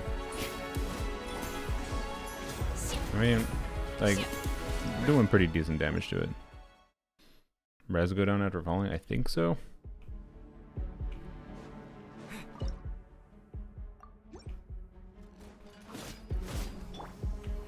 Cryo incarnate. Transfiguration. I did that. Unleash. Deuce on the loose. He's on the loose. Adaptive frosting. Justice will prevail. Drop your weapons. Final warning.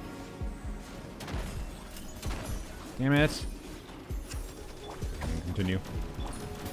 How much damage we can deal to it during the setup, I think is worth continuing, but Master's bidding. A little loose. Obey. damn it. Drop your weapons. Aww. Shoot. Off to the freezer. Transfiguration. Hands right and see 'em. Ha, cha. Stop right there. Final warning. Damn it, man. It's so fucking annoying to knock it down.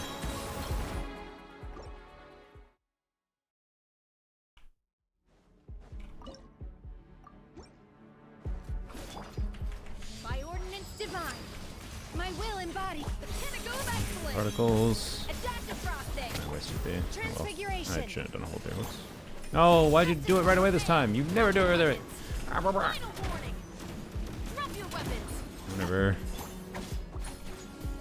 Whatever. Take your true form. Did I not hit with a skill? God damn it. God. He raises his tail half an inch and I miss with his Shanghai E. Don't get particles. Okay. Stop right there. God damn it. Come on. I swear it just steals RNG whether or not that finds. I don't know. I've never been able to figure out a vibe of why specifically it does or not does not trigger it. Okay. Should we continue? We have. Oops. Fingers are on the wrong buttons. I'm positioned weirdly right now in my chair because of cat.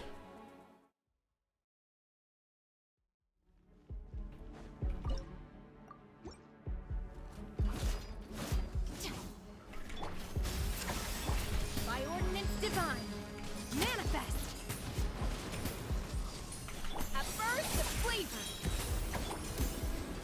Of course he did that attack again. Hands where I can see 'em. Drop your weapons. Final warning.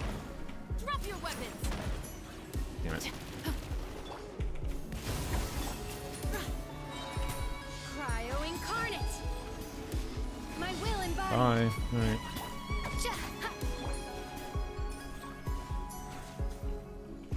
Final warning. Come on, that should have fucking knocked it down. It was doing the charge up. What? Come on. That should have knocked down.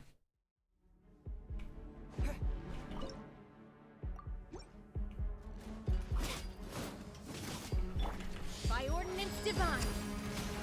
Take your true form. Deuce on the loose. Off to the free. Justice will prevail. Drop your weapons. Dude. Okay. Transfiguration.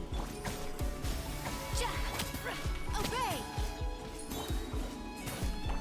Do your master's bidding. I don't want to do a shiver scene until I can shiver the burst. I should save that for a melt. Fuck. My will embodied. Okay. A little elusive. This. Final warning. Drop your weapons. Manifest. Stop right there.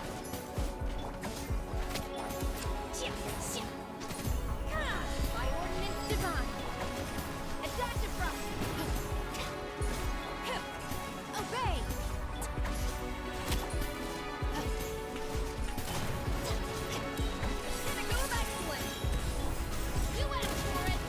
Damn it. Oh, this is going to be such a pain in the ass. Do we just forgo the star on this one too?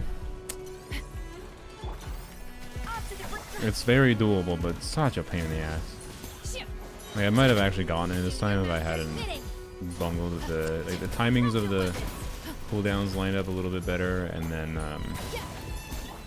hadn't bungled with the Escoffier burst, get a melt in the Escoffier burst.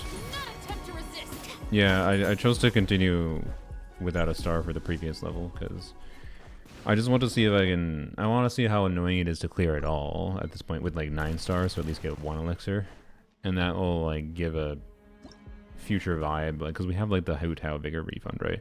It'd give a future vibe of like how annoying it would be to do the full stars.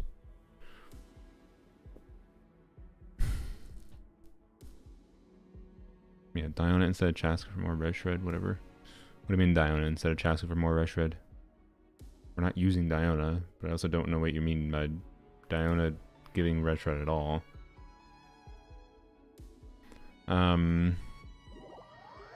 What?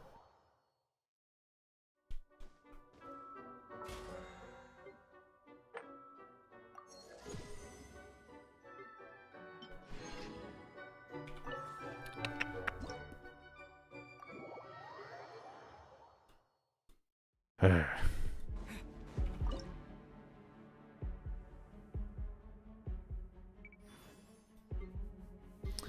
don't know. I don't know. We'll just try to beat it. What the fuck? Can I put my fingers on the wrong right damn keys? I bummed the cat. Okay, you know what? Here, reposition. Use my leg. Cat is taking up the entire fucking mouse space. All right. All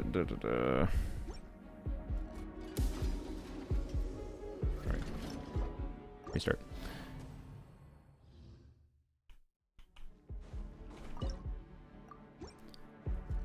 Let's just continue on. Okay. Cryo incarnate. Obey. Goose on the loose. Goose is on the loose. Hands where I can see 'em. Thanks, Shivers. It was right in front of you, FYI.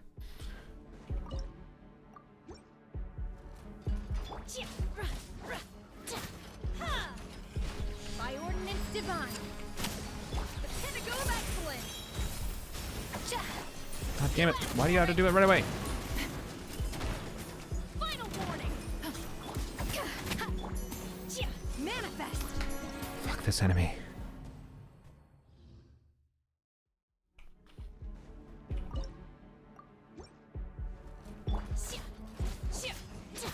Do your master's bidding. Obey. At first, the flavor. Justice will prevail. Stop right there. Oh, come on. Warning. Stop right there. That should have had it. Transfiguration. Oh, why did you fucking back up at the worst time?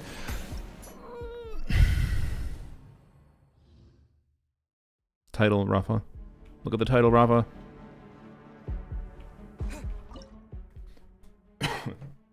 Sorry, I got a tea drink.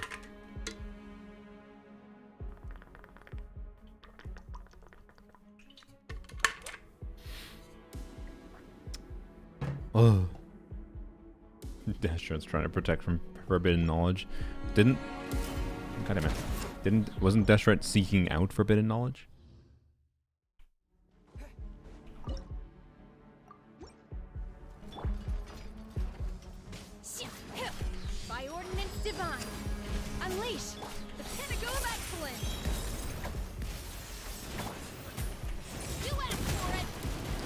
that a little early. Final warning. Stop right there. Damn it. Take your true form. Cryo incarnate. Okay. Let's skill up. Do something. That's okay. My will embodied. Justice will prevail. Take your true form. Final warning. Still been knocked down. God damn it, man. I mean, we might be able to clear this without even knocking down. Obey. We don't care about the star. Well, that's a missed skill. That might cause a problem. Off to the breather. That also did not get any particles. Oh boy, okay, well, that was all kinds of bad. Alright. Shooting the wings or shivers? You can't. The game, this is one of the most cringe things in the game. This is the main thing that pisses me off about Shivers' kit. And this is typical handholdy Genshin design, which I don't understand why they do this when bow characters exist and have aiming that doesn't have handholdy design, right? If this was a setting where it's like aim assist setting, I get it, right? And then it would apply to bows and whatever. No, it just arbitrarily they apply it to, oh, polearm characters aren't bow characters, therefore they can't aim for real. So the way Shivers' burst works, you see the little, like, this little circle targeting? I can fire over here. Shivers targets about where that circle is. Right? She does not fire where she aims. She fires where the fuck the circle is.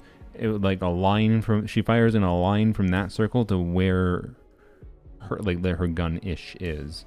Like, it's a lie. You don't actually have the ability to control anything. So what this requires is...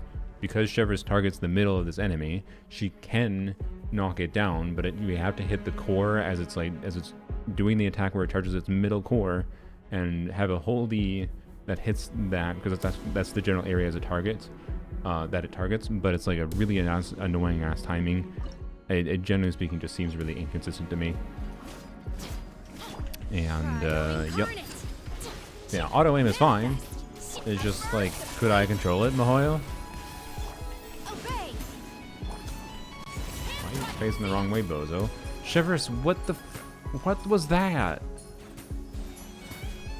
Genshin and its targeting system. Does Mika work the same way? Yeah, Mika works the same way, but I've never been able to knock it down with Mika, because I think the reason Shivers is able to knock it down is because she has AoE on her things. In particular, I think it might be C1 that gives her the AoE, to be clear.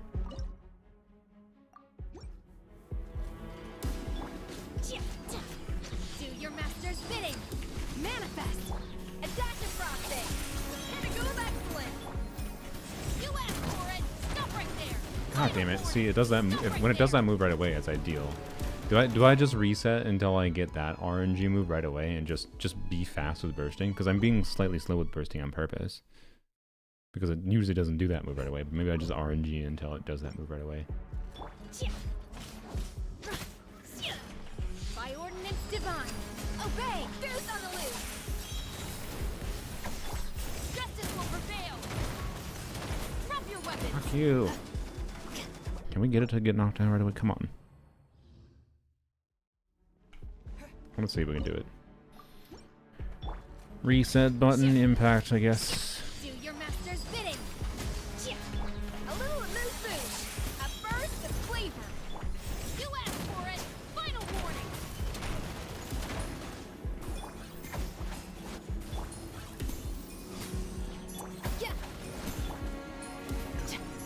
That move is the one we need. There's another move when it does like the rush at me or whatever, when its head glows as well. You can hit the head. I did that once earlier, but that I think is harder to do than the middle. By ordinance divine. I should save that for knocking it down. Oh, what the what?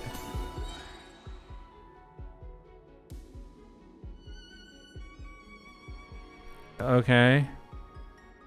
You don't have Sanhua? No. So, Escoffier burst can hit it. Interesting. Justice will prevail. Drop your weapons. Odds to the breeze. Manifest. Ship. Ship.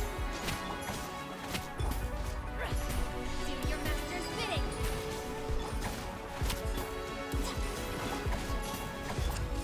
Ship. Unleash. Manifest. Adaptive frosting. You asked for it. Stop right there. Bear's on the loose. Oh, we didn't get the melt. No. Obey. This was close to actually being a star attempt. Damn it. Oh man, now I kind of want to redo until we get the star. Now that I know that Escoffier can just knock it down. Stop right there. Manifest. Transfigurate. It's interesting. I mean, we learn things. Learning things is valuable, but I wanna continue on. Okay. Mystery cache. At this point, we've used so many characters. We need mystery cache to make a refund. Yay. Okay. Thanks. That was worth. Okay. Defeat all opponents within 65 seconds. Defeat all opponents within 65 seconds. Okay. And the characters we have are fuck all. We have Rosaria and Mika. Wow, we really kind of need characters here. Thanks, game. Animo. We need characters that aren't Animo. Thanks, game.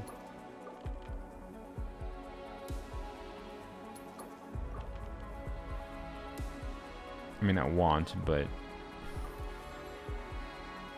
Okay. Is it time for me to join you? What the fuck? I got you, boss. God damn it. Well, thanks for the fucking Vigor refund on Skirk. Vigor refund on Skirk, meanwhile, I could have hit 1, 2, 3, 4, 5 polearm characters. Fucking hell, god damn it.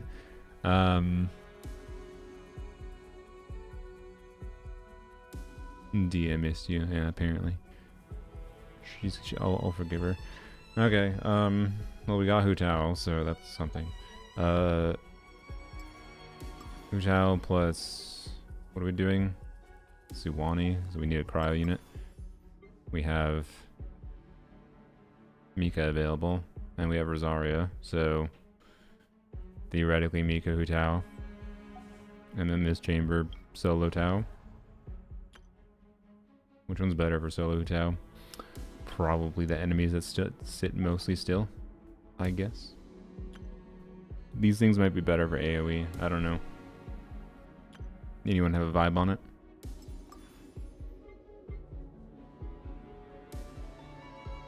I don't know if I have a personal vibe. I think either are going to be annoying. One might be a higher DPS check, but Mihoyo doesn't believe in actually giving us information about this combat situations. They're just like, Ujia aligned attacks have advantage. Yeah, okay, cool. Nitro Blessing State gives you an advantage. Yeah, okay, cool. Thanks. Exactly the information we needed to help. Newer the enemy, the more annoying it is. It's oftentimes true, yeah. So, I don't know. I don't remember how this thing's Knight's Soul mechanic works and what its functional HP would be. Alright.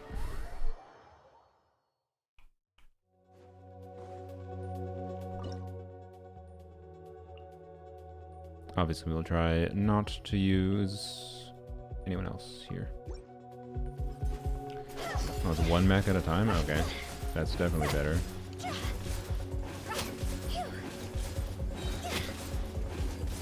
I don't think burst makes sense yet. Although half dead with one rotation is not ideal.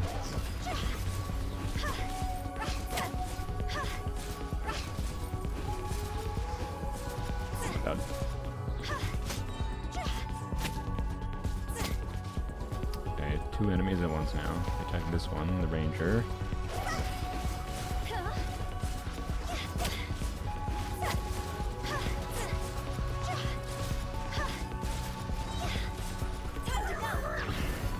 Okay. Stop it. This is another chamber where starring is doable, but not fun.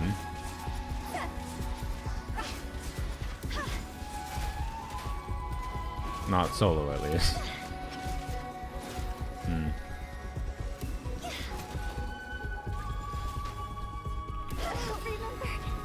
Oh, I continuously lose HP. Thanks. Cool. Sick. I have a minute left and you're making me lose HP? Fucking assholes. Why?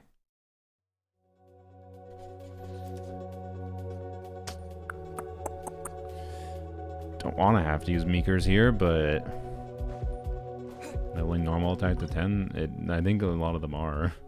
Oops.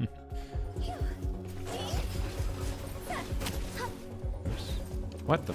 Okay, jump cancel properly, brain.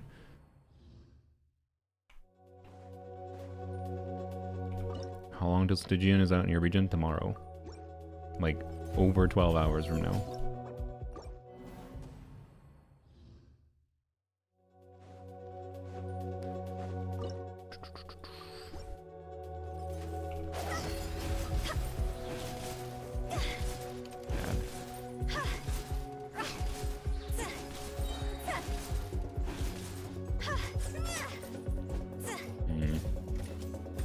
I don't think I was jump canceling very well, but probably better to dash cancel.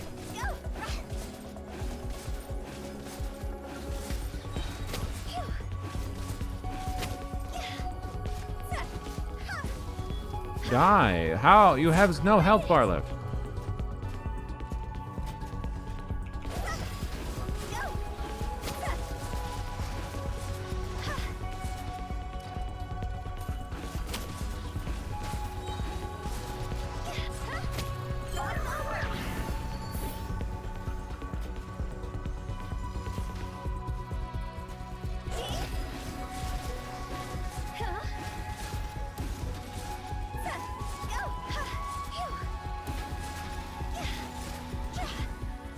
Oh boy, the energy. Maybe I should have left her on MH. Oh boy. Oh boy. I don't think we can get away with not having healing.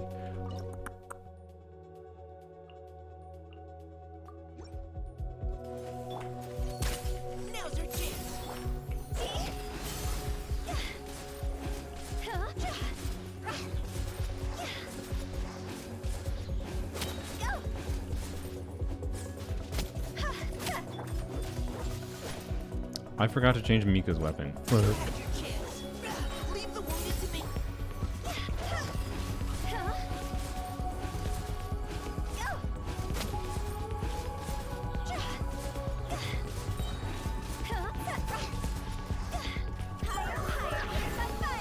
Why does she have no range on her burst?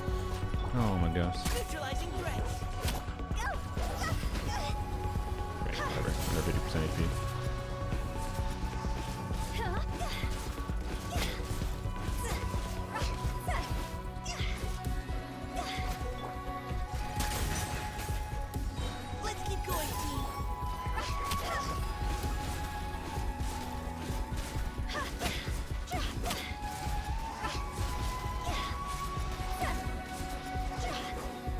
Please. Please. Bruh. Wow, Mika got the kill. Ah, how can I forget the freaking changes? Of course there's one build I bungled it.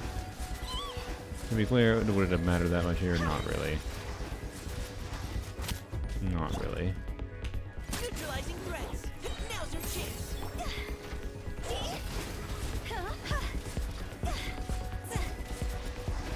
What the fuck?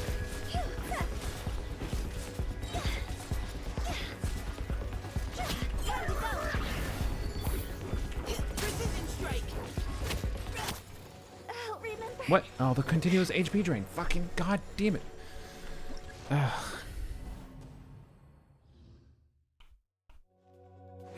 Will account fixing be back? Maybe soon, TM, someday, I don't know.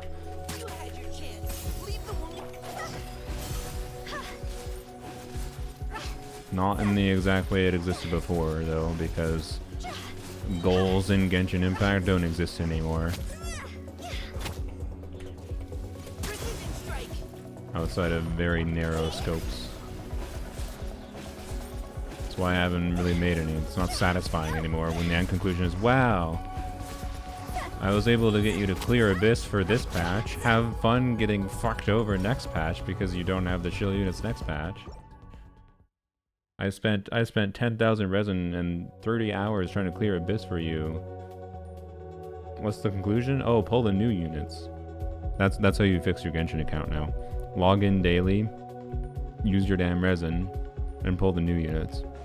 That's why I haven't made account fixing videos anymore, because it's lame. And I have to get out of that like focus and find a way to focus the videos down on something else that is entertaining and also valuable, that isn't just the conclusion of, oh, you want to fix your account, pull new units, right? So blame Mihoyo for balancing the game in ways that just makes Neutralizing threats. Now's your the idea not even make sense anymore. Spawned a thing. What happens if I destroy it? Damn, I don't get destroyed. Nothing happens. Cool, okay.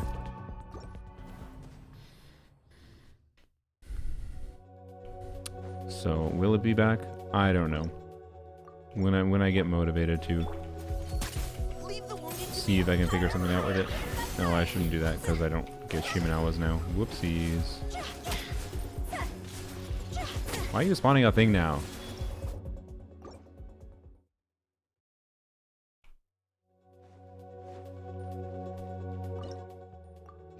Was similar to Genshin? I don't think it is really. I mean, it's similar in being a gacha game with a multiple characters that you pull for and having an open world. So like, depends on what you get value out of Genshin.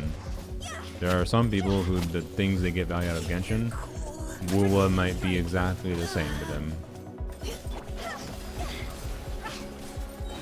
I'd say they are different games sufficiently enough, which is a good thing.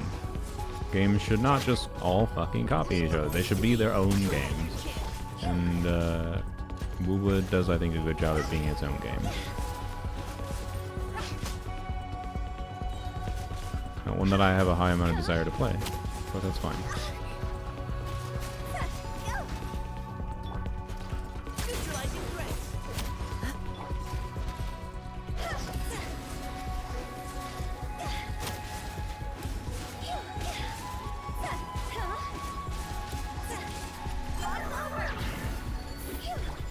Okay.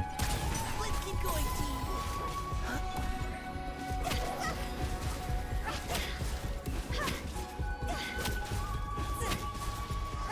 Damn it. Stamina! You had your chance. Keep your cool. God, really. Can I get contact energy, please? No? Okay, cool. I love mana energy is just 1 micrometer away from being fine. I like a target game. Okay, cool.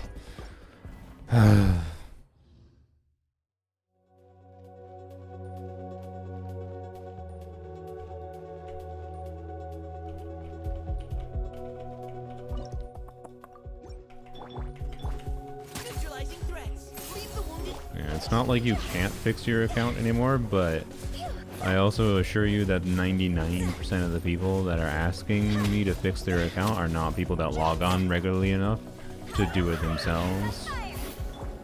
And like, you gotta log in daily and actually put a lot of time and effort into your account to fix your account.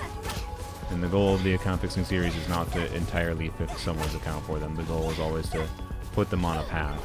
Now's your chance. But there's no path that makes sense anymore unless you really strictly limit your goals.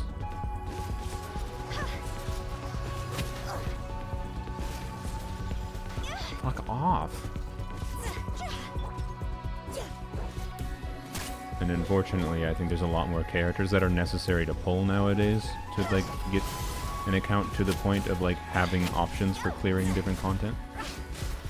And I don't want the conclusion of the account fixing series in a video to be, well, if you pull more characters. Like if I make an account fixing video on the current banner, it would be, well, if you pull Duran, it can give you a lot more team options that could allow you to clear more comfortably. And that is true. I don't want that to be the conclusion of videos. I want to be able to log into someone's account and be like, alright, see what things are configured improperly and what we can tweak and see what goes well. But like the couple things I've tried to record and work on in the past year, since they started balancing shit the way they started balancing it, that was no HP. Just healer, okay. I've just kind of unfortunately gone in the direction finally. As unfortunately gone in the direction of, you know, even if you take a look at all the things that are like builds that are configured wrong, you know, you spend a little bit of resin figuring out some things, leveling talents, leveling Bennett, you know, putting another ER in Bennett. You do the obvious things. That is not enough. Like that used to be enough oftentimes to get you to the point where now you can start having options and start having much more comfortable, viable teams, even from an overworld level. But like even overworld now is like can be a pain in the ass without good teams. Even farming can feel a little bit painful if you dare try to like use a team that wasn't like hyper invested from 2 years ago. So I don't know, right? Like I want to do account fixing. Okay, we got Arlecchino. I want to do account fixing because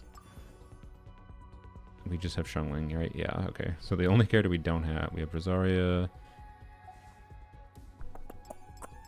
Okay. So theoretically, Hu Tao plus Mika or Hu Tao plus Rosaria here clears Suwani, theoretically. And then, you know, we have whatever. Like we can technically clear the mode, but we won't get the Arcana as it currently stands, which is unless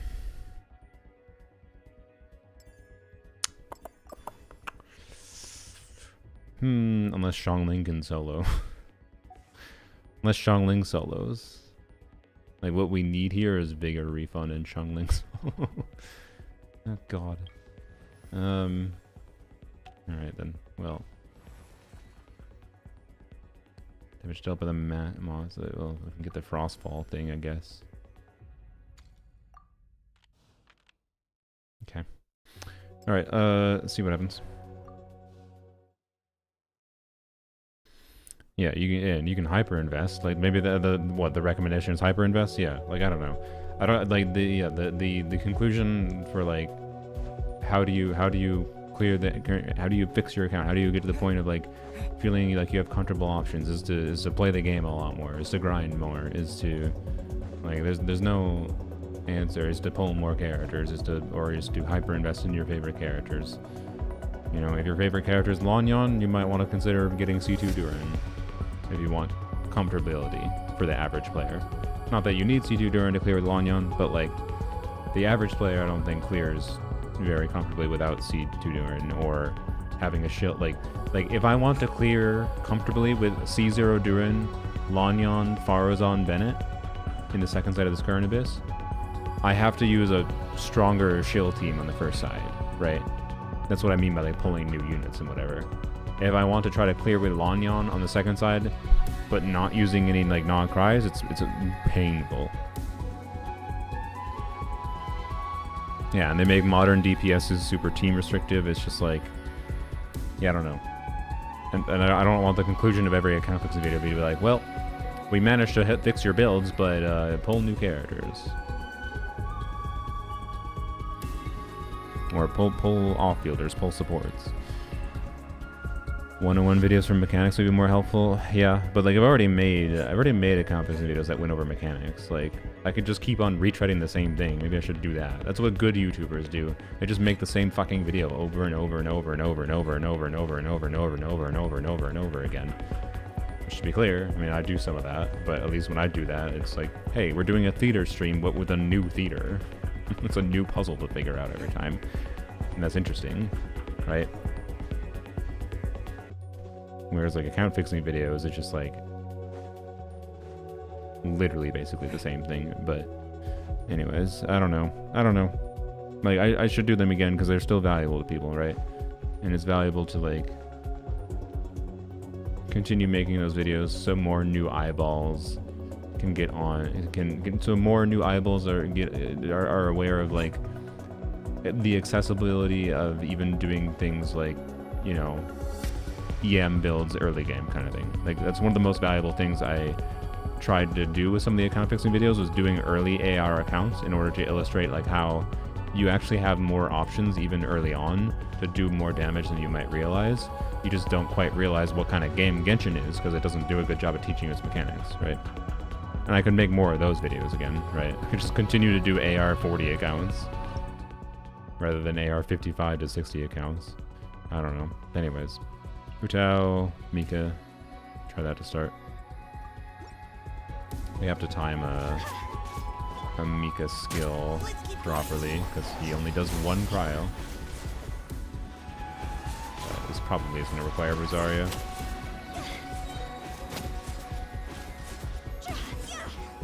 So you're so damn tanky, holy.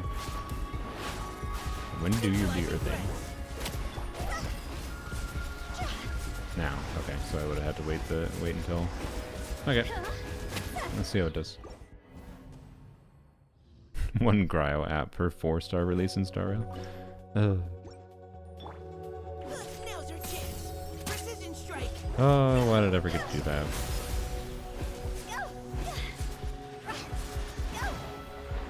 Get on the ground, please.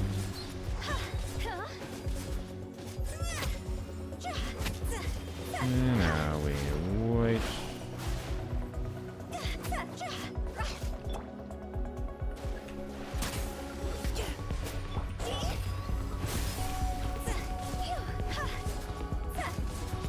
Yeah, I'm pretty sure I need Rosaria. I don't think we have the damage. Yeah, okay. Rip Mika. That's how I found your channel, and it really helped my account a lot, but I'm also more combat focused and choose to watch you for all the content you make. Thanks, Pandemonium. Yeah, I don't know. So, if anyone has ideas, you know, I'm open to ideas for some way to change the format of account fixing videos and what I focus on a little bit. To be clear, I could just do resin farming. Like that's one of the videos I recorded and spent like fucking 10 hours recording on. I spent like 8,000 resin on someone's account, and I got a bunch of I got like multiple teams for characters they liked. Like that's what I chose to focus on. I was like, okay, what characters do you like? And I'll focus on getting teams around them that feel good to play. Not necessarily that they're going to clear endgame content, because endgame content is too mechanically restrictive for particular team archetypes.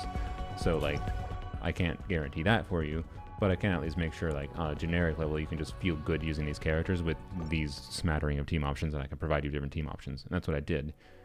But like, the end result of spending 8,000 resin wasn't really satisfying.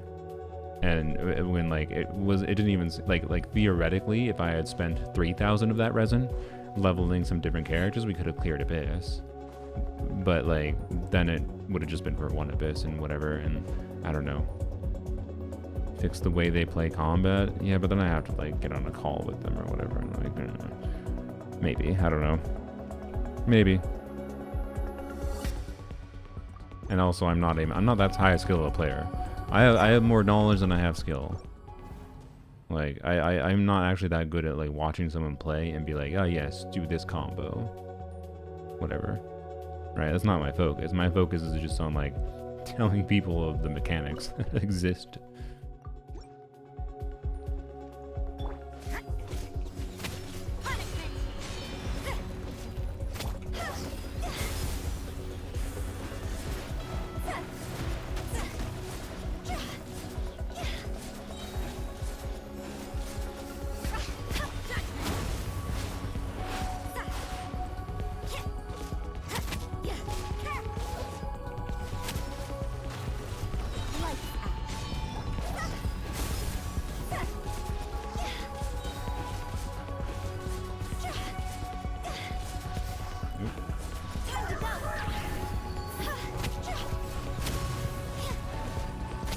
Ah, Rosaria energy. Damn, Rosaria's energy is not ideal here. We got stall mechanic. Ah, stall mechanics, and I don't have energy to set up anything.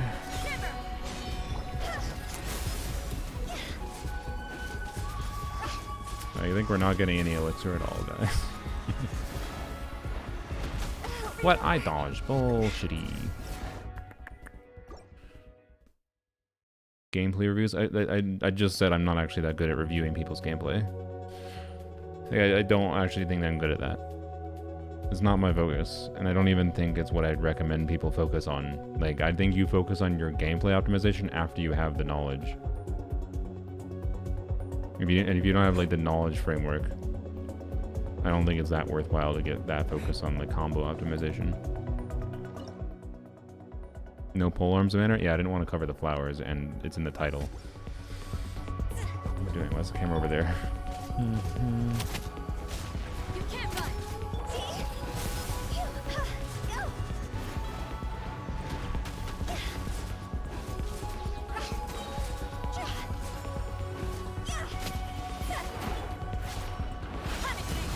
Yes, there are some valuable things to cover, like how ER was always valuable, but like ER became even a lot more valuable in the current state of Genshin for endgame.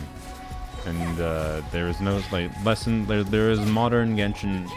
There is modern state of Genshin lessons to be had for sure. God fucking damn it.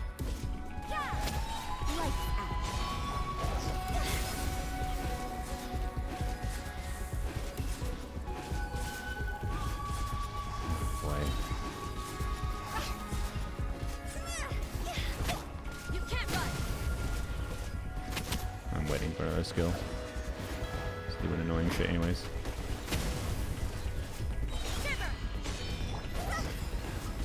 Oh man, that was getting out there.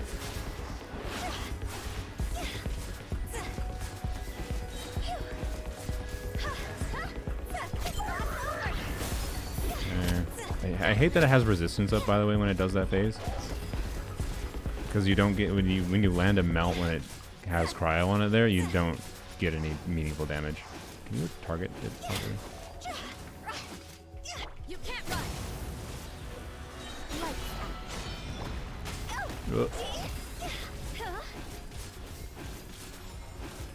Where was Arya? Yeah, there we go. Okay. Fixating on one specific character is cool. Yeah. Like, that's ultimately, I think, where I've settled on is like, you can focus on one or a couple particular characters and just building out team options for people. Mystery Cache, okay. There's a chance here for clearing their Arcana. Because right now we basically only have Arlecchino, and Arlecchino can handle things. Wait, did I skip Xiangling? Did Xiangling pop up? Am I a dumbass? Oh, fuck me. Oops.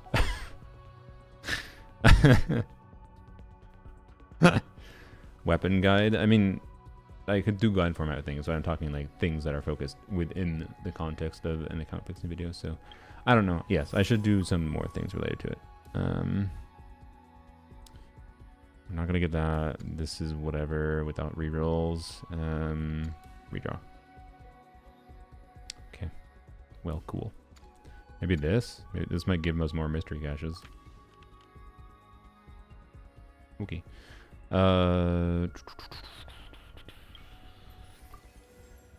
Hey, look, I didn't skip Xiangling. Didn't happen. We also got a mystery cache. God damn it. Come on.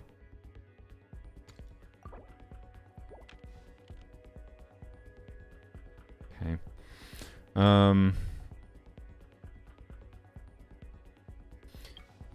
Think Xiangling can solo this?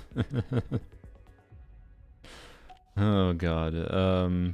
Or can she solo this? Oh dear. I mean, we get melt buff.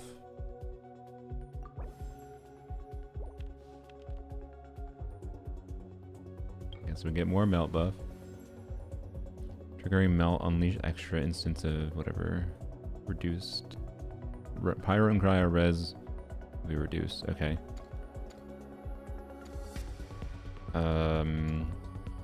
Fuck. I don't know how valuable these are. I'm gonna choose this.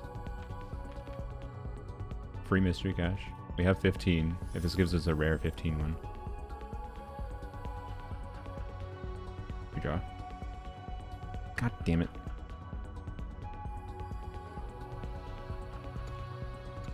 Useless. Alright.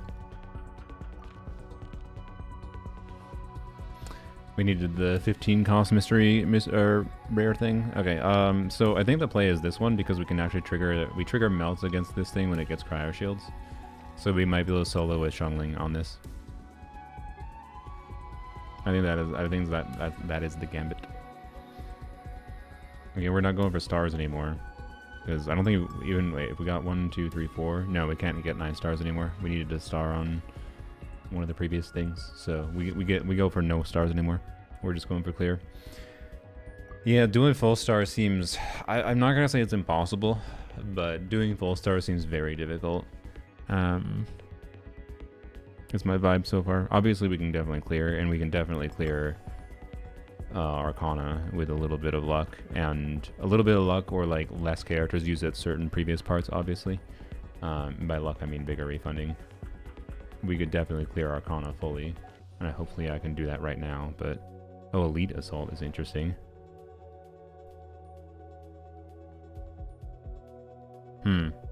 That's interesting. Ruin Guards do poop out a lot of energy, but I don't have a way to trigger the melt buffs. Put me at 140 things versus 120.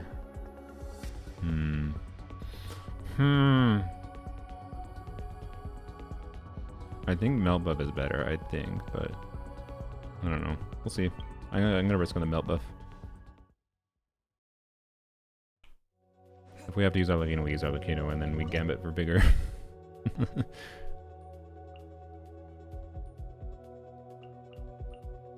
We also have Mika still. Shouldn't forget.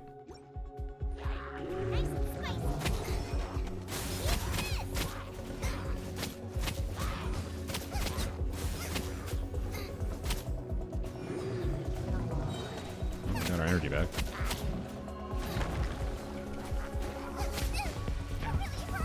Oh, we do need to not die.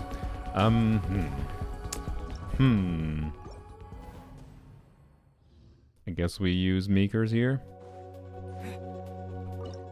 Stream new Stygian tomorrow, that's the plan. I have no qualms about getting Pyro Res.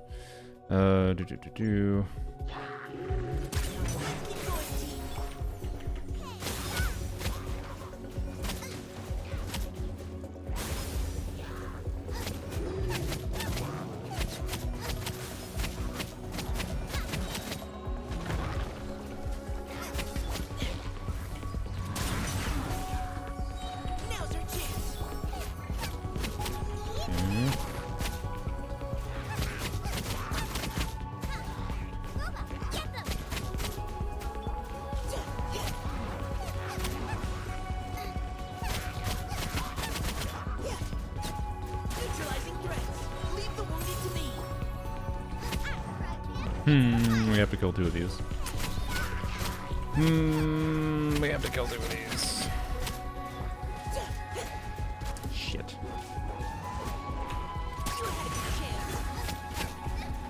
Arcana Dreams are dying.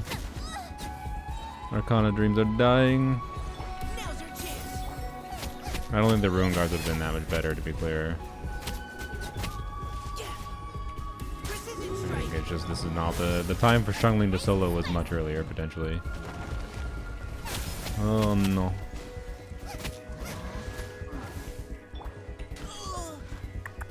I don't know. How optimizable is this? Can't wait to get 3 failed rerolls in my Lisa Flower tomorrow. You know, I'm hoping my Nefer Goblet rerolls well, and then I can be free from having to think about that. Oh, borrow a C6 polearm unit that has good DPS potential. I mean, yeah, something like that could be a strat. I don't think there's anyone in particular that matters though right now. Is it just C6 Shenhe? C6 Shenhe could do something, I guess. Is it really though? No. Maybe, I don't know, maybe like... no, I don't think it does. I don't think borrowing a C6 of any polearm unit matters here. Maybe Hu Tao, I guess, would help. C6 Hu Tao borrow, but... yeah, and we lose a character bonus. Alright, I'll try this one more time with the Meekers. Before we give up and have to use our Arlecchino here.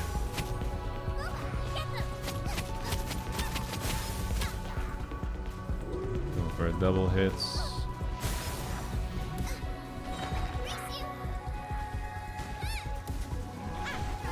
Oh my god. Can I really? Let me...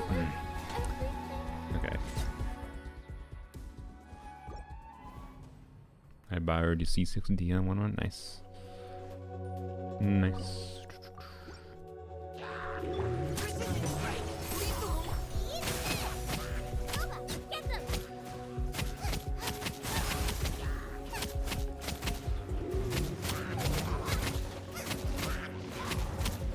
Yeah, like what, at best in one rotation we get it to half health.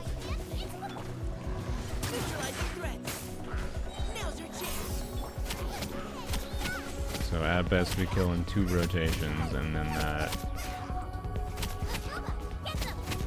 plus timer at what for the? I just don't think we have enough time to kill the second one. Okay. Okay. You didn't use her as well. Oh, I thought you said. Sorry, I thought my brain. I read that out loud properly, but I didn't read. I didn't compute properly in my brain. I thought you said I didn't use her at all. Wait, did you use the one when I had her not on her proper build? Okay,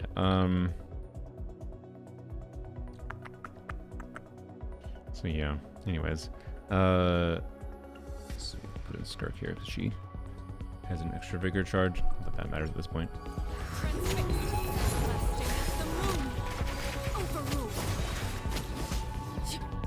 Yeah, using Skirt or using Arlecchino here is obviously really not ideal. Ideal would have been, you know, like having Hu Tao. But such is life. But I don't know. In Vigor refund we trust next.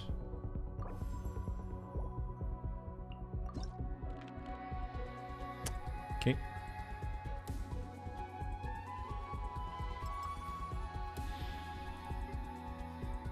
Okay. So annoying thing, we can complete the run, and I can at least get my primogems, right? By doing this. But if I want to try to get the Arcana, like I can clear one of the Arcana for sure with Arlecchino. I can definitely clear one of them.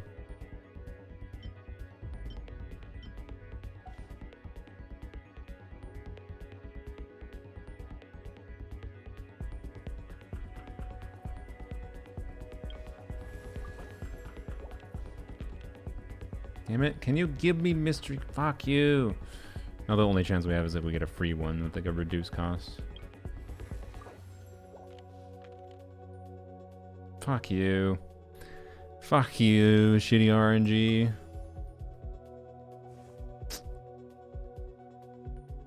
So the gambit here is if we try to do an Arcana,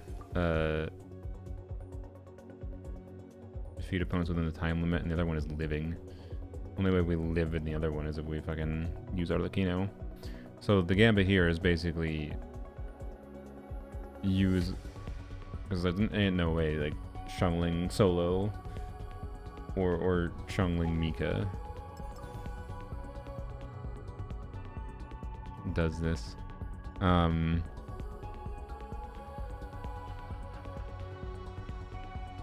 Ruin Guard would be easier to try without needing Arlecchino, but if I try it, I have to continue through it and end up using Arlecchino if I can't do it.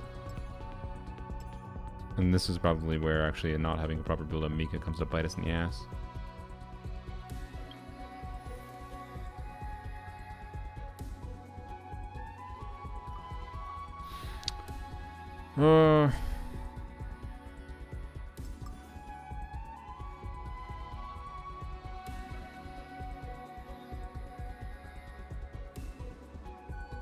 Yeah, I know he heals.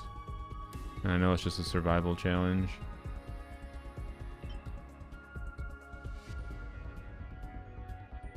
But I don't know if he heals enough when I fucked up and didn't put a weapon on him.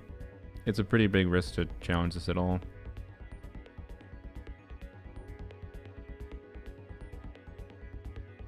I don't know. I have no idea. I really have no clue. Is there anyone who tried to use solo Mika healing to survive this? You can leave it if you challenge it? Are you sure?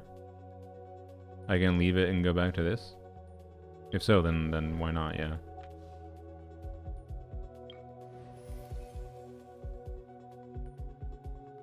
I didn't know we could leave Arcana. Okay. Sure.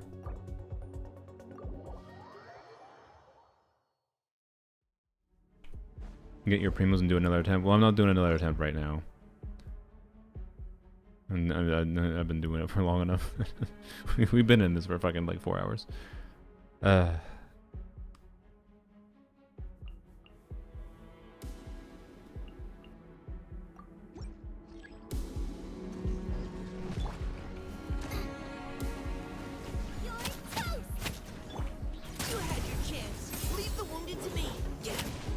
Rune guards do give energy to me, so that actually helps, I suppose.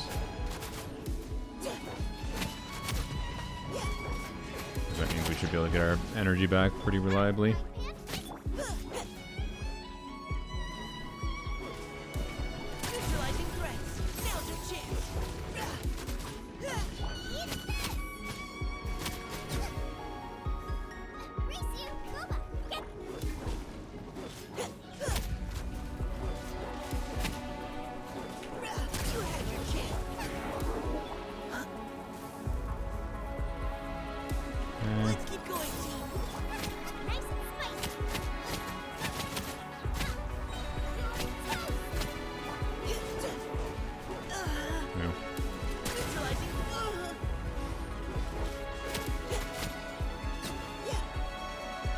Good, I picked up the pepper. Needed that. Like, these enemies also give a bunch of particles? I think they don't. Shoot.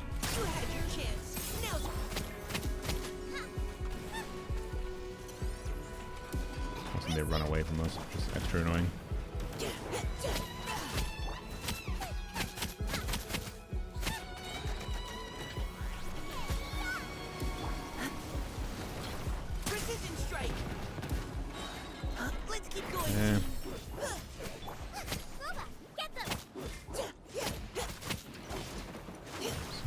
Drain hasn't been that problematic, but oh, actually no, now the drain seems to be a little scarier.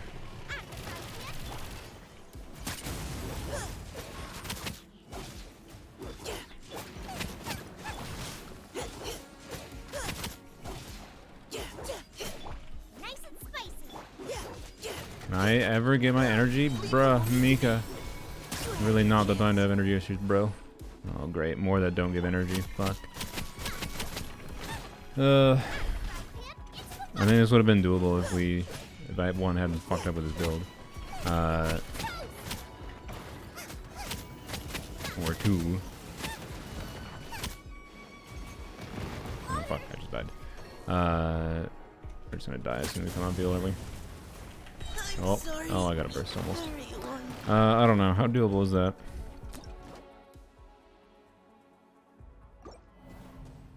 God, I wish I had energy on them. I wish they utilized enemies giving you energy when you hit them as a real mechanic, but they decided no, that was too good and let people not have to farm as much for characters. Yeah, I know we had 2 minutes left. That's why I'm like trying to figure out things. Tried picking buffs only with all that you have to do. RNG is your main DPS. I mean, that's a potential strat, but like then it means we don't have characters at the right times, and my general experience is you need characters at the right times more than anything else.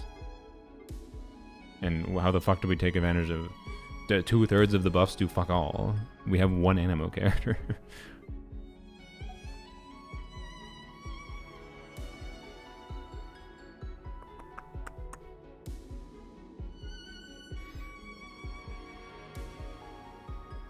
Real question is, can Xiangling Mika take down the... Can Xiangling Mika take down the hamster? Because I could just use Arlecchino. You do get hit energy from hitting normal attacks? Fuck all compared to hitting Ruin Guards, though. I'm talking about like the particles that Ruin Guards generate. But you know what I'm talking about, Tars. I know there's the default normal attack energy. That ain't enough to do shit here. And this is my mistake, to be clear, with Mika. I double checked everything, but the one thing I didn't double check apparently was his fucking build. Or I checked his build, I didn't check his weapon. Can we just not kill the Ruin Guard? I guess that's true, we could just try to not kill the Ruin Guard. Just don't use Xiangling, just use Mika. I'm down to try that, sure. That's a good thought. Just live 6 minutes by only attacking the Ruin Guards. Let's go. Oh boy.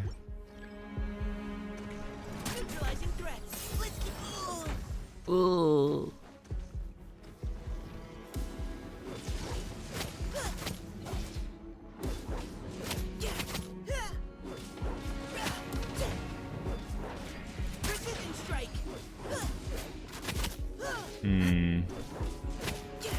Well, but energy seems important.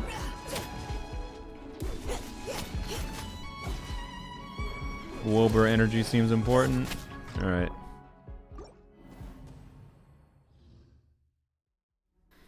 Grabbing buffs for no reason still buffs your stats? Oh, interesting. That maybe being a little bit more aggressive on buffs would have mattered, but I don't think it fundamentally changes that much.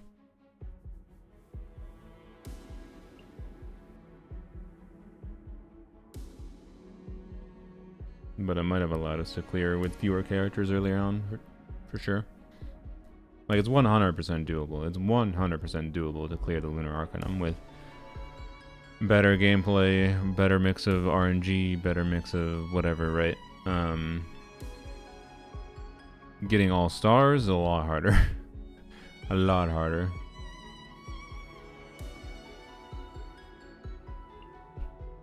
Yeah, Fab might not even give enough energy.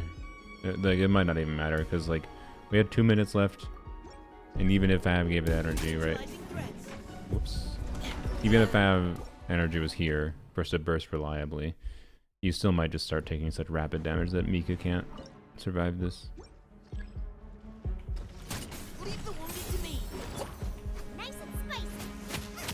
Oh yeah, you need to hit, oh yeah, you have to have it like half health or something, don't you? Maybe we can keep it alive at like half health.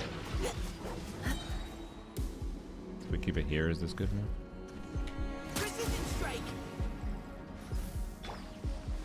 Okay. Laser.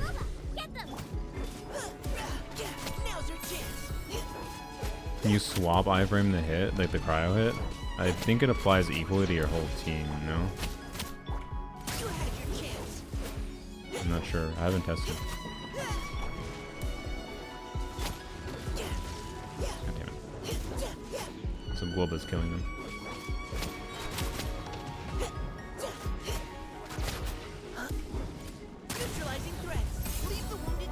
It's not Globa killing us, the blessing bit.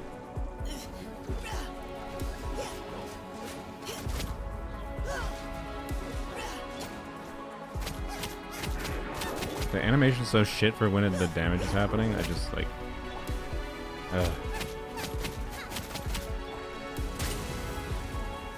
Let's keep going, team.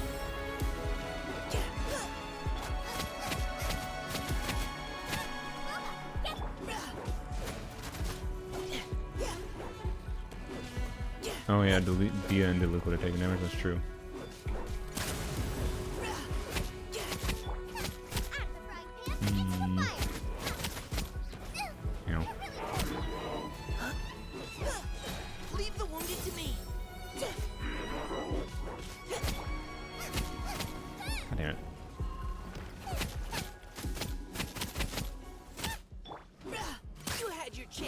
burst ended. Of course the burst ended. Oh well. Oh boy. Sir, you need your burst back. Sir, you need to get your burst back. Final warning. Now's your chance. Okay, my on-field healing is no longer outpacing the damage ticks. So unless there is tech to somehow iframe swap the hit.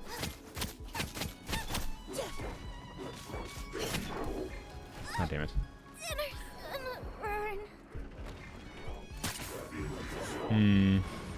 Should have tried to. Maybe see Lolly Shield. Look at the title. Look at the titles. This is the title of the stream. Has some important words. Anyways, sorry, just being silly. Like, unless I want a Gambit for Vigor refund again, we just have to end it, I think. Just kind of using the character if you swap to them and walk around with them. In my opinion, yes, 100%. I already dislike how the resonances are being used and whatever. So, yeah, so I do think I think any presence of having a non-Polearm character on field is breaking the rules of the account, personally. If it's avoidable.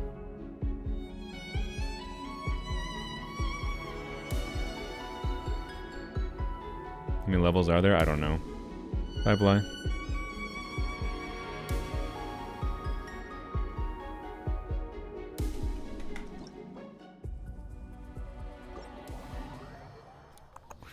So it's a question of, do I Gambit or do I just take my primogems and go?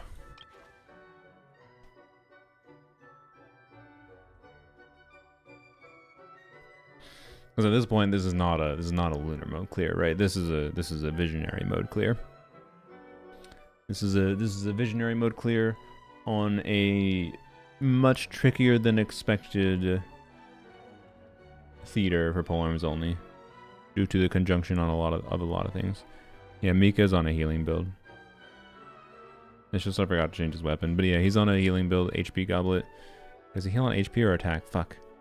Did I put the wrong goblet on him? I didn't check. I don't remember if he heals on HP or attack. I definitely put an HP goblet on them. So maybe he could heal more. He could be on like a maiden's build too. Like he could be configured specifically for that Arcana to heal more, for sure. I don't think the builds can be improved that much, other than Mika being the obvious problem here. We'll double check Mika, I guess, but I think he's HP. That's what I thought. Okay, so like, I don't know. Other than like a maiden's build or whatever, I don't know how much more I could prove. I could put Song of Days Past on him. I guess that might be better. See what my ER is like on that set. And put the right fucking weapon on him. Ugh. Yeah, I don't know. I wanted to do this today and not have to spend a bunch of time this patch or before the first. Well, I have a lot of time the first, but well, holidays. I don't know. Do I really have that much time? I don't know.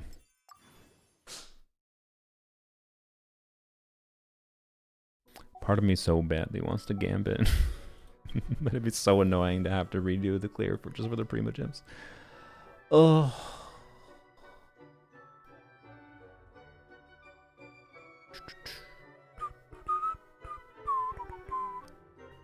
Well, this was a failure. I think this is the first time I have failed a theater challenge on Polearms Only, on an attempt that went to the end for what it's worth.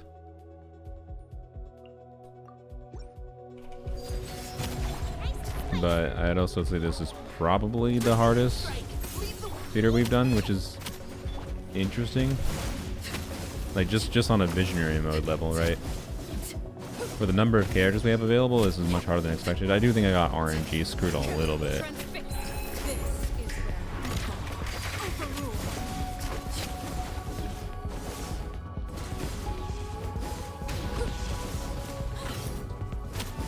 but oh well.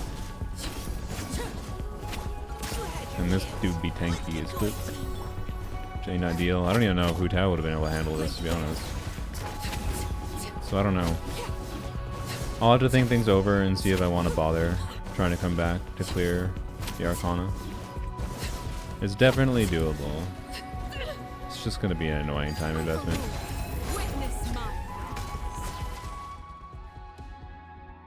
Yeah, Lunar Mode is quite a bit harder.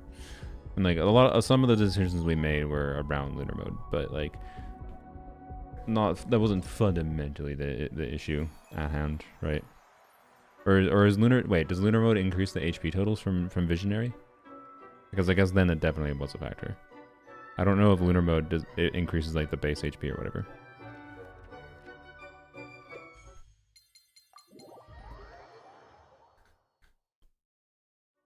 Level more characters, maybe. Then it also becomes more RNG, but I do think leveling more characters and just dealing with the RNG is the strap. I don't want to level fucking 4 more characters, or 3 more, sorry. Like, 3 more goddamn characters? What would I even pick out? Ugh. Was it Cryo, Animo, Pyro? Do Lanyan. I'd be willing to do Lanyan.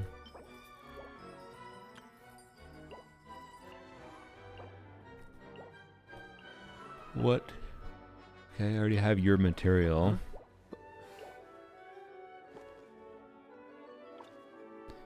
Aoife is a potential. Gaming's a potential, already has his. Anyone else?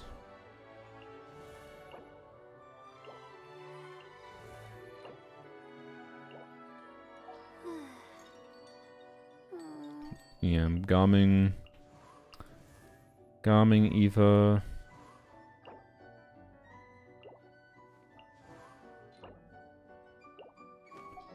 Someone else would require resource farming. Okay.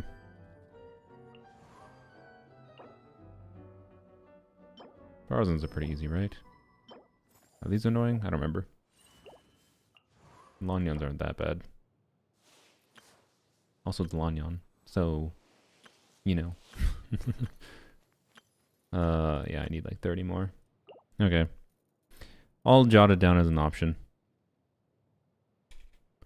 Lanyan, yes, tomorrow Stygian starts, so yeah. And I gotta reconfigure builds again. Goro is quite easy. Goro? What? Goro? There's no Geo here. Anyways, Lanyan, Aoife, Gaming. Yeah, more flowers to start. More base attack. But what does it go up? You got like a 200, 300 attack buff or something? That definitely matters, but... Ugh. I don't know. We'll maybe return to it. But I might have to wait until later in the month, and I apologize if I forget, to be honest. Wee. And we can definitely 9 Stella too. Wee.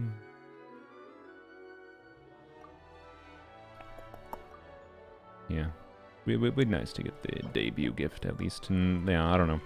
At least getting the clear would be nice, but this is harder than I thought it was going to be. But it's a more awkward theater in general than I thought it was going to be.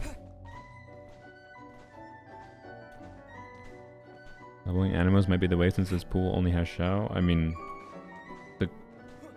Oh, sure. You mean because, yeah. Yeah, I understand what you mean. Don't dilute the pool for the element choices. Sure, yeah. Yeah, and then we get this, so I don't know. We can level up characters. We can... Only things we can work on is leveling up characters and then maybe finding an account with a C6 Hu Tao could help. But I don't know if it'd help a lot. C6 Hu Tao's not that good. Aino is easy enough to get. Is Aino one of the special guest stars or something? I thought I already had Aino. No. Am I talking about Aino?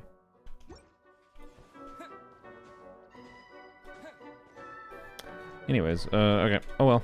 I don't know, we got some primogems. We did it. Which is, for most people's standards, is what it is, but failure by my standards for the account. That's interesting. I don't know. The bosses are really annoying. And they've made a lot of the in-between chambers really, really tricky now. Ignore me? Okay. Looking forward to staging tomorrow? Yes, so I think, oh boy, what do I want to focus on? I should probably decide what I want to focus on tomorrow.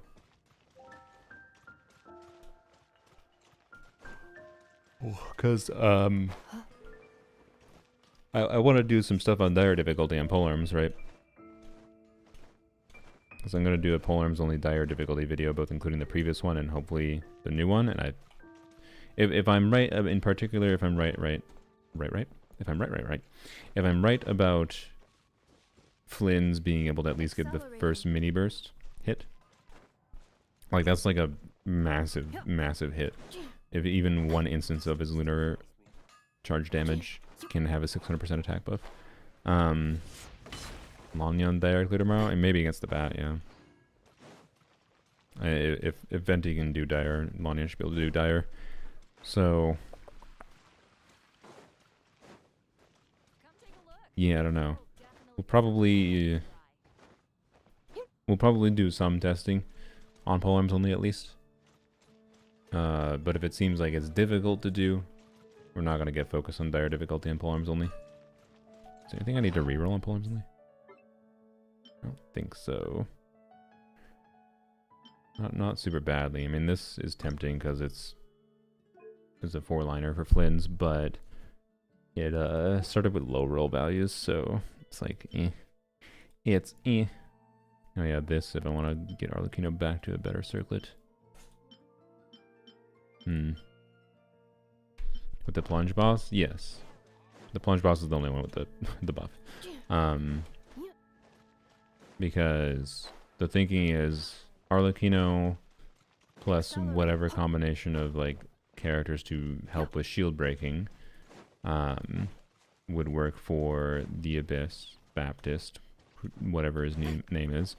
Raiden, Chevreuse team against the Bat, and then Flynn's against the plunge boss.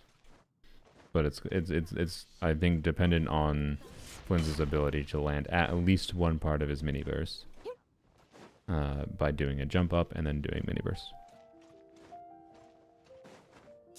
If that doesn't work, can try Raiden Plunge. Raiden Plunge might actually be better than I think.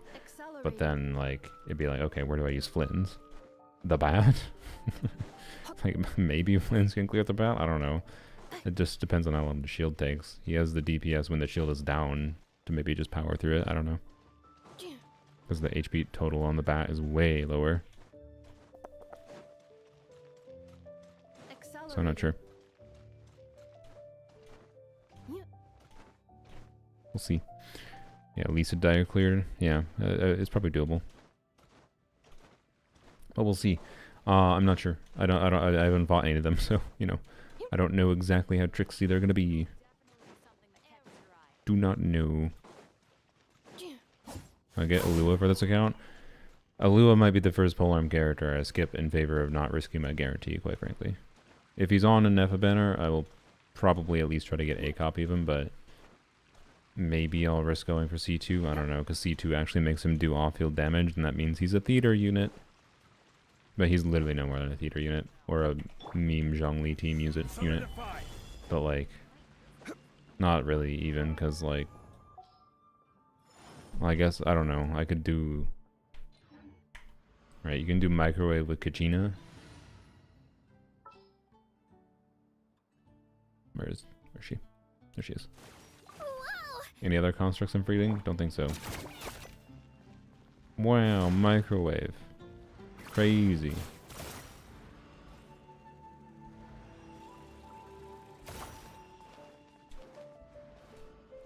Yeah, he doesn't enable Lunar Crystallize. Even if he didn't, wouldn't matter because I'm limited by Candace. He would at least be more fun, to be clear, if he did though. So like all he has is like a really bad meme team. Like it's gonna be even worse substantially worse than physical Zhongli is on Polearms Only. And physical Zhongli doesn't even clear Abyss anymore. It used to be able to, but if you jump after Flynn's uses the burst, since the second hit has a bit of a delay, I think, yeah, I think you can do that too, potentially. If you can't hit the first hit, then maybe that is the strat. It is get it on the second hit. And that might be better anyways. Whatever is more consistent will be the better one. I don't think there'll be a strat to hit both, most likely. Like, based on the timings I measured, I think there was enough time to... Well, actually, wait, maybe you can. If you just jump right away. So I don't know. It might be... Maybe it's possible to get both of the hits of those mini bursts. Yeah, the second hit is stronger, too. Because...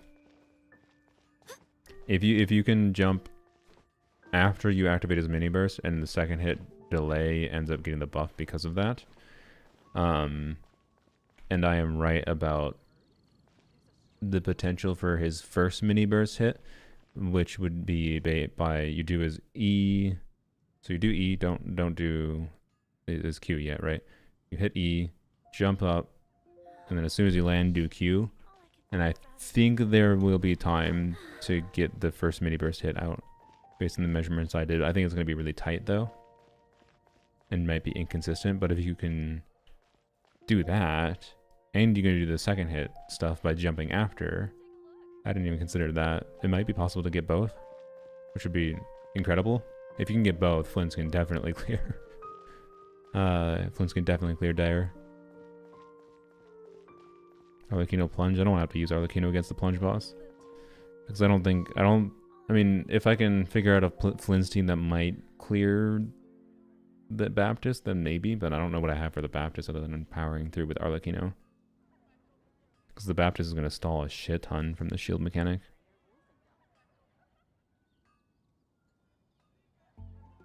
And Flynn's is not flexible for doing damage. Will I get a Nepha Sig and cons? Ask when the banner's here.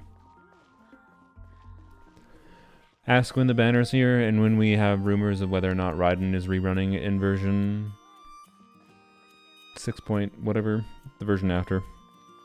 Because I care more about Raiden C6 right now than I do an FSC1 or R1. It would be nice though. I would like it.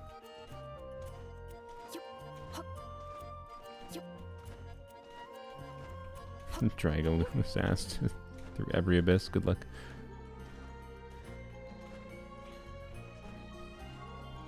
I don't really have any ideas on how to do anything with Lua. Man, all they had to do, 2 things.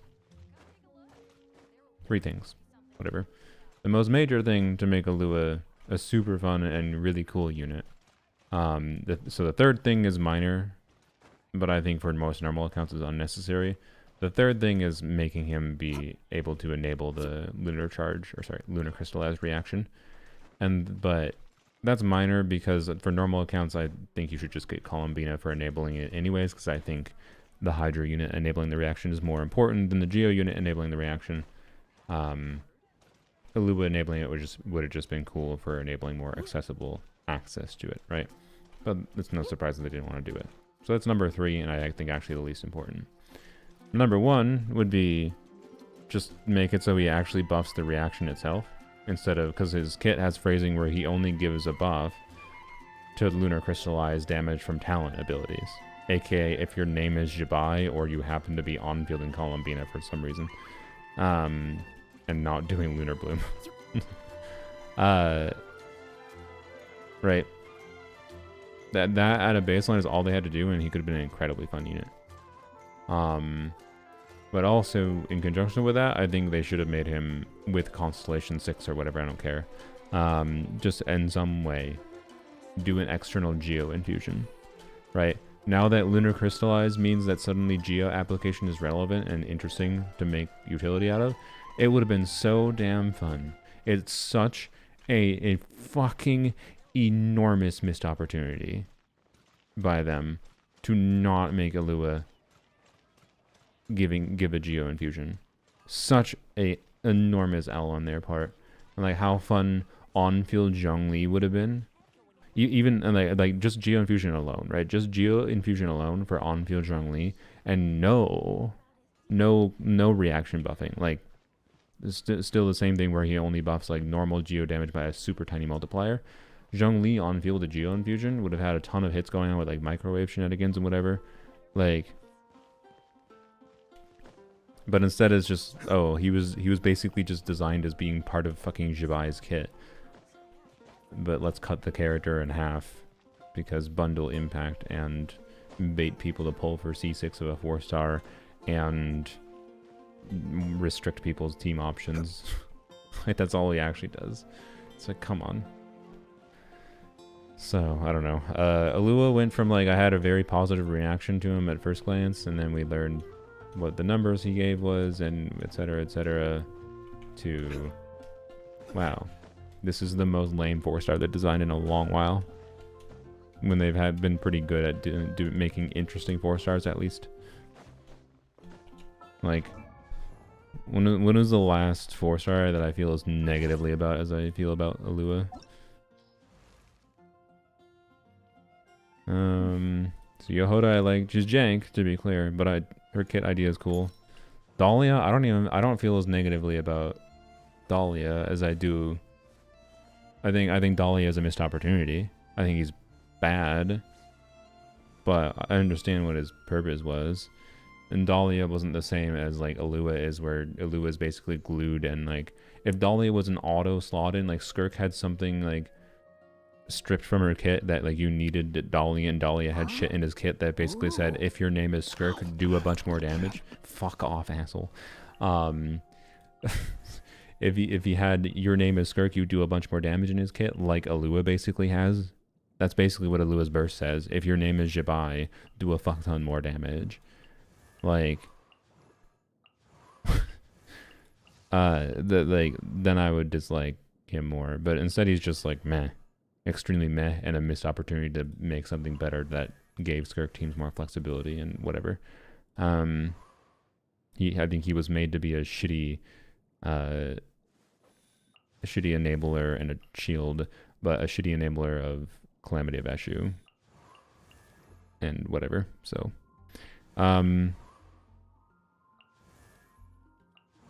Yeon-san obviously is great. Longyun's great. Ororon's great. Aoife's great. Kachina. I think Kachina's an interesting character from the valuability, especially actually post Lunar Crystallize. But even pre Lunar Crystallize, I think the value of building her full EM as a defensive utility unit and scroll buff is like valuable. It's not tied to any particular character, just scroll buff. Is she a bad, shitty version of Shilonen or whatever? And is she clunky? Does she have many problems in her kit? Is she that good of a character? Yeah, no. She has all kinds of problems and isn't that compelling of a unit, but still offers a universal access to a artifact set that can buff a lot of different characters, and that's a good thing, and can provide some defensive utility. Sethos is great. Gaming is great. Shevers is arguably one of the strongest characters in the game. I'm leaning more and more towards her literally being better than Bennett. Charlotte is, wow, they're scared of making cryo catalysts have anything compelling about them. She still manages to have some interesting utility in her kit. I'm a little bit biased towards liking Charlotte, to be clear, but like, I don't know, she does front-loaded cryo application, and that's pretty good. She can solve the stupid cryo boss on her own, like Layla. Well, pretty much. I think she has some minor problems compared to Layla. But I don't know, like Charlotte has more compelling context, I feel like, outside of like on a generic utility level. Fremene's got a cool ID in his kit. Lynette, like, bruh, I actually don't like.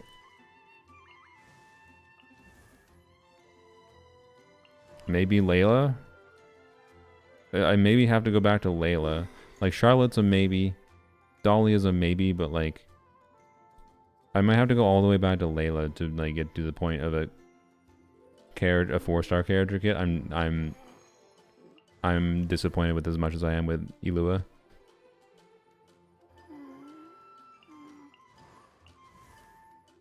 Is Yunjin buff Turbo Twirly auto damage? No.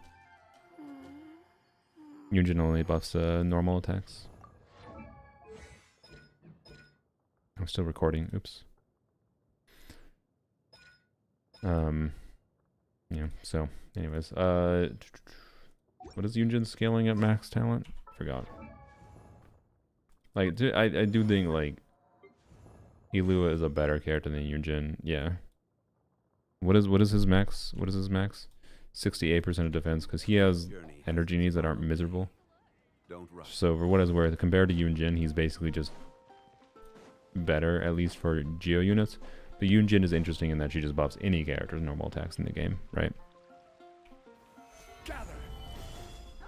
So people were joking about Lunar Crystallize doing fixed 100 damage and just healing. So I don't know. Yeah, basically I have to go back to Layla, Yunjin, whatever. Yunjin I wasn't really disappointed by because Yunjin was released the patch I started playing. I didn't have the capability to be disappointed at the point. Isn't Flynn's burst partially considered normal attack damage? No. As far as I'm aware.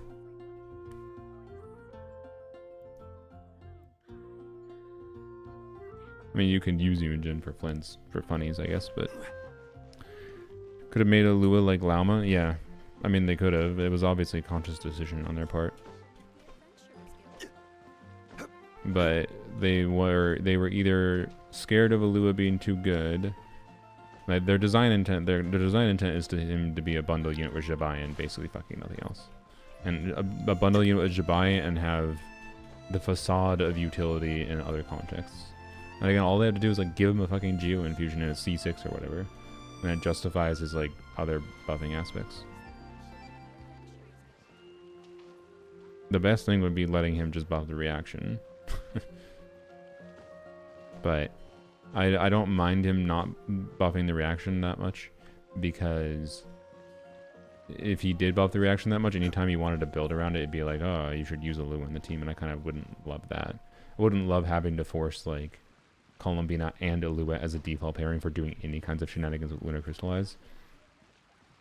All I would have wanted is him having a Geo infusion, and then it allows so many more things. So many more things. I could do fucking Geo Muika, yo. Geo Muika. Would have been fun. Lunar Crystallized Geo Muika with Columbina, Ilua, Muika. Shilonen, I guess? I don't know. Not Shilonen, you don't need to burst. Well, you can burst. Why not get damage bonus, I guess? But yeah, Ryan Grass 19 and hyped up new lunar reactions. Yeah. I mean, that's a cryo reaction. Just wait till next year. Just wait till next year, because next year they're gonna make Moon Freeze. Moon. Solar. Not lunar. Solar Freeze. And Solar Grass. Want to use a Lua everywhere? Well, it's gonna be an adventure, Sylveon. I think they just hate infusions, by the way. I think they're just scared of them. Because they know they can be strong. I blame Bennett. Because Bennett is a balance problem. I think the devs are dumb in that, like, they really dislike the fact that, like, C6 Bennett turns other units into pyro units, and that invalidates their cringe gotcha structures for trying to get people to, like, pull pyro units. You know, you have a less compelling reason to pull for a pyro unit when Bennett can turn a different DPS into a pyro unit. But the problem with Bennett giving an infusion is the problem of the fact that he buffs he does Bennett things. He does the infusion. He gives an infusion for the strongest element in the game to like potentially give an infusion for to convert a character's DPS towards for their normal attacks, and charge attacks and whatever. But then also does Bennett things on top of that, and it's just stupid, right? Like C6 is bonkers. No other element is as good as an infusion at a baseline, and every time they've done infusions for other characters, like for Chungyun and for Candace, like those characters are not that good because it's not usually worth putting them in a team slot just for the infusion alone, relative to like having another buffer of it in the team. And especially in the current state of Genshin, like there's too many OP buffers that it's never better to put fucking Candace or Chungyun in a team on like a DPS level. You just put them in the team now at this point for fun level because you like the gameplay of it, whatever. Like I was doing with Chungyun with Duran because other Duran on-field teams didn't feel that satisfying to me, whereas it felt more enjoyable to me to do Candace and Chungyun on-field, right? And like this was annoying to me is I feel like they're scared of doing more infusions because, or external infusers, because they just don't want people to have the creative potential to do something with that, with extra elemental application to invalidate their shield mechanics that incentivize doing certain things and whatever. They don't want to let you, you know, clear their content with an infuser turning your DPS into a different element. So yeah, I don't know. Anyways, Chungyun Duran, yeah, it's on a stream titled, if you want to watch the VOD, it's a stream titled like I forgot to test some teams on Duran. I did on Saturday, so like 4 days ago. But yeah, we did some Chungyun Duran things. We certainly didn't like do the full test of everything you could do with Chungyun Duran, but Chungyun Duran does work pretty well. So yeah, I don't know. And like Alua giving a Geo Infusion was the same thing. Like I don't. To be clear, Alua giving a Geo Infusion, and then if he actually did have the ability to buff the reaction itself to an absurd degree to like make the reaction do like 60k DPS or something on its own, well, okay, then Alua giving a Geo Infusion could be a problem. But Alua not buffing the reaction at all and needing Columbina to enable the reaction, him giving a Geo Infusion wouldn't have caused any fucking problem at all. It would have just made like Zhongli mains happy and enabled some fun things. Like that's what disappoints me, is they just don't seem to want to do fun things very often, and they seem scared of doing infusions for some reason. And I think it's Bennett's fault, but I think it's just a stupid overcorrection in there. It's like, I think it's a non-starter. I think like in the meeting room of like, hey, what kit ideas do we have for 4 stars? Someone's like, oh, what if we give Alua a Geo Infusion? They're like, no infusions. Like some asshole like lead in the development team for kits is in the meeting is like, no infusions. We learned from Cecil's Bennett, we don't do infusions. Like I think they just fucking don't understand their own damn game well enough, and they just like, they learned the wrong lesson from something. Like it's like, no, it's the problem of the infusion plus Bennett's broken ass kit together, and Bennett having the strongest infusion. It's not no infusions at all. That's my vibe, but that's just me completely fucking spitballing. If I was like a fly on the wall in their meeting room or whatever, that's what I guess I would hear. So anyways, you didn't realize Silo took her coat off when she used her skill? Yeah. So Stygian, yeah, Geo Infused Kachina would have been fun. Yeah, man, the Geo Infuser, especially with Lunar Crystallized release, would have been so fucking fun. It would have been so fun. Can't view it here. Would have been so fun. Man. 14 hours, 24 minutes. Wait, 14 hours, 24 minutes? Fuck, what time am I streaming tomorrow then? I can math. Sorry, 24 minutes is 7 p.m., 14 hours, 11 p.m., 11 a.m. Okay, that's fine. Normal time. I'm streaming at normal time. Resets when events reset. Events reset 11 a.m.? What do you mean events reset at 11 a.m.? Every time I've done... the next day always is like the... What do you mean like when events reset? Like when they stop being available kind of thing? Like when this goes away? Now this isn't even on 14 hours. This is 5 days, 8 hours. It's on a daily reset, not on a... It's when events start. Yeah, okay. But not when they end. They end and update the rewards on the daily reset. But anyways, Not like they didn't because we don't have good geo applicator yet, and Fusion would take that spot. Not like geo application was important before. Well, but they're releasing Alua in conjunction with geo application not now mattering with Columbina, and all it would serve to do is to sell Columbina in my mind. For some people, I don't know. Whatever. I just hate their fucking bundle impact design. I don't think it goes ultimately. I don't think it goes much further than like the hypothetical of like someone mentioning the possibility of geo infusion probably didn't happen, because I think their actual design process goes no further than, all right, we decided we're gonna do a bundle 4-star with this 5-star. What do we do to make sure that this 4-star is basically only relevant for this 5-star? Because their goal, one of the, I think their fundamental design goals with most of the characters they design is to try to make people only primarily play units with specific other units. That's my vibe. Like I think that's their design goal. That's a hate fun mentality. It's not like that they dislike fun inherently. That's just what their design goal is from the outset, and the side effect of that design goal is anti-fun. So I don't know. But I say that, and they still are releasing some 4-star kits that are fun and have interesting ideas, like Yahoda. I think she's a bad character, personally.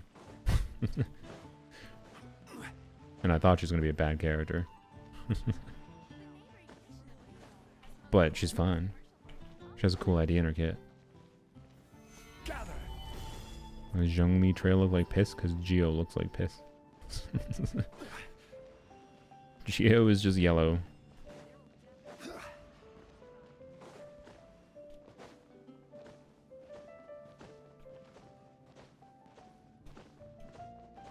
I mean, it's an archetype angle? Well, yeah. Yeah. So, anyways. Gacha game design problems, basically. That's basically all it is. So, oh well.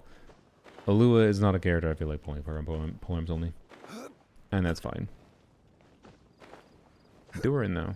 Different question. If only Duran was a Polearm character. We need more Pyro characters. One thing's for sure, the next Polearm character will probably be a Pyro unit. Watch Nicole be a Pyro unit.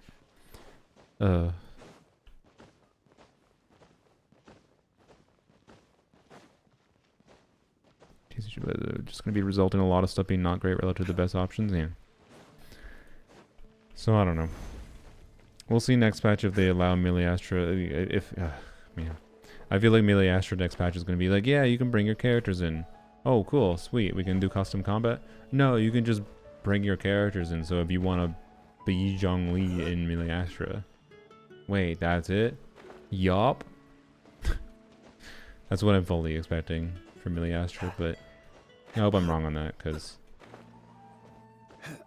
all kinds of fun things could be possible with custom combat content in that mode.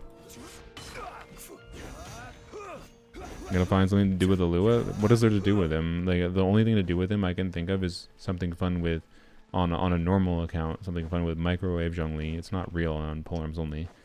There's nothing to do with him on Polearms Only. He's garbage. He's the worst character in Polearms Only. Unless we somehow get a unit that enables Lunar Crystallize, maybe. Not even a unit that enables Lunar Crystallize. If we get somehow a Geo unit that would magically work with this kit, like if we get Sandrone, and Sandrone is a Lunar Crystallized DPS too, or something. Average players, do you imagine in your head the most boring players ever? The average player that I imagine in my head is... Well, it depends on what we mean by average specifically. Do we mean average but combat engaged, or average player as in like literally the average Genshin player? Because the literal average Genshin player goes around overworld. They if they're dedicated to Genshin, they'll farm artifacts and they'll be obsessed with double crit, and they'll put like double crit artifacts and probably the right main stats occasionally on their characters.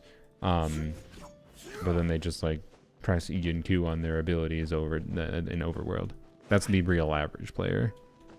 But if we're talking the average combat engaged player, I think the average combat engaged player is more someone who just likes a particular character and then likes to make that particular character like the grindy reward structure is such that I think the average combat engaged player just likes the satisfaction of putting a bunch of time and effort, putting a bunch of resources into their character, and then the end result of putting a bunch of resources in their character is clearing the content trivially. That's how I think a lot of the game is designed around that kind of average player.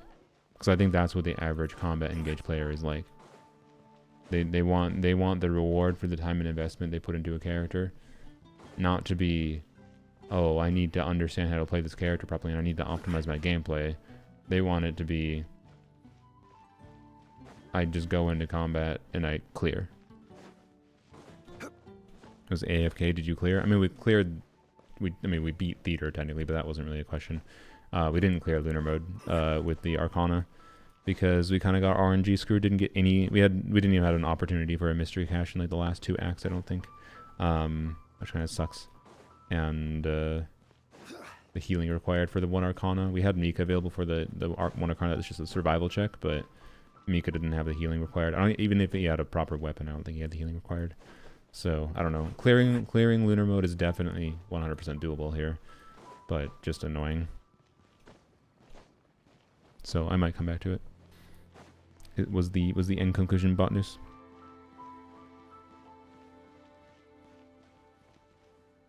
Might be LG. I'm assuming you mean like Lunar Crystallized Offfielder, because it doesn't have a good force slot. I mean, right now it's Goro. But like Goro, I don't know. Yes, it's possible that Sandrone is just a Lunar Crystallized Offfielder. I think people assuming that it's a little odd right now to assume that, with the rumors that she's not running, like Sandrone is releasing in the end of 6.x patches, and I don't think they're going to release a bundle unit for Jibai at the end of the patches if she's a Lunar Crystallized Offfielder. And then on top of that, like the reason Chiori isn't best in slot for Jibai, it's not because Chiori doesn't do, or Albedo, it's not because they can't do decent damage, it's just because like buffing 2026 hyper carry unit more with Goro, just a little bit more stats for the hyper carry, is better than off-fielder damage. That's all it really is. So they'd have to release a off-fielder that did some conjunction of buffing and personal damage that beat out Goro. It's not really that she doesn't have a best last slot, it's just that they don't have a power creep off-field Geo DPS yet. That's how the balance of the game is gone. That's the only reason. There's no power creep off-field Geo DPS. Therefore, buffer is better. Average players only play when a patch releases and no characters fully built. The exploration clear. Yeah, that's the true average player. Yes. That's why I was like defining like what kind of players are we actually like looking at? What group? Because depending on the actual group we're looking at, the average within that group is different. So, anyways, and that's part of the problem I've had with making some Genshin content lately in general, is just, it's very clear to me that at this point I am engaged with Genshin's combat in a very different way from most people, and like the fun that I get out of Stygian is very different than what anyone else gets out of it. Like I find Stygian good that it exists in the level of how it can like really force you to optimize your game. I never fucking had to ever give 2 shits about meaningfully well, I shouldn't say 2 shits. Like I had to redo attempts in Abyss on like Polearms Only in the past or whatever, right? So I shouldn't say that, but you know, for the most part, I very rarely had to care, particularly on my main account. Ever since I started 36 star in the first place, I never really had to care about optimizing my gameplay, because I was logging it regularly enough to keep pace and keep on getting new characters that I liked enough and improve my character builds enough that it just wasn't hard to clear, right? To clear Abyss. And Stygian now exists as a thing to be like, oh, no, I can actually like have a reason to get better now. So, but the frustration with Stygian is again how they have felt the need to make Stygian and Abyss basically the same thing, but cringe in different ways, both hyper restrictive. I strongly feel if they're going to make Stygian as restrictive as it is, Abyss shouldn't be as restrictive as it is. And that was my main hope for Stygian's release. I was like, okay, I like that this game mode exists as a new high difficulty game mode. I hope this means that Abyss is going to be the more flexible game mode. And the answer was Mihoyo, and the answer to that question, that hope was fuck you. I no longer obviously have any hope for Abyss returning to a more flexible format, especially with this next Abyss happening in a few days, next week, where it's holy. Normally Venti Shield Abyss would be a fun Abyss. I'm not looking forward to it, to be honest. No, I didn't realize there was 15 Sisson mages. Once I realized there was 15 Cryo Sisson mages, I was like, oh. And after I saw what the boss is in the last chamber too, I was like, okay, cool. They could have done a fun Abyss with Venti, but no.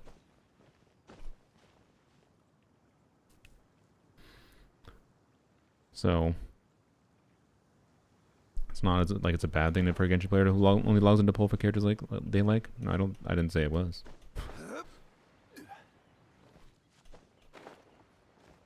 And people just pulling for the characters they like and making the most out of the characters they like, I think is the ideal for Genshin. And that was like part of the focus of the account fixing series and part of what I yapped about earlier, and how like I don't want to make account fixing videos where the conclusion is, well, you really like Nefer, you pulled Nefer. If you actually want to if you don't want to have to like optimize your gameplay a ton and hyper invest in your Nefer to clear content, you know, you're probably gonna want Llama for her. Oh, but I hate Llama. Well, I don't know what to tell you then. That's what I dislike.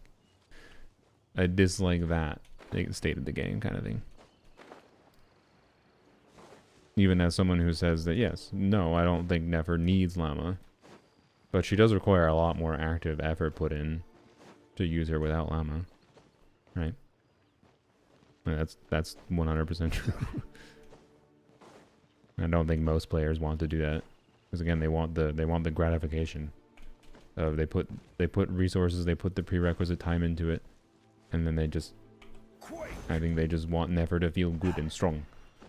And if Nefer doesn't feel good and strong and clear the content easily, they're just like, it's because I don't have Llama, or I don't have good enough artifacts, or I don't have a good enough weapon. Right?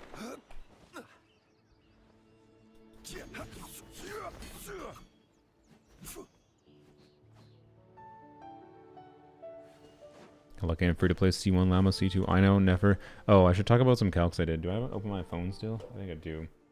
So I couldn't sleep at like 3 a.m. as normal for me. And so I went into I decided at 3 a.m. So these numbers, oh fuck it. I forgot iPhones are shit. iPhones are shit and they clear cache. You dare have a tab that you didn't have open for 2 hours? Nope, delete that cache. Well, never mind. I'll just have to give it to you from memory. So I went and did some damage calcs on what main DPS... Here, let me log into my main account. On what main DPS Columbina looks like as a Lunar Bloom carry.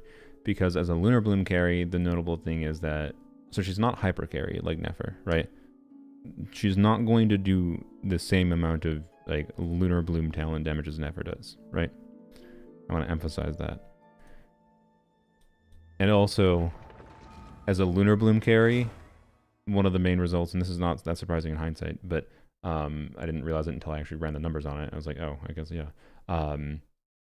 Main DPS, like Lunar Bloom carry Columbina, is more reliant on Llama than Nefer is reliant on Llama.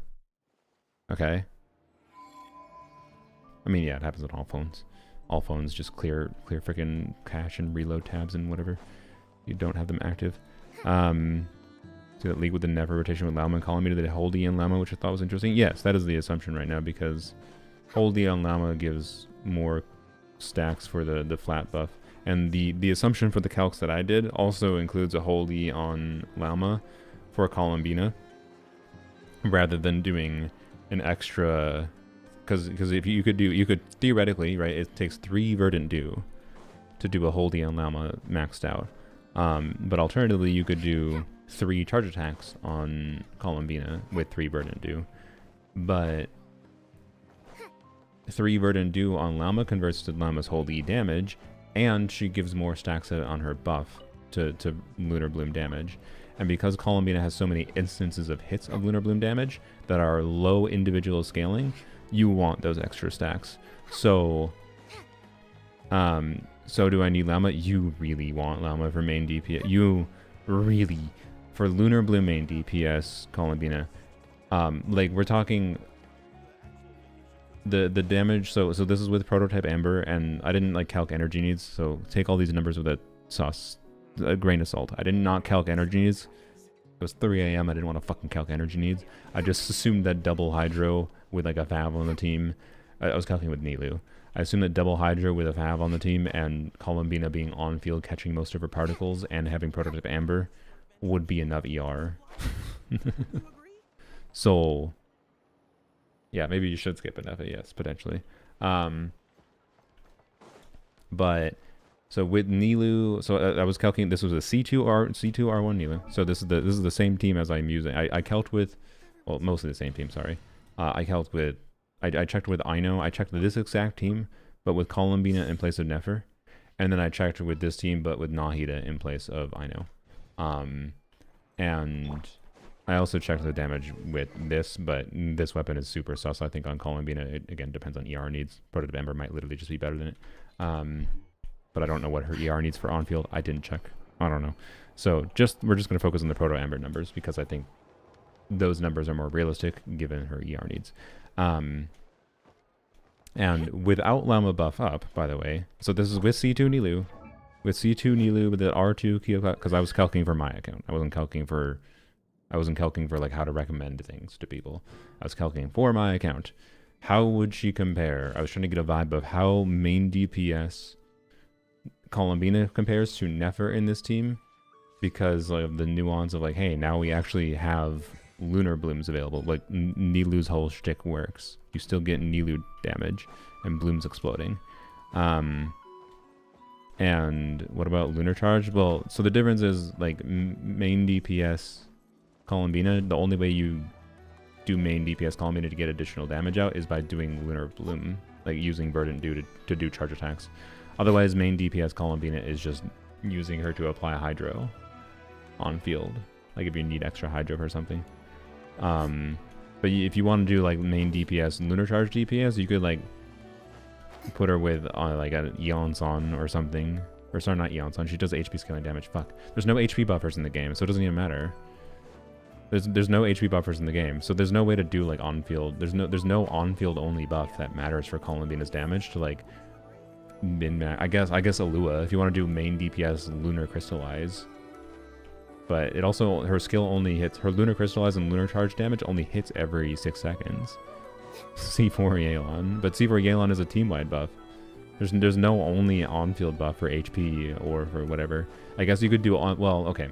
You could do on-field like Lunar Charge damage, whatever, technically, with Neva fucking whatever, and then focus on-field only EM buffs, I guess. But main DPS Columbina is primarily only real to meaningfully gain value from the extra time putting her on field over someone else if you're doing Dendro with her.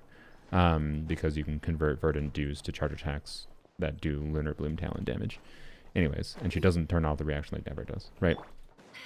So obviously the balance of this should be like being that Nefer turns off the reaction. Nefer is a greedy unit. Like the side effect of turning off the reaction should be that she gains a lot more damage in exchange for that, and she does. Right? That's why Nefer is like super hyper carry. It's because she turns off other sources of damage in her teams, in favor of just all me. So anyways, with Nahida in place of Ino and Columbina in place of Nefer here, and a C2 Nilu with Keep Casualty Redver, right? Her charge attacks we're getting, so this is assuming like she'd be doing 6 charge attacks, so using 6 Verdant Dew per rotation, and maybe she actually wouldn't do that, but I'm pretty sure she can do 6 charge attacks per rotation. I don't think that should be that big of a deal. And then also 3 instances of her every 6-second Lunar Bloom damage from her skill. I clocked her at about 50k, and this is with like okay artifacts. Like I don't have very good artifacts, so I was assuming artifacts I had. So like 50k, but anyways, 50k charge attacks. So I think the ceiling is higher, but 50k charge attacks. But each charge attack does 3 instances of hits. So charge attacks are actually 150,000 damage, right? So it's 150,000 damage per charge attack. So that's 150,000, and she had 100% crit rate, by the way. Like I was overcounting crit rate with my assumption. Like I was not assuming a good build again. So 150k per charge attack times 6, right? So that's 900,000 damage. And then her skill damage, with her being on field and getting like Nahida EM buff on field, was I believe like 60k per hit, but her skill hits 5 times, and then that happens 3 times in like an 18-second rotation. So that's also about 900,000 damage. So basically, on fielding Columbina for a Lunar Bloom DPS doubles with Llama, doubles her potential, and all those buff. And if you do a holdie on Llama, every single one of those Lunar Bloom hits should have Llama buff. If you don't do an extra E on Llama, you only get 18 stacks, and 18 stacks is not enough for very many of her hits to have a buff. So anyways, that's like 1.8 million damage. I think a low estimate for the team. Again, this is with the supports that are stronger than normal. You should not expect 1.8 million damage most likely, unless you have the same C2 Nilu, whatever in particular, and C2 Nahida was also a factor, I guess. But C2 Nahida was just, because I was over Captain Crit, right? C2 Nahida, I think it was just giving 20% crit damage, so it's not that big a deal, considering how meh the artifacts I assumed were. Anyways, can I link you a leak video? What is it? I'm not gonna watch it if it's like something, depends what it is. I might have seen it too. So anyways, 1.8 million divided by 20 seconds. I assumed, I was just being pessimistic, assuming 20 second. Never charge attack 6 for do. Oh no, I'm already aware. So I'll be talking about Nefer relative to Columbina main DPS. Like Nefer, to be clear, is a better main DPS than Columbina. I mean, that's not going to be the conclusion here. But so anyways, for me that means 1.8 million damage from Columbina, assuming she can get 6 charge attacks out, and assuming, you know, assuming the rotation works like I think it can, is 90k personal DPS. 90k personal DPS. Proto Embers don't stack, they override. Pretty sure they do stack. And 90k personal DPS from Columbina before we factor in all the Nilu damage, right? And before we factor in Llama's holy damage, which I didn't check what I could maximize that as. I think pessimistically it'd be 10k. And then I think conservatively, the estimating Nilu's damage is kind of hard, because so Nilu Llama teams right now can get like towards 90k ish DPS.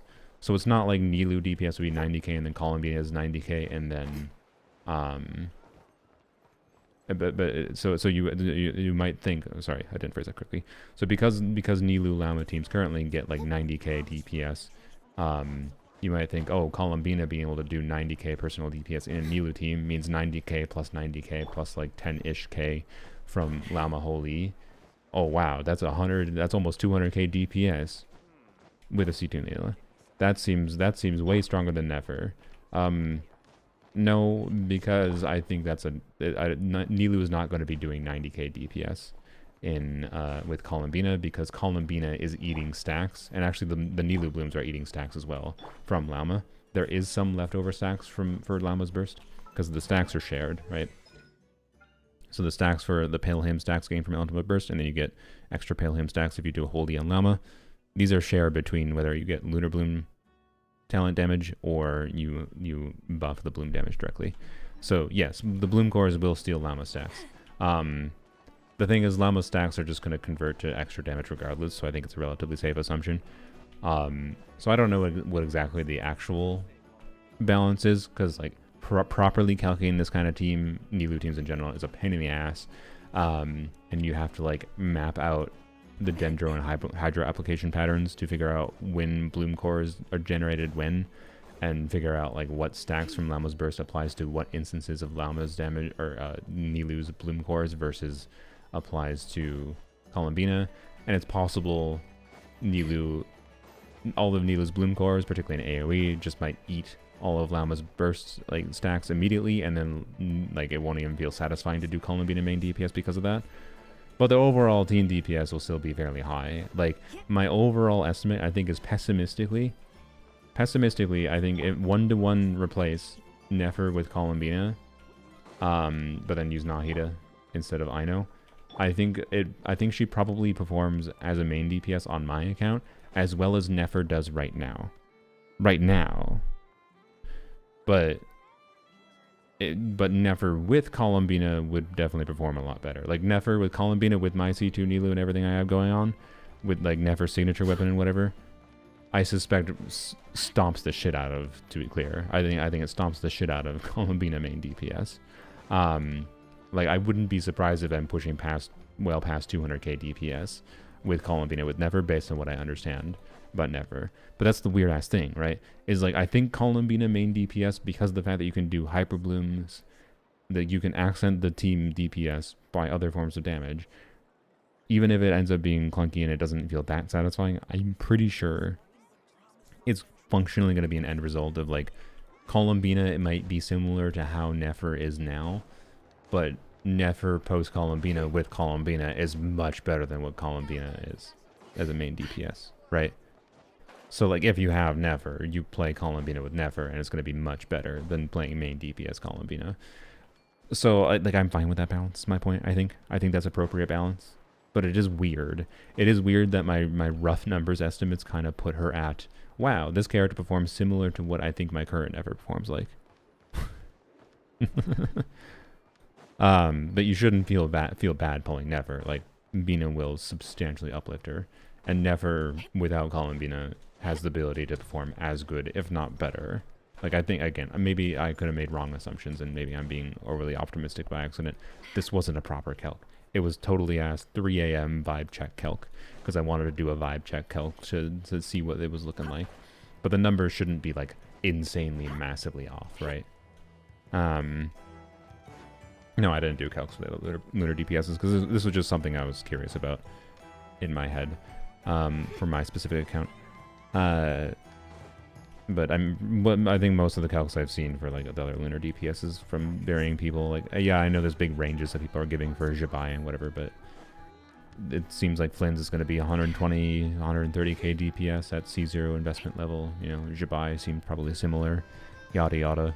And Nefer, because of Nefer gameplay optimization, might be a little bit ahead of them, but in my opinion, Nefer should be ahead of them, because Nefer is more greedy for 5 stars, and the reason Nefer is ahead because Llama's a broken ass unit.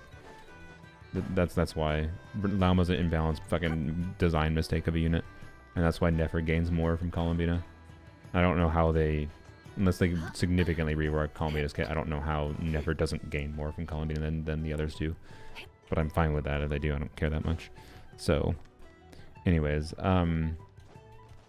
yeah, so I'm fine with that balance. And then the final thing, like, because of the fact that, right, so Llama's buff for like Columbina is a flat buff, right?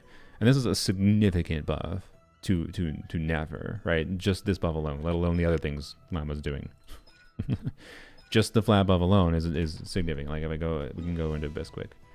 I'll go do a rotation on the crab where I don't use Llama Burst, where I do use Llama Burst, right? And you'll see how much the damage increases. I think Nefer's on her sig right now, by the way. Which does scale up the value of the buff a little bit, because more crit scales the value. But the thing to point out here is, as always, the normal relationship with flat buffs, remember, is the more damage bonus and crit you have, the more you can scale your flat buffs. So in Columbina's case, it would be lunar damage bonus or EM, which EM is converted to damage bonus, right, for reactions. And so EM, lunar damage bonus, and crit is what scales up the value of Llama's buff, both for Nefer and for Columbina. But then the actual relative gain, right, like the percentage gain of what Nefer gains for Lauma versus what Columbina gains for Lauma is very different. Because it's a flat buff, it's additive. If Nefer and Columbina have the exact same crit stats and the exact same amounts of damage bonus in EM, the value added for Llama's burst on top is exactly the same static value, assuming all of their stats the same, which they wouldn't be exactly the same, right? But it's added on top of whatever the baseline is. And the baseline hit value of Columbina's damage is much lower than like the baseline scalings of Nefer. So the relative damage increase from the flat buff from Llama is much more significant for Columbina than it is for Nefer. So that's, I think, a meaningful factor. Also, I think the problem of like Nilu or Hyperbloom consuming extra stacks from Llama when you might want to use them on Columbina is a problem I was thinking of. Like, maybe it means you don't want to do a Nilu team or a Hyperbloom team for a personal, like, I don't know what the ideal like Columbina main DPS team I will like is in practice, right? But that like 50k I gave you, for example, so again we'll compare to Never in a second, but the 50k I gave you with like so again like her charge attacks hit 3 times with 1 charge attack, and then her skill hits 5 times. So the skill was like 60k, the charge attack was 50k about.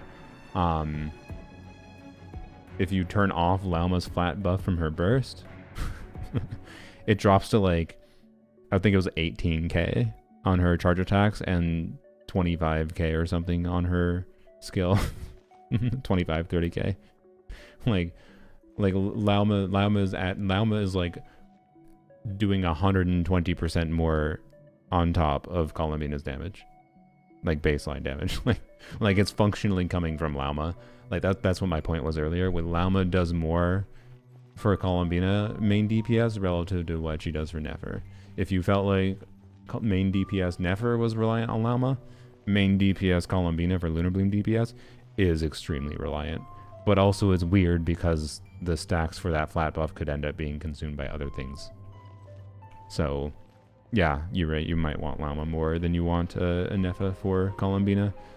But anyways, so yeah, let's do the demonstration. So we're going to use burst this time, and we won't use it in next rotation. Yep. So I believe we should be, yeah, 158k. Wait, what weapon do you have? Oh no, we got it to 200k. Okay. We'll finish the attempt, why not? When is Llama rerun? Who the fuck knows? If I had to guess, probably the patch after, but I don't know. We'll see if they want a rerunner close to Columbina or not. Oh shit, I bursted, didn't I? Oh, well, no, that's fine.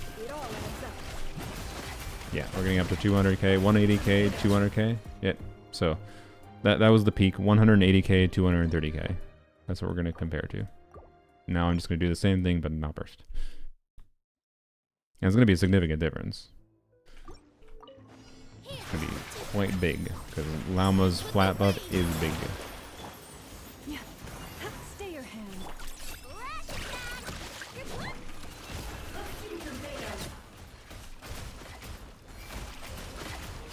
Right, 145k there.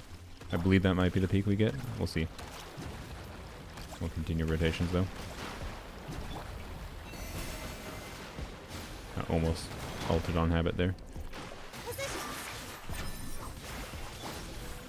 We got a little late for doing her E again. 162, 120, 160. Oops, I got stealing. Yeah, 120, 160. So, you know, we gain, what did we go? We had like 180, so we gained 60k. 60k, like that's significant, but it's not literally double the triple like Columbina is. Right, Columbina's Lunar Bloom damage numbers that you actually see on screen will double the triple with Llama, whereas Nefer's is like, it's like with Llama burst specifically, not with Llama in general. Llama in general is even more. but with just Llama's flat buff active, like, yeah. So yes, this is with Nefer on Sig. If you want, we can. Oops. We can do Nefer without Sig. But yeah, Llama was a fucking design mistake. And I think Columbina shows that even more, personally.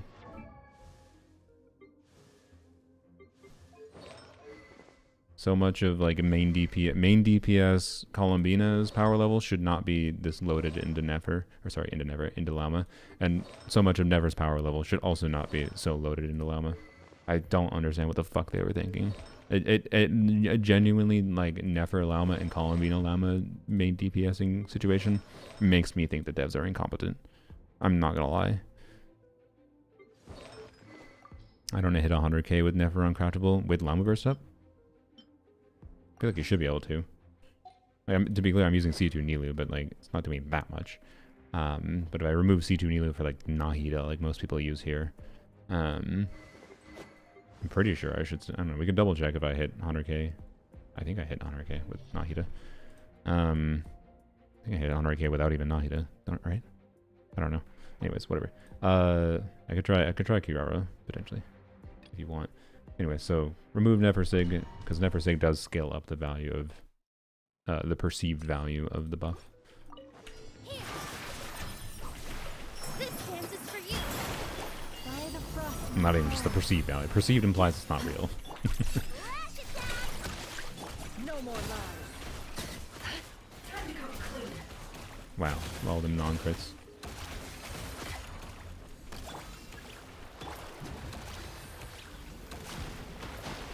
Receive my blessing. All my strength. With one heart. See what we get now. Do this, I guess. You pull. It all adds up. 120, 150. Okay, 140, 170. Okay. Can't hide the truth. Okay. So up to like 170k for the final hit. 140, 170. Okay. Scrape on by until then, hopefully. I mean, hopefully they rerun us sooner rather than later. Can't retry, and then we're just not going to burst now. What weapon was that? It's R1 of the gotcha weapon that was on Nefer's banner, which is like calc-wise, it's basically exactly the same. It's like technically point. It's less than a fraction. It's a fraction of a percent ahead of R5 of the craftable. R1 of the weapon I have on Nefer is basically the same as the craftable on Nefer. All eyes on me. By the Oh fuck. frost. Well, whatever. But just don't pay attention to this work. Ignore the damage right now. Wait until we get through the crab shield phase. But, I mean, there's a reminder. We got it to 195k. Interesting. What? Why? Why the fuck did we suddenly get 195k? What the fuck happened there? Okay, don't burst. Don't burst, brain. Okay, 3 seconds left. It's fine. Do this. Okay, no burst. 80, 180. Yeah. Wait, 160k? Okay. No more lies. We saw the 190k, so interesting. The Nefer Sig shouldn't scale the damage that much. Fuck. Like we got okay, what the fuck? I feel like we got maybe something went wrong when I used the burst before. Too many components of buffs to keep track of that maybe I didn't have up.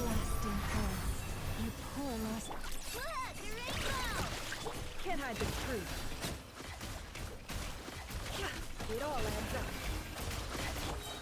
Okay, we got up to 195, yep.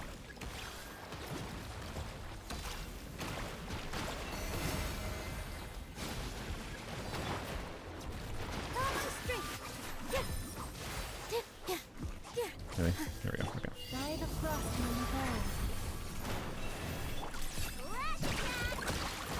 No more lies. 156, 195. Okay. We were getting very consistent 156, 195. I think we had all the buffs up. Okay. That's with burst.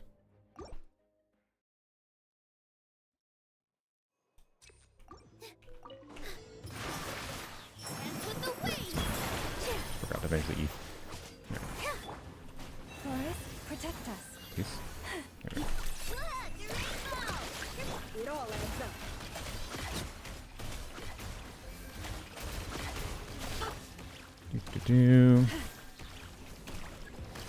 Why I know as opposed to other hydro players? Because I think I know is my preference. Why the fuck do I need other hydro players? I know buffs EM and works smoothly without having a stupid ass burst animation. I'm just gonna wait. Okay, no burst. God instructors. 91. Okay, there 120, 160. Okay. I think we didn't have like max stacks or something on the. I forgot like on the. We didn't have enough like active fucking bloom things on the ground.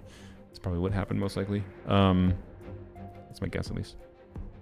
So that's anyways. That's about the same drop I think as with and without her sig. Like same total like flat drop approximately. I think you get a little bit more of a drop off without her burst with her sig than without. But so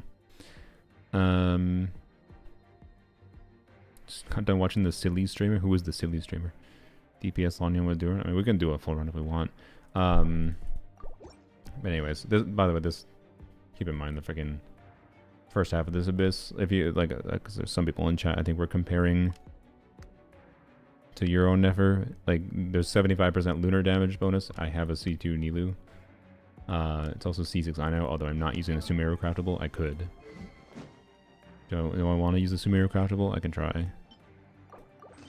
Let's try Sumeru craftable. And then let's try cat.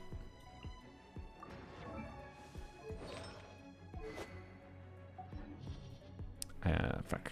Actually, maybe I don't do cat. Maybe I do. I could do Nahida. I do C2 Nahida, which is going to be a little bit of crit. But honestly, you know, I think using Nahida is fine. Why? Because Nahida is just going to give a little bit of crit. And my Nefer is a top 15% build. My Nefer build is actually not that good. So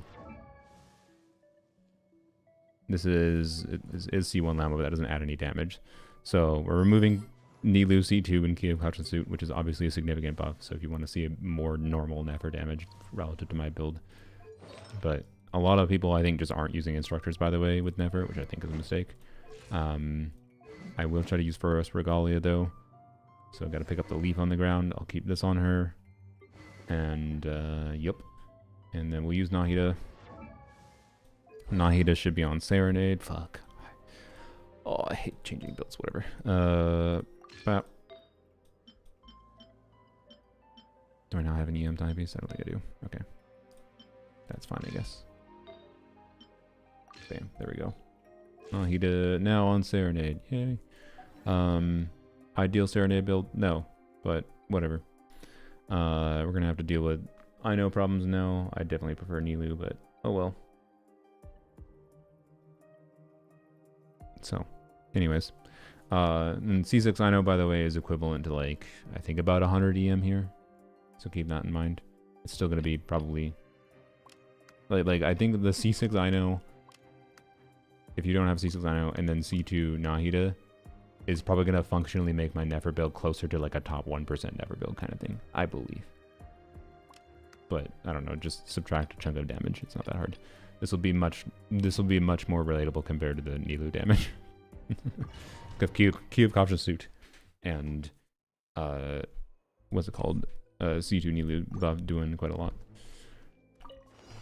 Crap. With one heart, we pray. Should have done this earlier. Kinda need Ino's Hydro. This obviously just takes a lot longer. Okay. Honestly, I may as well just Can't hide the truth. get these things out. Okay. Let's see. Do this. Do this. Oh shit, I don't have a burden to do. There we go. Receive my blessing. Okay, do this. So do this. This is not ideal setup at all, but whatever, I'm not used to this scene, it's fine. No more lies. Got the leaf. It all adds up. Wow. Didn't know Ana could do that. Yup, she can aim. So yeah, if you f up and don't have a verdant do, you can. I had Dender on it, so I just had to go and do whatever. But yeah, that was I think with full buffs up, by the way. Yeah, I don't know. Subtract like what 30k damage if you want it to be like probably without C2 Nahida and C6 I know. Don't get me wrong, it makes a difference. But it's not that hard to get there, but I think a lot of people with people's neffers, you're underestimating, even with Lauma, right? I think a lot of people are just like, oh, I have Lauma, I'm fine. You're underestimating, I don't need to do instructors, I don't need to care about the Sumeru craftables, right? So like the Sumeru craftable buff is substantial. Instructor buff is substantial. Okay, classes, okay. I'll do this, I guess. Yeah, I don't know. Instructor buff and Sumeru craftable weapon, I think, is the main thing people probably don't do the most of. I think most people are using Serenade, and they, they use Deepwood, obviously, and they making sure you burst every rotation with Lauma is very important. If you go in an Abyss, do you need to? Not right now. Not in the current Abysses, I don't think you really need to burst on Lauma. It's a big buff, but it's not like the difference in clearing. But future Abyss cycles that are less chill, maybe. What weapon do I have on Lonnie right now? What's that? Oh, it's Wizard, yeah. We'll do your character in a bit. Sorry for ignoring it.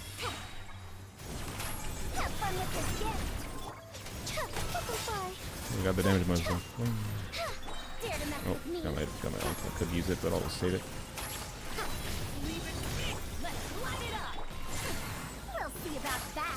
Wow.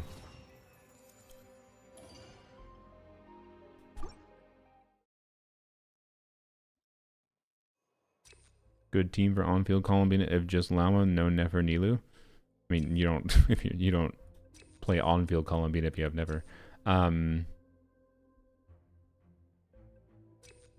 I mean, you may be able to do a couple charge attacks to be clear. Theoretically, so you could do some quick swappiness if wanted. But a Hyperbloom, either Hyperbloom or Virgin instead, because you can do normal Dender reaction things, like just take advantage of being able to do Lauma plus a Hydra unit.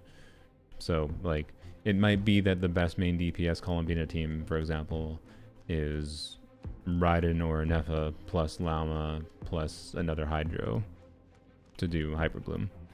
But also Duran should be pretty fun in my mind.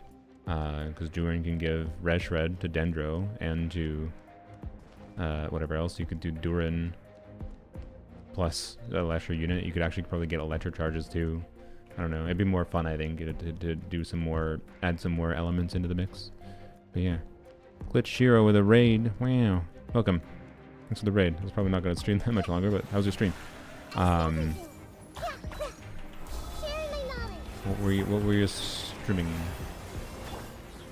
Can you vape Columbina? I mean, you can vape our Hydro motion value. Yeah. Okay. We got instructors.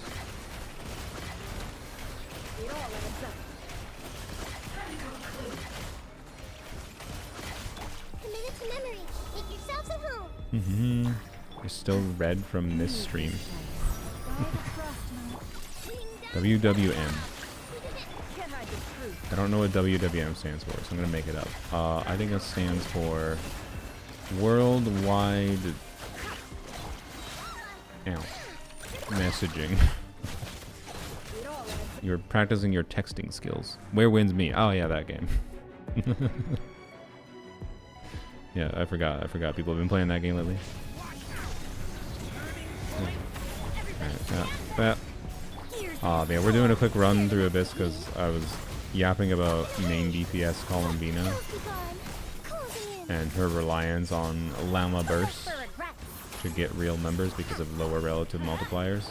Like, main DPS Columbina is more reliant on Llama than Nefer is reliant on Columbina. Or Nefer, sorry, than Nefer is reliant on Llama. I'm gonna save that burst.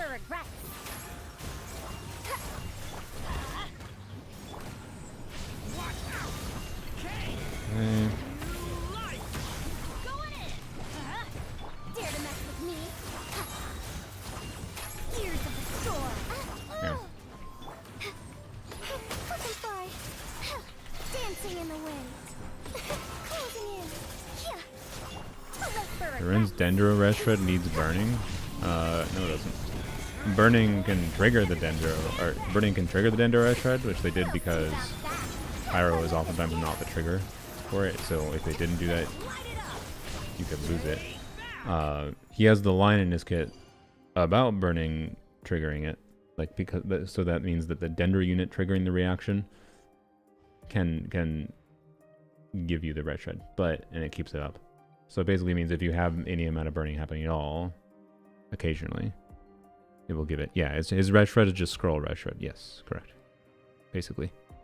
But yes, we don't need Dendro Res here. If that's what you're talking about. I don't know. I'm not sure why you brought it up. Sorry for bonking my mic. DPS Bino Lauma Albedo official. Probably, yeah. Should be fun. How exactly would the balance work out for her Lunar Bloom, Lunar Charge, Lunar Crystallized damage? I don't know.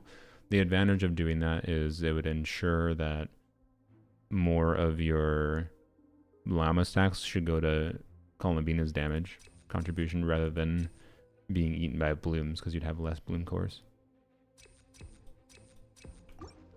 So yeah, I don't know what the ideal Columbina team for DPS and that I'll like as far as the satisfaction goes, because I do think Lauma is a given, but I do think there is satisfaction lost from if Lauma's buff gets eaten by someone else. Oh, with Columbina misunderstood Duran with her? I see. Yeah.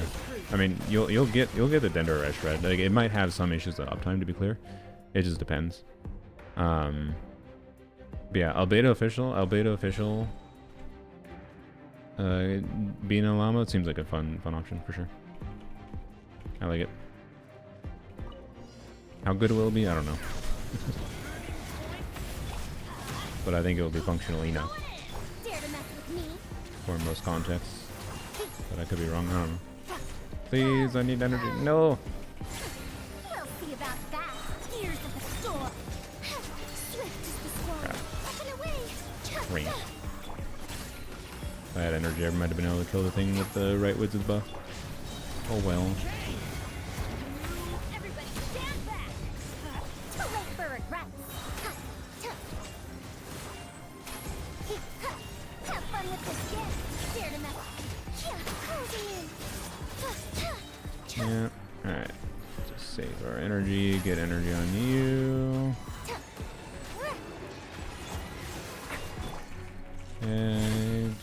Okay. Fine now. Can you... Bro. Okay. There we go. Let's light it up. Too late for regrets. Ears of the storm. Dancing in the wind.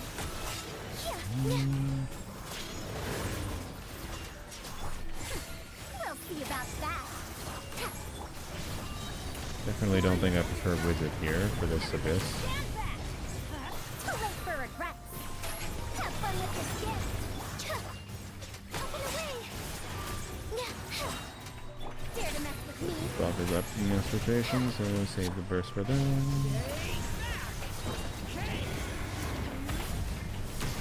Yep. No, stop it. Ah! I'm not gonna hit, whatever. Well, rip. Frick. Oh, and we got the damage buff, dude, damn it. Oh, I would have killed if we hadn't killed Varazon. Alright, whatever. Oh well. How much energy do you have on Duran? Told by your friend that 133 is definitely too much. I mean, depends on the team you're playing.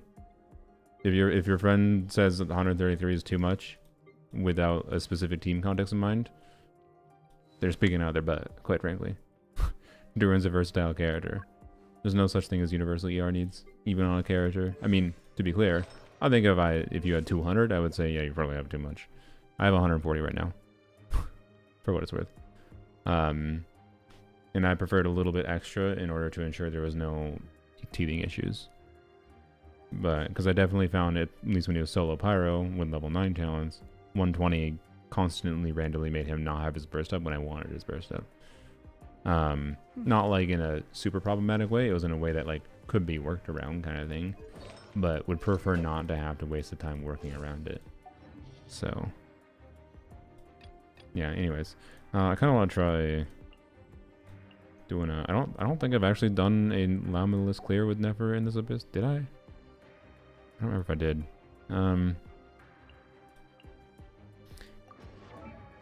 But I have to configure the characters for it. Do I want to just be lazy and not configure them? Your instructors, you need to be on Deepwood. I'll give you back this. Kind of want to show the full relatable Nefer.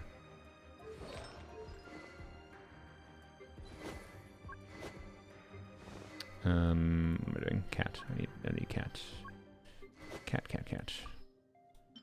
Give you sapwood. Oh wait, no, I forgot. I remember my preferred configuration was Serenade. Was Deepwood on Ino, Instructors on Kirara, and Serenade Visual.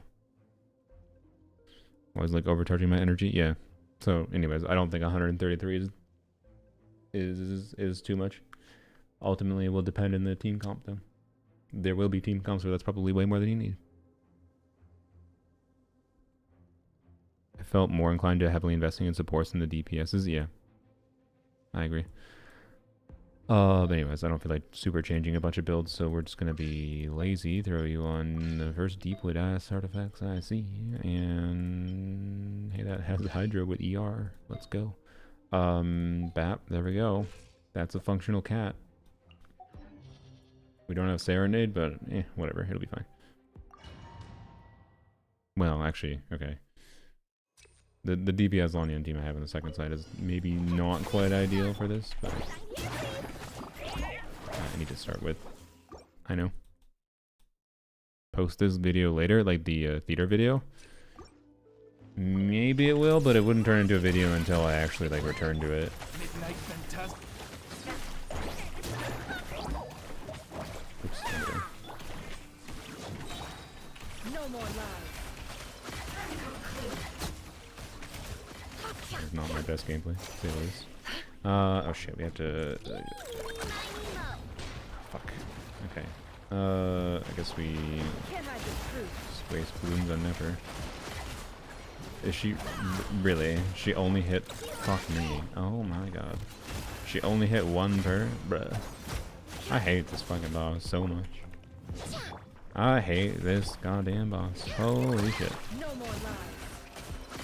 Okay, well, might be a little bit tricky to actually clear this chamber.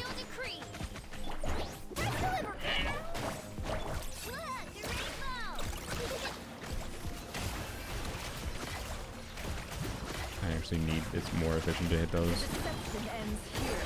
Can't hide the truth.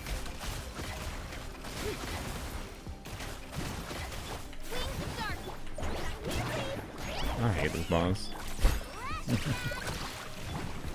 The leaves on the ground right there taunting me. It all adds up.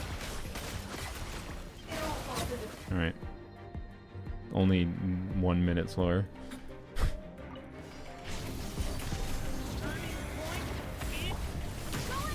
Let's light it up. Dare to mess with me. Have fun with this. Oh fuck, I didn't change the weapon on Lanian. Ah shit. Butterfly. Oh Dancing in the shit. wind. Closing in. Too late for regrets.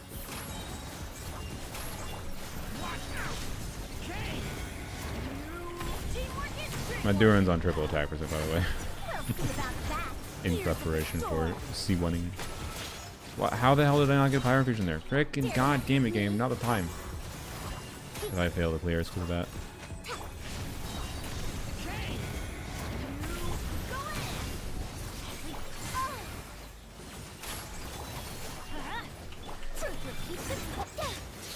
Swift as the swallow.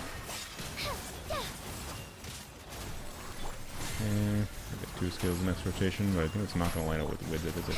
That was a Wizard plus rotation. So Everybody stand back. we one skill, I guess. We'll see Yep. about that. Here's the pistol. Butterfly. Yeah, we just one skill, save Dare burst. mess with me. This build is not. All my builds are fucked here. I was messing around with things. My Lanya does not have enough energy for the weapon she has. Wah. At least. Oh, well, okay. Journey. Whatever. I don't feel like it anymore.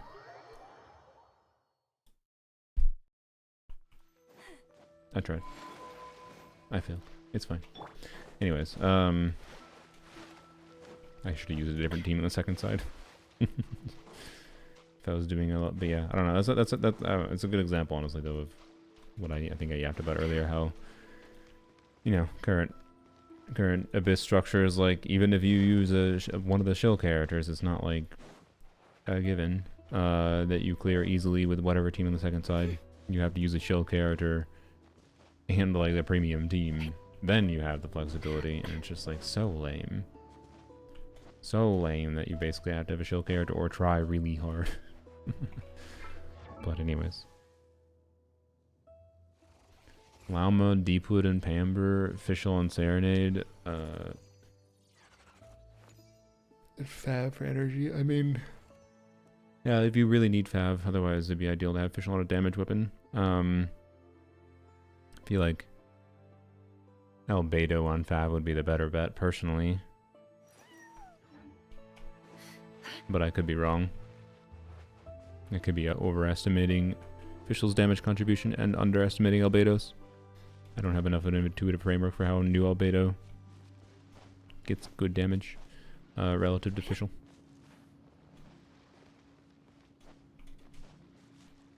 But, yeah, Llama, actually, okay, so I think...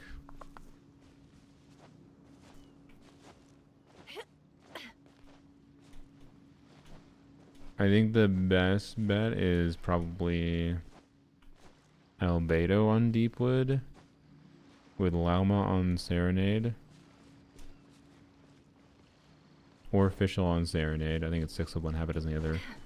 And then if Fischl's on Serenade, I don't know, I think you forego instructors. Honestly, in that team, most likely.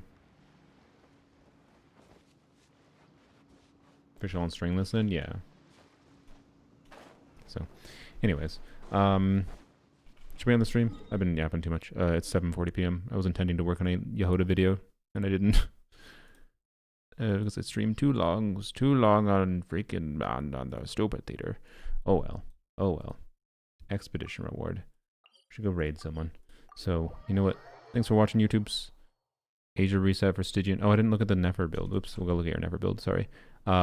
Asia reset for Stygian in 20 minutes. Want a preview on my account? I appreciate the offer, but I'll pass because I'm Genshin'd out for the day.